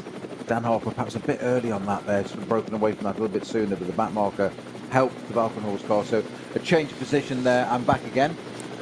Yeah, all interesting. Harper into the pits. Okay, Dan Harper into the pits. Didn't think it would go much longer. I thought he could possibly manage one more lap, but he has reported the pits, and Grello, the 911 Porsche, comes in behind him. I thought that Harper had one more lap in the bag before he needed to come in, but anyhow, that's what the team has opted for. So that means 34 Walkenhorst Motorsport car crossed the start-finish line in the lead, but will carry on for at least one more lap, and that means therefore its final pit stop will be, let's say on average, 8 minutes later, which could be as much as 16 seconds difference. That is a gift going into the final hour of a race. Not into the final hour, with 48 minutes remaining, deep into the final hour of the race. So it's Walkenhorst Motorsport's race to lose. Matteo Caroli did not come into the pits, so he's number 21. Car that started on pole for Rutronic Racing will also be running a late final pit stop as well. And the number 3 Porsche with Klaus Bachler can also come in at the same lap as those two rivals. So the early pitters are the 911, the Grello Porsche from Manthey EMA, and Dan Harper's car, the BMW Junior Team M4 GT3, which I thought might be able to manage another lap. It hasn't. So there we are. Whereas it was brightening, the sky was getting a little bit brighter a while ago. What has been a very grey day, so it's closing in again, getting a little bit darker for the end of the race. But I think it should be fine to stay dry. What a stupid thing to say on a race on the Nürburgring Nordschleife through to the end of this race. We've flirted and skirted with rain, but today it looks so it ought to be dry to the finish. The BMW Junior Team M4 down onto the deck. Neil Verhagen started it. Dan Harper did stint number 2. We're going to this final stint with, of course, the pit stop is complete, but there is a minimum time from pit in to pit out, and that is affected according to how many minutes before the end of the race this final pit stop is served. And so the pit stop's finished, but the car can go nowhere until the team member with the stopwatch works out the time has been completed and the car can get going again. The 911 Porsche is being held accordingly in the same fashion. A brand new set of Michelins on that. The BMW Junior Team car starts are rolling. It came in ahead of the Porsche and will leave ahead of the Porsche, which is as you'd expect. No driver change in the Porsche. I'm not sure if there was in the BMW Junior Team, where they've left Dan Harper aboard or put Max Hess on board. Put Max Hess on board. Max Hess is on board. Confirmation comes up a very nanosecond that Peter said that, but the 911 Porsche was a 2-driver lineup, so they're always going to do half a race each. So Thomas Preining will be back into that, or continue in that, through to the end of the race. 46 minutes remain on the clock. This race is to be lost or won by the Walkenhorst 34 crew. Kuba Maziak kicked off. Jesse Krohn will take it through to the finish. Can there be a late charge from anyone else? But any car that's just made a pit stop will have a pit stop that is longer than the pit stop of the car that has had just moved into the lead of the race before they made their pit stops. So looking very good for Jesse Krohn, building on the work of Kuba Gamaziak. And it certainly is looking very, very strong for that pairing.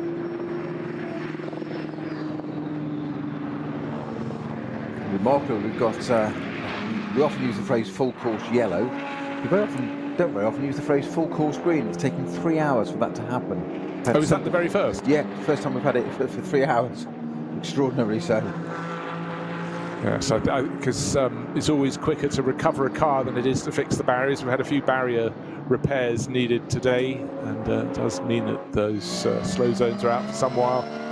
Good. Right, let's see what sort of lap pace the drivers can manage if they can run full green through to the end of this race. Just under 3/4 of an hour remains. 4 hours of racing for these early rounds of the 2023 Nürburgring Langstrecken Series, the long distance series that attracts drivers from all around the world. We saw an unfortunate moment and a clatter into the barriers for one of the Thai drivers we came across to experience this great circuit.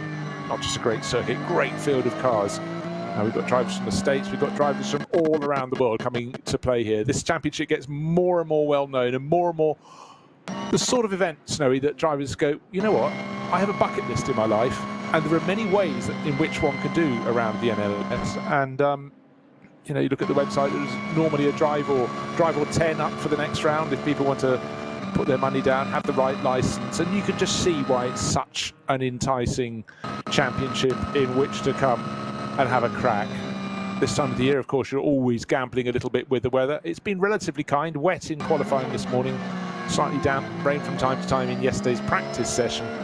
But through the race, it has been by and large dry, or within a blink of an eye of being dry. Just a little flurry of rain at one certain part of the circuit for a short while, and then just a bit of spray off the tyres of the car in front. But largely, you'd put this one down as a dry race, I would say, certainly by Nürburgring standards. Very much so. So the rain that we sort of thought at one point might come in didn't materialise, mercifully. Still 43 minutes to go, so I better not say too much, should I? No, don't give the game away. Right, the numbers you need to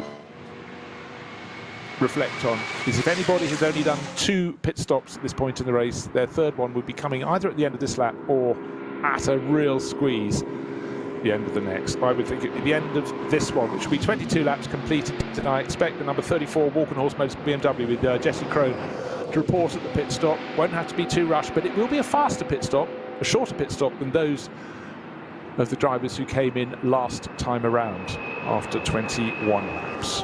And that includes the Grello Porsche, the Manthey EMA Porsche that is, number 911, and the 44 BMW Junior Team M4 GT3. Max Hess took that over from Dan Harper. Let's see if he can do as good a job. But of course, those other runners that are coming in for their final pit stop will have time in hand. It'll be a shorter pit stop. The Conrad Motorsport Lamborghini that had a slight problem a while ago, that makes it to the pit lane, but that's fallen down to the tail of, towards the tail of the top 20, down in 17th place when driver from Zimbabwe, who's based in the Middle East, Axel Jeffries, brought that into the pit lane. So here we are. Had the stop then, again, it was a technical issue on track, stopped and restarted again. Yeah, apparently. I think Alt Control Delete reboot, got out, kicked it, and etc. etc. Kicking a tyre always works. Always good. A good buying signal, I think.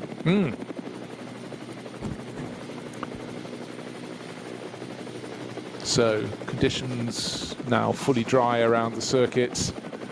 Cup 2, haven't seen who's leading that for a while. It's 121 giving chase, but number 100 leading that class. It's been there or thereabouts. Early stage of the race, it was 102 that was leading the way, with some really good opening laps from Carlos Rivas, but that's fallen back a bit. So it's Max Cruz Racing, Nicholas Otto, leading the Cup 2 class for Porsche Cup cars at this late stage in the race. Pit lane becoming quite busy at this point, but we're still waiting for the 34 Walk and Horse Motorsport BMW, the race leader, to come in and serve its final pit stop. Presumably this lap, it's 7.5 seconds to good over the number 44 BMW Junior Team car, but that has served its final pit stop. So the advantage I'd be should mightily grow. surprised if the Vulcan Horse car didn't come in this lap. Yeah, there's no point risking it. It made its pit stop after 7. Now. It made its pit stop after a 7-lap stint from the start, an 8-lap stint. Quite often the second one could be longer than the first because it doesn't have a formation lap, etc., etc. And it can come in now. That would be another 7-lap stint. It's just gone past the pits. Or go past the pits. Or next up, I gave it an option. So Vulcan Horse have got their own script. How dare they? It's not ours. Better check the number on the top. That's NLS 3. They've got ahead of themselves. German efficiency. Okay, so if it had come in now with 40 minutes remaining, its pit stop, I know I get a bit bored about this, would be 281 seconds. Okay? 4 3/4 minutes. If it comes in another 8 minutes time, after 32 minutes, it will be 260 seconds. There we are. It's making time. So that is a gift. It goes around as long as Jesse Krohn can bring it back around. How many laps is it on now, though, on this stint? 21 seconds it could gain by doing this extra lap in terms of less time, 21 seconds shorter pit stop. That's a massive, massive gain. But you do need someone in the pits who's just been analysing how much fuel's been used. Can we do another 8-lap stint? They've already done one. But as you pointed out, the amount of time in this race when we've been full green around the circuit has been very limited indeed. But this should be a famous win, but it could be a famous fumble. But I'm sure the Walkenhorst Motorsport team is way, way too good for that. I thought with having taken the lead outright, knowing it was going to take a shorter final pit stop than its rivals, it wasn't really worth taking a risk. But look, they've got the numbers, they've got the driver. He's asking them what E on the fuel gauge means and pressing on around this lap. But when he started lap 23, Jesse Krohn in the 34 Walkenhorst Motorsport BMW was 17 seconds clear of Matteo Caroli, who's also not served a third pit stop. That's the number 21 Rutronic Racing Porsche that started on pole position. Klaus Bachler has also not served the third and final pit stop. He has moved up into third place overall, the number 3 Porsche from Falco Motorsport. Best of those that have, well, we'll run through the rest when this lap has unravelled. That's the sister 35 car, isn't it, at the moment? There's the pits, the sister Walkenhorst, 11th place. Yeah, that's the one that's been shared by Thomas Neubauer and Jens Klingmann, who obviously does a very, very proficient job. So strength in depth, and of course these races in the NLS in the lead up to May are always very popular. We started the first race with a good number of SP9 class cars, but this time we stepped up to 30. We lost, unfortunately, the Racing 1 Ferrari. Didn't have enough spare parts, a minor off in qualifying, or a minor breakage in qualifying, and they didn't have the spare parts to take part. But that is there's a lot of meat on the bone in the top class, particularly in these early season events, and therefore even more kudos if you can go on to win it. And at the moment, Jesse Krohn going around towards the third of the way around the Nordschleife. The advantage, I said, over Matteo Caroli's Porsche was 17.3 seconds at the start of this lap. So the top 3, Bruce, on that last lap. So BMW and the 2 Porsches just on that top 3. Yeah, okay? Mm-hmm. 8075, 8079, 8076. That's, I think, evenly matched, isn't it? Yes, yes. And of course, around a circuit as long as this, if you're even within a second, you're very close indeed. But when you're dealing in tenths, but also when you're dealing in, there's another little factor in there, when you're dealing with traffic of cars considerably slower than yours, it's so easy to shed a second or two. I mean, to add a second or two, just you're being a bit cautious trying to go round them, but so that's all the more remarkable. And just looking to see the pace of those that have rejoined. Again, you have to wait for them to do their exactly. I was doing exactly the same, looking at Max Hesser's time. Yeah. Of course, it's a 10-minute, it's a 10-minute 20 out lap, so some of those being 12 minutes. So we've still got about half a dozen cars, maybe 5 cars actually. No, we have got the half dozen cars in the top class in SP9 that haven't served their third pit stop.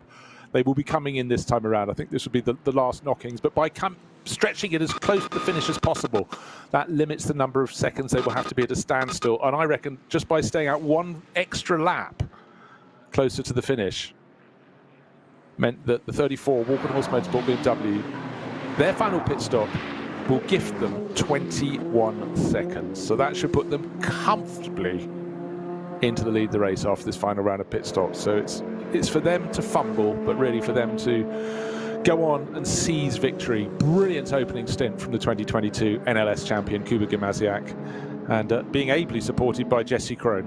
Was halfway around the circuit moment that the lead Walkenhorst car is at just coming to the carousel, going to the highest part of the circuit, also marks good sort of halfway around the circuit, the lap. So I would predict that car has got to pit this lap. Yeah, it won't be doing a 9-lap stint. The first one to attempt it. Yes, yes. We all know how it's going to end. Yes. Yes. Probably somewhere Just about the question of Hampton back. Exactly. Yes. Yes. How far into the lap do you think you can get? Just how far would you like to walk? Guess the corner. Yeah. So in fact, conditions almost as bright as they've been all day on what has been a very grey day, but it's been a masterclass from Walk and Horse Motorsport. You don't just buy experience, you have to earn experience, and they've been racing here for many, many years, not just in the top class either, not just in SP9, but today Kuba Gimasiak, having moved across from racing an Audi for the last handful of years, has joined the BMW gang, has joined Walk and Horse Motorsport, and didn't get the dream result in that opening round, didn't get to finish, but today looks so that is being redressed, this time with Jesse Crone, and all going very well indeed. Had to fight hard, was made to be honest by particularly Alessio Picariello in the opening 2 hours of this race, but since then Klaus Bachler hasn't had such a good time in that second place, what was the second place Porsche that rose from deep in the, it was 21st position at the start of the race. That came charging forward, but nothing to match Kuba Gimasiak. Last time it was Andy Soucek as his teammate, this time it's Jesse Crone. And you'd have to say it'd be something quite extraordinary if that doesn't keep stepping on and motor to victory. Rover Racing would have come to this event thinking great things were going to come their way. Sheldon van der Linde is up into 6th place overall, but the sister car crashed out of the lead not far onto the opening lap of the race. So for Philip Eng and the 99 crew, it was over and out. First retirement of the 132 cars that started the race. So not so good for them, but the sister car, 99, making its way up the order, has advanced into the top 10 and kept on going, is up to 6th place overall, but it's got Fabian Schiller as the next target up the road, but I think Fabian is just out of shot now. The Conrad Motorsport Lamborghini, of course, is slightly confusing in that mix because it's it's a lap down. It had that problem with Berman at the wheel. That's actually 19th on the road, but right in front of the BMW. Yeah. And suddenly it's looking a little bit better for Klaus Bachler, right onto the tail of Matteo Caroli. Third is still third, but third is a whole lot closer as they dive into the pits. And I would suggest, yes, the 34 BMW has come in from the lead of the race. It was nearly impact because Klaus Bachler so nearly had to run off the road on the entry to the pit lane as he got super close to the Vrutronic Porsche that Matteo Caroli just slowed a little bit earlier. So that could have been 2 cars in the top 5 into the barrier and out. Fortunately, that was not the case. Consecutive pit boxes as well, so they're literally one they after can talk about it afterwards. Exactly, the chat about it, exchange insurance notes, no claims discount and all that. But that was as close as you'd want it to be, dodging. Certainly was. The back of that the Mercedes. So for those that tumble down the order a little bit before the final sextet of cars, so their last pit stops, as well, a chance to gain a position back. But the story, as always in the NLS, is if you make your final pit stop as close to the finish as possible, it will be a shorter pit stop than those that had to pit earlier. They were the ones that had a shorter first pit stop because they made their first pit stop early. Sounds confusing. It isn't particularly, but it does mean the race. It's a bit like an accordion. It goes out and it comes in, but it's only when they've had that final push into and out of the pits do you get the really true picture. The writing was on the wall for some while, but certainly for Walk and Horse Motorsport with the 34 BMW M4 GT3 started and run through the first half of the race by Kuba Gimasiak. Things have been very smooth for them. Consistent speed. Jesse Crone gets it going. And where will he slot back out? Well, it should be into the lead of the race. Let's wait and see. He gets to pit exit. Still cars coming in the background. The Ad Sports line Lamborghini coming through, but the Vrutronic Racing Porsche only just getting going at the far end of the pit lane again. But Kuba Gimasiak will watch on with great pride because his teammate Jesse Crone down into turn 1, back into the lead of the race. Of course, the EMA car shared with Manthey, the Manthey EMA Porsche that was the leader before this final round of pit stops. Of course, their pit stop at the end was longer. They will be somewhat further back. At the end of this lap, well, within 24.5 kilometres, we'll tell you what the gap is between them, but certainly it has swung the way of the Walk and Horse Motorsport crew. They led in that first stint. Gymnasiak 2 strong stints. They stopped late, and now they're reaping the dividends. The fact was they'd already undone the sort of stagger, like in a 400-meter race when you start at different points around that first corner. And then when you're allowed to run into the middle, things all change. So yeah, and also Battler, the number 3 Porsche, got the jump on Carioli. Yeah.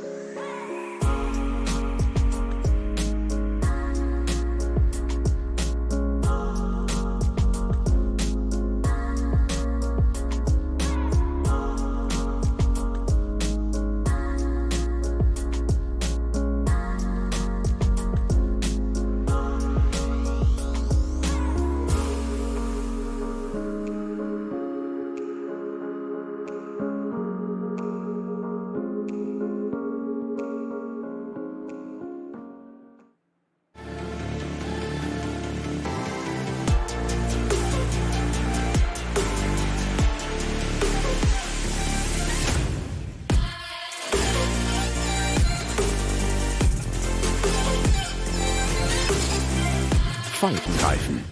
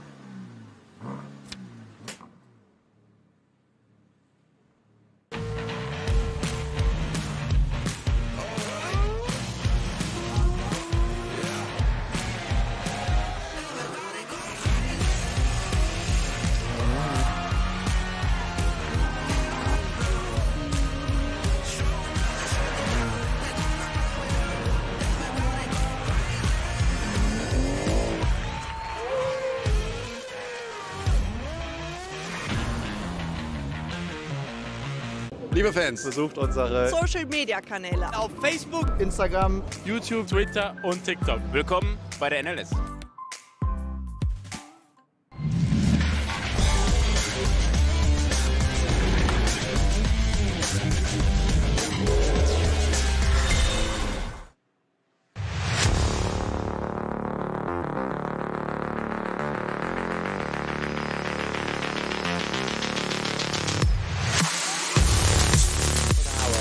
Don't forget, of course, some of the drivers completed about 10 minutes after that if they have a slow lap to the checkered flag.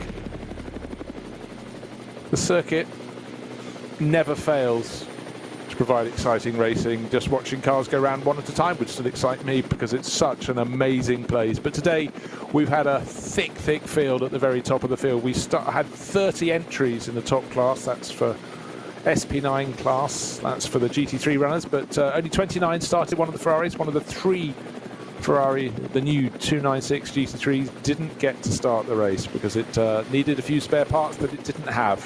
Always a problem when you get a new model, not just a new car, a new model.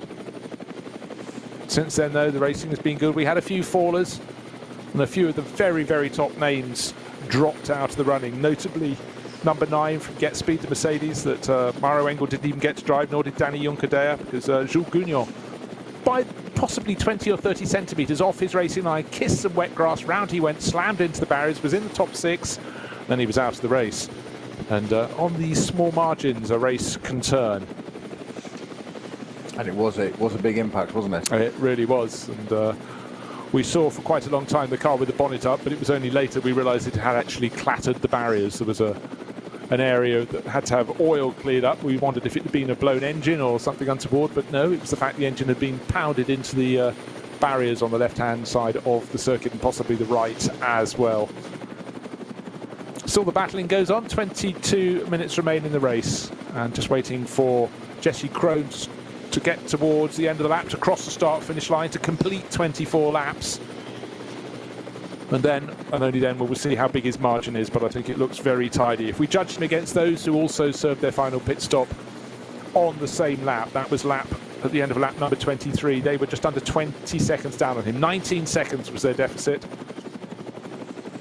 And they might have closed, mind you, that wasn't entirely accurate because it also depends where their pit garage is up and down the either side of the pit lane. But the lead was comfortable, and one would suggest a driver of Jesse's experience and capability should have this one in the bag. It's a question of where the runners who pitted a couple of laps earlier will resurface when everybody has served all their final pit stops, which they have, but they haven't served the lap after that. Exactly, that's the point, isn't it? We need that reset after that lap if everybody served the time. Right, okay.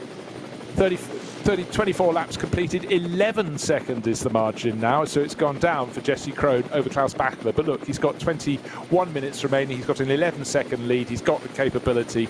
That should be enough. That's Klaus Bachler in the number 3 Porsche for Falcon Motorsport into second place. Third place is Matteo Caroli, so stopping late was the way to go. That's Rutronic Racing. He's 7 seconds further back, and then 8 seconds behind him is the BMW Junior team entry. That's pitted 2 laps earlier. Max Hess pressing on, getting very good speed. He just banged in the fastest lap of the race. 8 minutes, 1.6 second. Now, let's see. Can he get close? Can he get on the podium? Can he catch the Rutronic Racing Porsche? But as ever, when it seems a car early in the race has gained an advantage, yes, they had a shorter first pit stop, but then if you have a short first pit stop, be stopping earlier for your final pit stop. That has to be a longer pit stop. But in terms of natural pace, there's been no disguise today. The Walkenhorst Motorsport BMW M4 GT3, number 34 in particular, has looked very good indeed. Just feel like a just result for all the efforts they put in for that 44 junior entry, BMW junior team entry, would be a podium. I'm sure Matteo Caroli won't agree with that, of course, because he won't want to be knocked off the podium and such. But also good to see there, because we talk about Dan Harper a lot, and that those three of them, they're a very strong team. But Dan Harper just puts in some amazing performances and some lap times and some overtakes. But great to see. I wanted to see that come up, actually, to see Max Hesse match his time and actually just go that one little bit better, because Dan does tend to get the sort of the plaudits, if you like, a little bit of the focus of those three. So great run from opening lap, actually, first complete lap there for him in that stint from Max Hesse. Yeah, I think also what gets lost if someone is having a fabulous scrap, they attract the TV director. But if you're having a clean run, sometimes you don't notice someone who's not close to anyone else could be putting in really decent laps. Good lap. But 8:01.6 is a very, very good lap indeed from Max Hesse.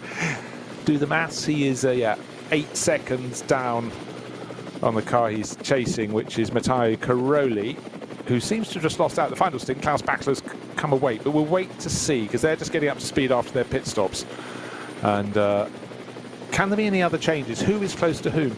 Well, the cars over 8th and 9th are separated by under a second. That's Patrick Niederhauser, the number 39 Land Motorsports Audi. That's 8th. And Fabian Schiller, the number 12 Get Speed Mercedes. Yeah, within half a second of him. It's been strange. Mercedes has been so strong for so long, but we had the Audis tripping up today if they had Shearer Sport PHX on the car, but also the Get Speed Mercedes and the Hout Racing Team Mercedes have not been that strong today. They've had their problems. The top Mercedes in 9th overall. The top Audi, let me scroll, oh sorry, is in 7th, 2 places ahead. 7th and 8th are Audis. Mercedes is 9th. So things chop and change, but this BMW looking really stronger and stronger in its sort of second full season of racing. And that's why it's leading the race, is in 4th place with a couple of Porsches in between. Then another Porsche, and in 6th place another BMW. So 3 of each filling the top 6 positions. So it was the sister 98 car, wasn't it, that won the first round? Yeah. From Rover. That's and it's now Balkenhorst's turn this race by the look of it. 24 laps completed. Also worth pointing out that the 34 Walkenhorst car that's leading comfortably today was on pole for the opening round of the championship. Kubicki Maziak took that time, carried on where he left off at the end of 2022 when he bagged the title, had a really, really super strong year. Right, here we are. We have 18 minutes remaining in the race. Cup 2 is being led by the 1-2-1 entry with Christopher Brook on board. He is, comfortably clear. He's nearly half a minute clear of the car that Carlos Rivas led the early half of the race, 1 or 2. That's comfortably in 2nd place, but really looks though the 1-2-1 crew will win Cup 2 Porsche competition. That's K Kramer Racing, who came stronger and stronger. Carsten Kramer's team, he's got another K with him. That's Moritz Krantz. 2-driver team, I often think early in the season is the way to go. Give the drivers the time to settle in. Right, let's have a look. 2nd place, Klaus Bachler. What is his pace like? Can there be, with 17 minutes remaining, a change at the front? 11 seconds between them in the pit lane last time around. Let's see what it's going to be. At the end of lap 25, they'll have done 2 further laps since those pit stops. The gap came down from 19 seconds to 11 seconds around this lap. How is Klaus Bachler faring? He's worked the traffic very, very well indeed. He's managed to drop Matteo Caroli in the number 21 Rutronic Racing Porsche. And as with all the drivers, they're trying to keep clear of any trouble behind them.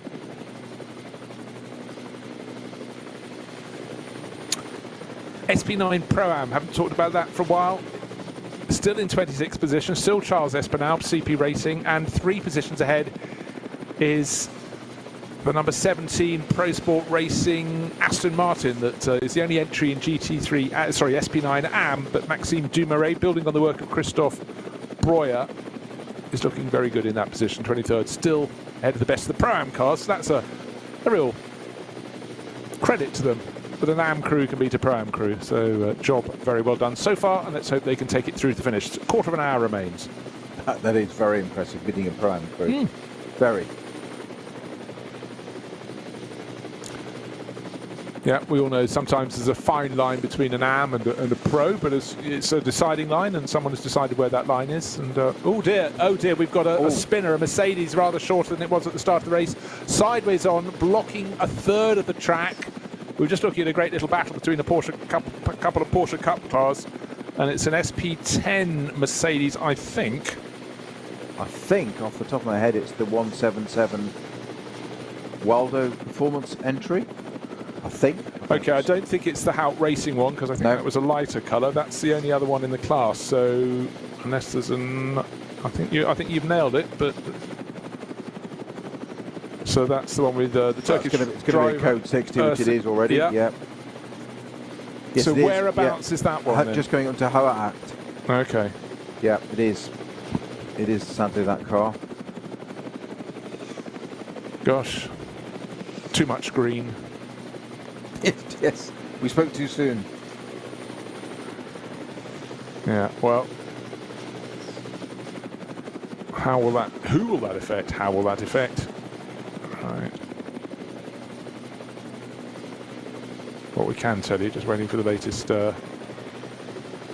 timing interval. 25 laps completed by Jesse Crone. They've even put his name back on the timing screen. It was an 11-second gap back. It's now 18.5 seconds back. So what's happened? Jesse Crone has settled down on this final set of rubber, and it's still those two Porsches behind him, but respectively 18.5 and nearly 20 seconds behind. Klaus Bachler for Falcon Motorsport, Mattia Caroli, who's had a very good run on that lap for Rutronic Racing. Then there's a gap of 10 seconds back to Max Hess, who didn't gain anything on the two cars ahead of him. So maybe the charge for BMW Junior Team has been blunted by that. But don't forget, with the slow zone, that does reduce any advantage a chasing driver might have.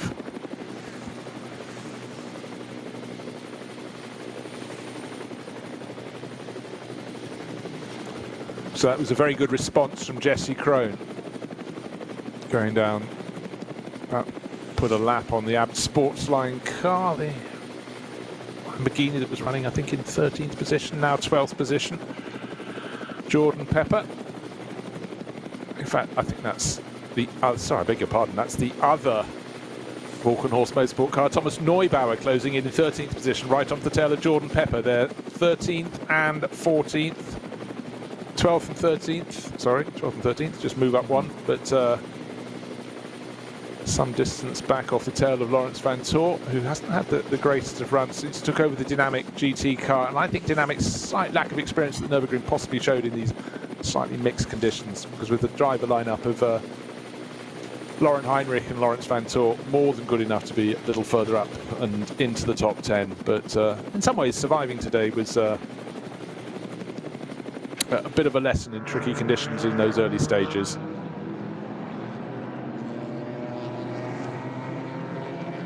So our race leader onto the 26th lap, which should be the penultimate one.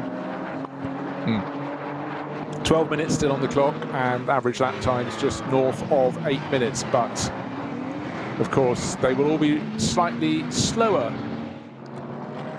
around the circuit this time around because of that GT4 Mercedes running the SP10 class that was parked sideways across the track with bits of it scattered left, right and centre, and I'm fairly sure that was the 177 Waldo Performance AMG GT4. Certainly going no further, so just looking to see that was Moritz Wiskirchen, Moritz Whitechurch at the wheel of that, and will not be completing the 23rd lap, and that will tumble down the order out of the top 30.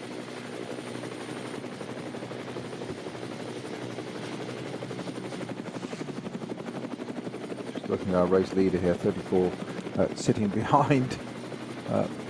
No, that's the little trap I fell into. That's the sister car. They're fighting for position. That's 12th place. That's number 35. If you just... My apologies. Yeah, no, I went exactly down there thinking it's about to put a lap on the Lamborghini. I know it's down in 13th position. Then I was about to do, right, so that's 35. That's Neubauer chasing Jordan Pepper in the Huracan. It's a good job you're here, as we say frequently. Someone's got to hold the ceiling up. Right, Walkenhorst Motorsport. They will be very pleased not only to have two cars still going, because we had a few tumblers, few of the very front runners dropping out of this packed field. You suggested they would. 4-hour race with 29 GT3 class cars running, filling the top class here, which we know of as SP9. Mixed weather conditions, that's always another factor, but for Walkenhorst, they won't get two in the top 10, but two in the top 12, but most importantly, a win, surely, be coming their way. Now, Jordan Pepper suddenly interrupted by the Lawrence Van Tor, who's, I said, not been having the greatest run in this. Something just not quite right with the setup on that dynamic GT Porsche. It seemed to get slower as the track dried. It was quite quick early on, but that's fallen back and back and back. It's outside the top 10. It's in 11th place overall. Jordan Pepper literally tripping over it. And in behind him, if he blinks, Thomas Neubauer will take the second of the Walkenhorst Motorsport BMWs. He even has a look now. They come across a Porsche Cayman. All three cars getting bunched up.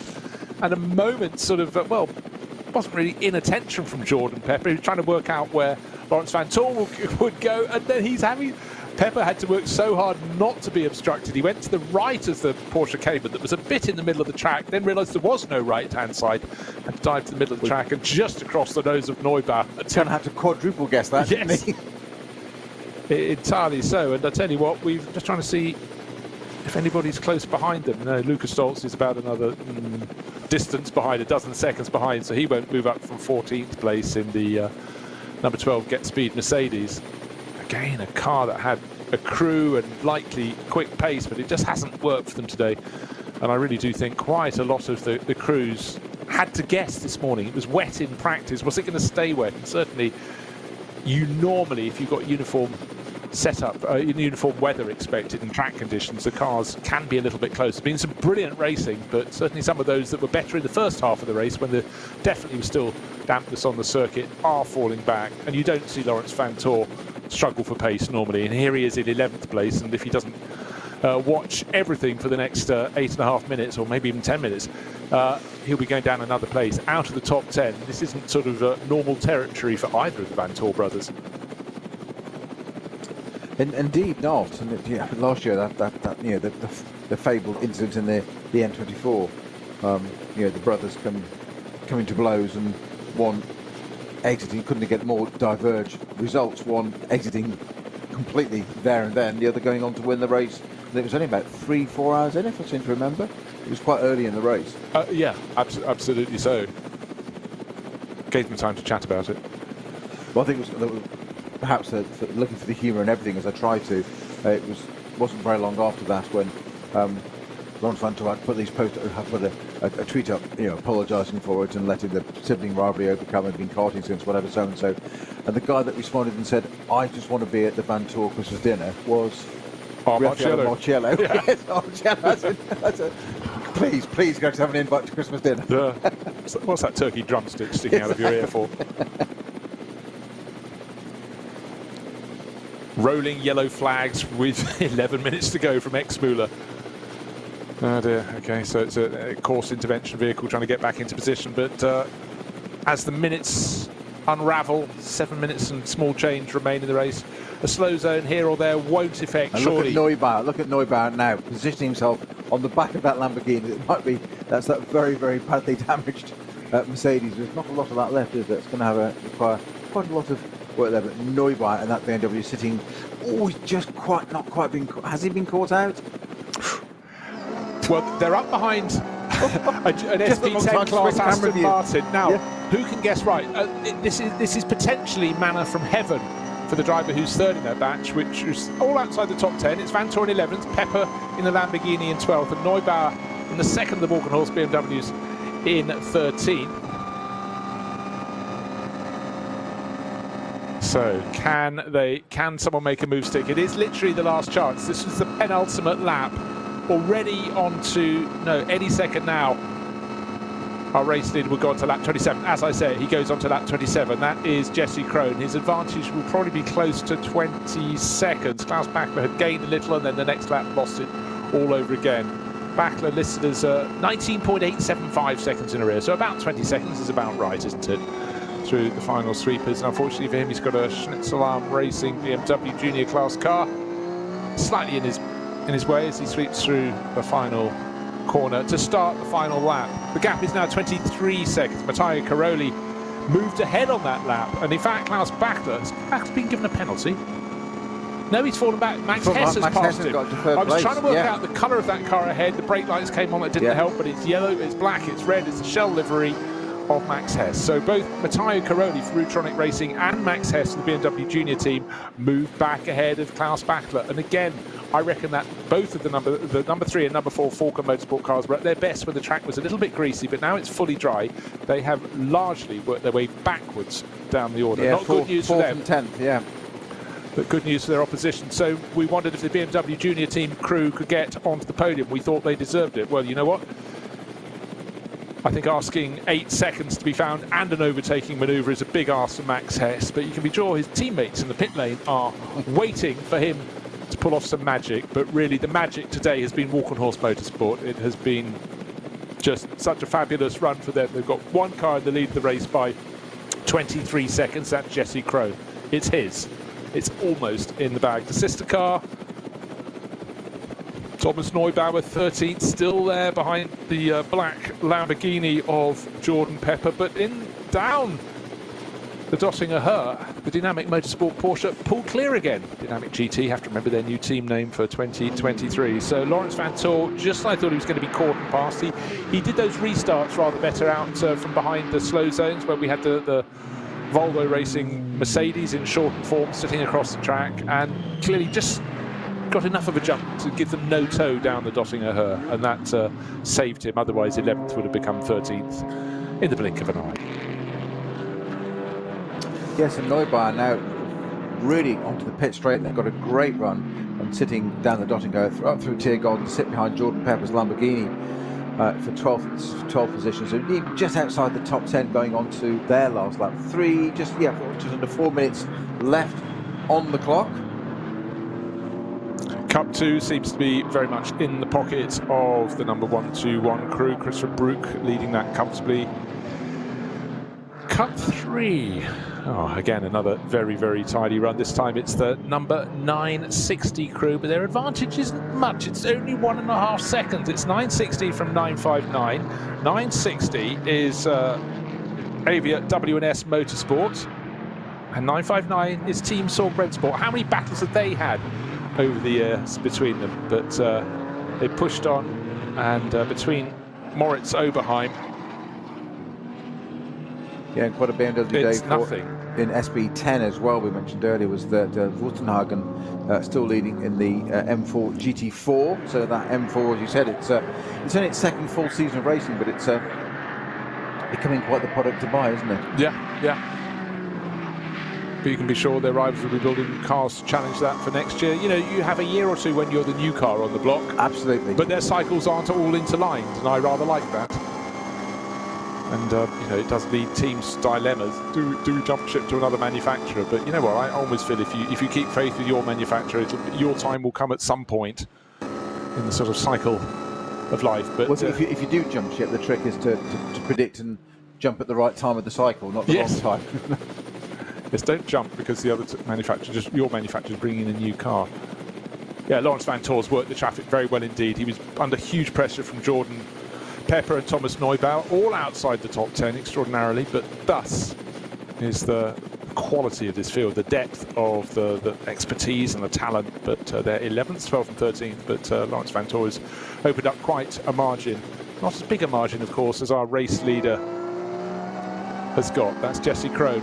The car was number 34 Walk-on-Horse Motorsport BMW, started 4th on the grid, was put into the lead very early on by Kuba Gimasiak, was still there when he came in just after the half point in the race, the midpoint in the race, and Jesse Crone has done the rest. Matteo Caroli is doing all he can in second place for Rutronic Racing. That car did start on pole, but he's got enough of an advantage surely to hold on to second place from the charging Max Hess for BMW Junior Team. So it looks so it's going to be BMW, Porsche, BMW for the top 3 positions. No disrespect to Max Hesse, but I've seen on the ticker that actually number 3, the Falcon Porsche, the backlight at the wheel, at the end of lap 25, came into the pits for a drive-through. Yeah, well, we knew there was a penalty. Yeah. Okay, that's why it suddenly lost so much. Well spotted. Yeah. So it's got 4 pit stops. 3 is the ideal number. So that's what cost it the final podium position. In fact, its own battle. It was ahead of Cairoli, wasn't it? And then yeah. So frustration, but you do have to have your eyes on a million screens to keep up with the Twitters, the tweets, the... Yeah, that really was... Driving the track's a lot easier. Yeah, we've got to do one thing. Just turn left and turn right. 2 things. That's all you got to do. Simple. So, in 20 seconds, we would have reached the end of 4 hours. The checkered flag will come out to be waved for the first driver of the lead group, which will be car number 34, surely. And that will be Jesse Krohn. Kubica Maziak can do no more. Oh, suddenly the field closes right up. The number 3 Porsche, of which we just spoke, right on the tail of that's for the 177 incident. We're going past the 4h Racing Mercedes, which is on both sides of the track at the same time, and they get released from that. And the BMW Junior team, there I was thinking it was super safe to have that final podium position gifted to it by the penalty served late in the race by Klaus Bachler, but Bachler is right onto its tail. So yeah, got a few nervous moments yet, but for our race leader, the clock has ticked around through 4 hours. It's Advent on the nose, it's Yokohama on the side, it's Walkenhorst Motorsport and BMW underneath. And on board is Jesse Krohn. He's sitting with the lead of the start of the lap. It was 23 seconds. He can lose a second here, he can lose a second there, but as he works his way for the final time round a fully dry, no look, even sun-kissed, fleetingly, Nürburgring Nordschleife. It's been a really, it's one of those days that teams dream of, and even if the top class was only half the number of cars that it started with today, the Walkenhorst Motorsport would be mighty pleased. But look, we had 30 cars in SP9 on the entry list. We lost the racing one. Ferrari didn't have enough spare parts after a problem in qualifying this morning, but through to the end of the race, it's BMW all the way. You tot up the number of laps led by BMW in the race. The first lap was led by BMW, but that crashed out of the way. That was the number 99 Rover racing car. Philippe Eng just making a minor mistake, but pretty much thereafter, it's been, if it hasn't been a Porsche, it's been a BMW, but the lion's share has been BMW. The only time Porsche hit the front was when the Grello car had made that early pit stop and came back out after the first pit stops in front. But you rob the bank, you've got to pay it back. So the final pit stop for them was much longer. And that is why the 34 Walkenhorst Motorsport BMW M4 GT3 is coming up into Tiergarten now with a comfortable lead past the point where the tie-driven Porsche clanged into the barriers not so long ago. Through the chicane, you turn right, you turn left, you straighten up, push your tie up to your collar, wave to your crew on the pit wall. Lights are flashing, it's black, it's red, and it's first in the race. It's Walkenhorst Motorsport, it's Jesse Krohn, and it's a BMW M4 GT3. 2 races, 2 different manufacturers taking victory. It's early in the season, it's an 8-race campaign, and we will have to wait somewhat, maybe 20 plus seconds until the driver in second place will come through. It ought to be the blue and yellow Porsche. There it comes now, Matteo Caroli at the wheel. He will take that second place. And Max Hesser it is in the BMW Junior team that's going to cement the 3rd place across the line. Just looking at the onboard now, and then indeed that BMW crossing the line now, and the Falcon number 3 entry, wasn't it? That's, yeah, number 3 entry that's close behind, 4th. Just not quite able to maximise on traffic there. He was very close on that last lap, but Max Hesser just worked the traffic a little bit better to secure that final podium position. Right, top 6 completed in 5th place by Thomas Preining. Of course, they paid the price of that early first pit stop in the Manthey EMA Porsche. They take 5th place, only just ahead of Sheldon van der Linde, so at least the Rover racing crew got 1 car in the top 6. That was 6th overall. 7th place, Matteo Drudi for the much troubled Shearer Sport PHX team. 8th place, Land Motorsport, 2nd of the Audis in 8th. Fabian Schiller, Get Speed Motorsport, took 9th place with their Mercedes. In 10th place, Joel Eriksson in the 2nd of the Falcon Motorsport cars, and it was very, very close indeed when over the finish line to the tail of Schiller. So there we have it. And GT SP9 Pro-Am will go surely the way of, but they've lost ground.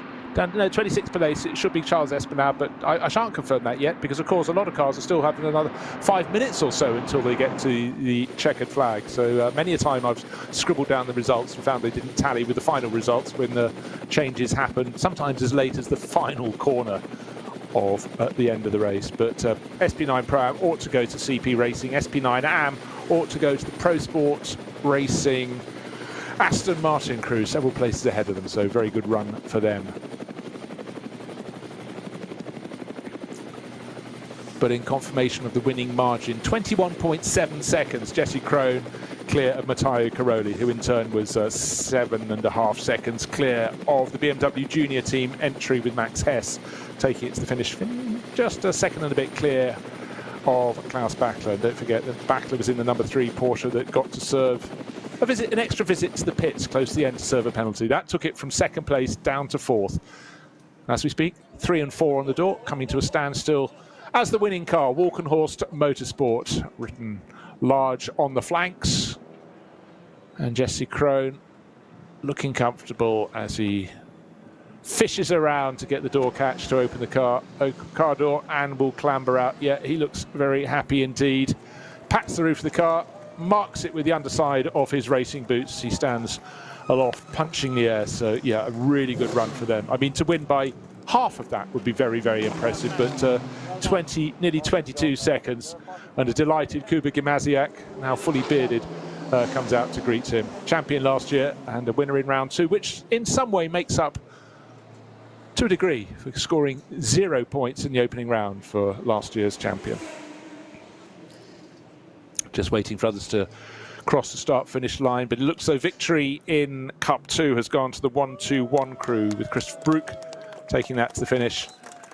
And Cup 3 looking for the top runner in that, Moritz Oberheim. Just checking if he's finished, not entirely sure he has yet. 960 and 959 were very close in that class, and I think they've finished in that order.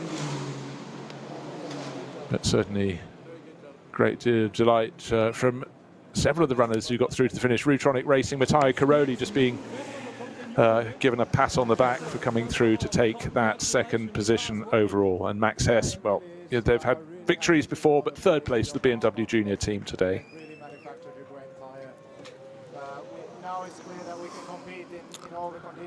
And for Jesse Krohn, out of the car. It doesn't look as though he's even been in the car. Doesn't have the decency to look even just slightly warm under the collar. But I think the thing was, he didn't have to press too hard, because that car literally had an untroubled race. It took the lead, it lost the lead within the first 2 or 3 corners, got it back when the 99 BMW clattered into the barriers for poor Philippe Eng, but thereafter they never were really harried. They just built on the lead that Kuba Gimasiak had put in. They controlled the pit stops nicely, and again they had the right tactic, the dream tactic. If you can have your first pit stop late, you know you're sort of controlling the race, providing things don't change towards the end and you have to make an extra stop. But no, I think they worked that very well. And again, I think speed is one thing, but it's speed and experience that wins, not just from the driver's point of view, Snowy, but from the point of view of the team management as well. Don't panic, Mr. Mannering.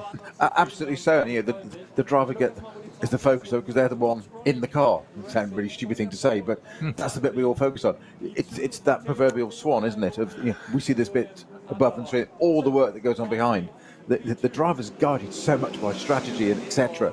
And that's assuming you've got a team that's built and working and running and sponsorship and everything working already. So the great job there by Walkenhorst. I'm disappointed we haven't seen more from Ferrari. I know the Racing One car didn't take part and start the race. No wonder it wasn't going to get a result. But just Ferrari's fading at the moment. Just hasn't.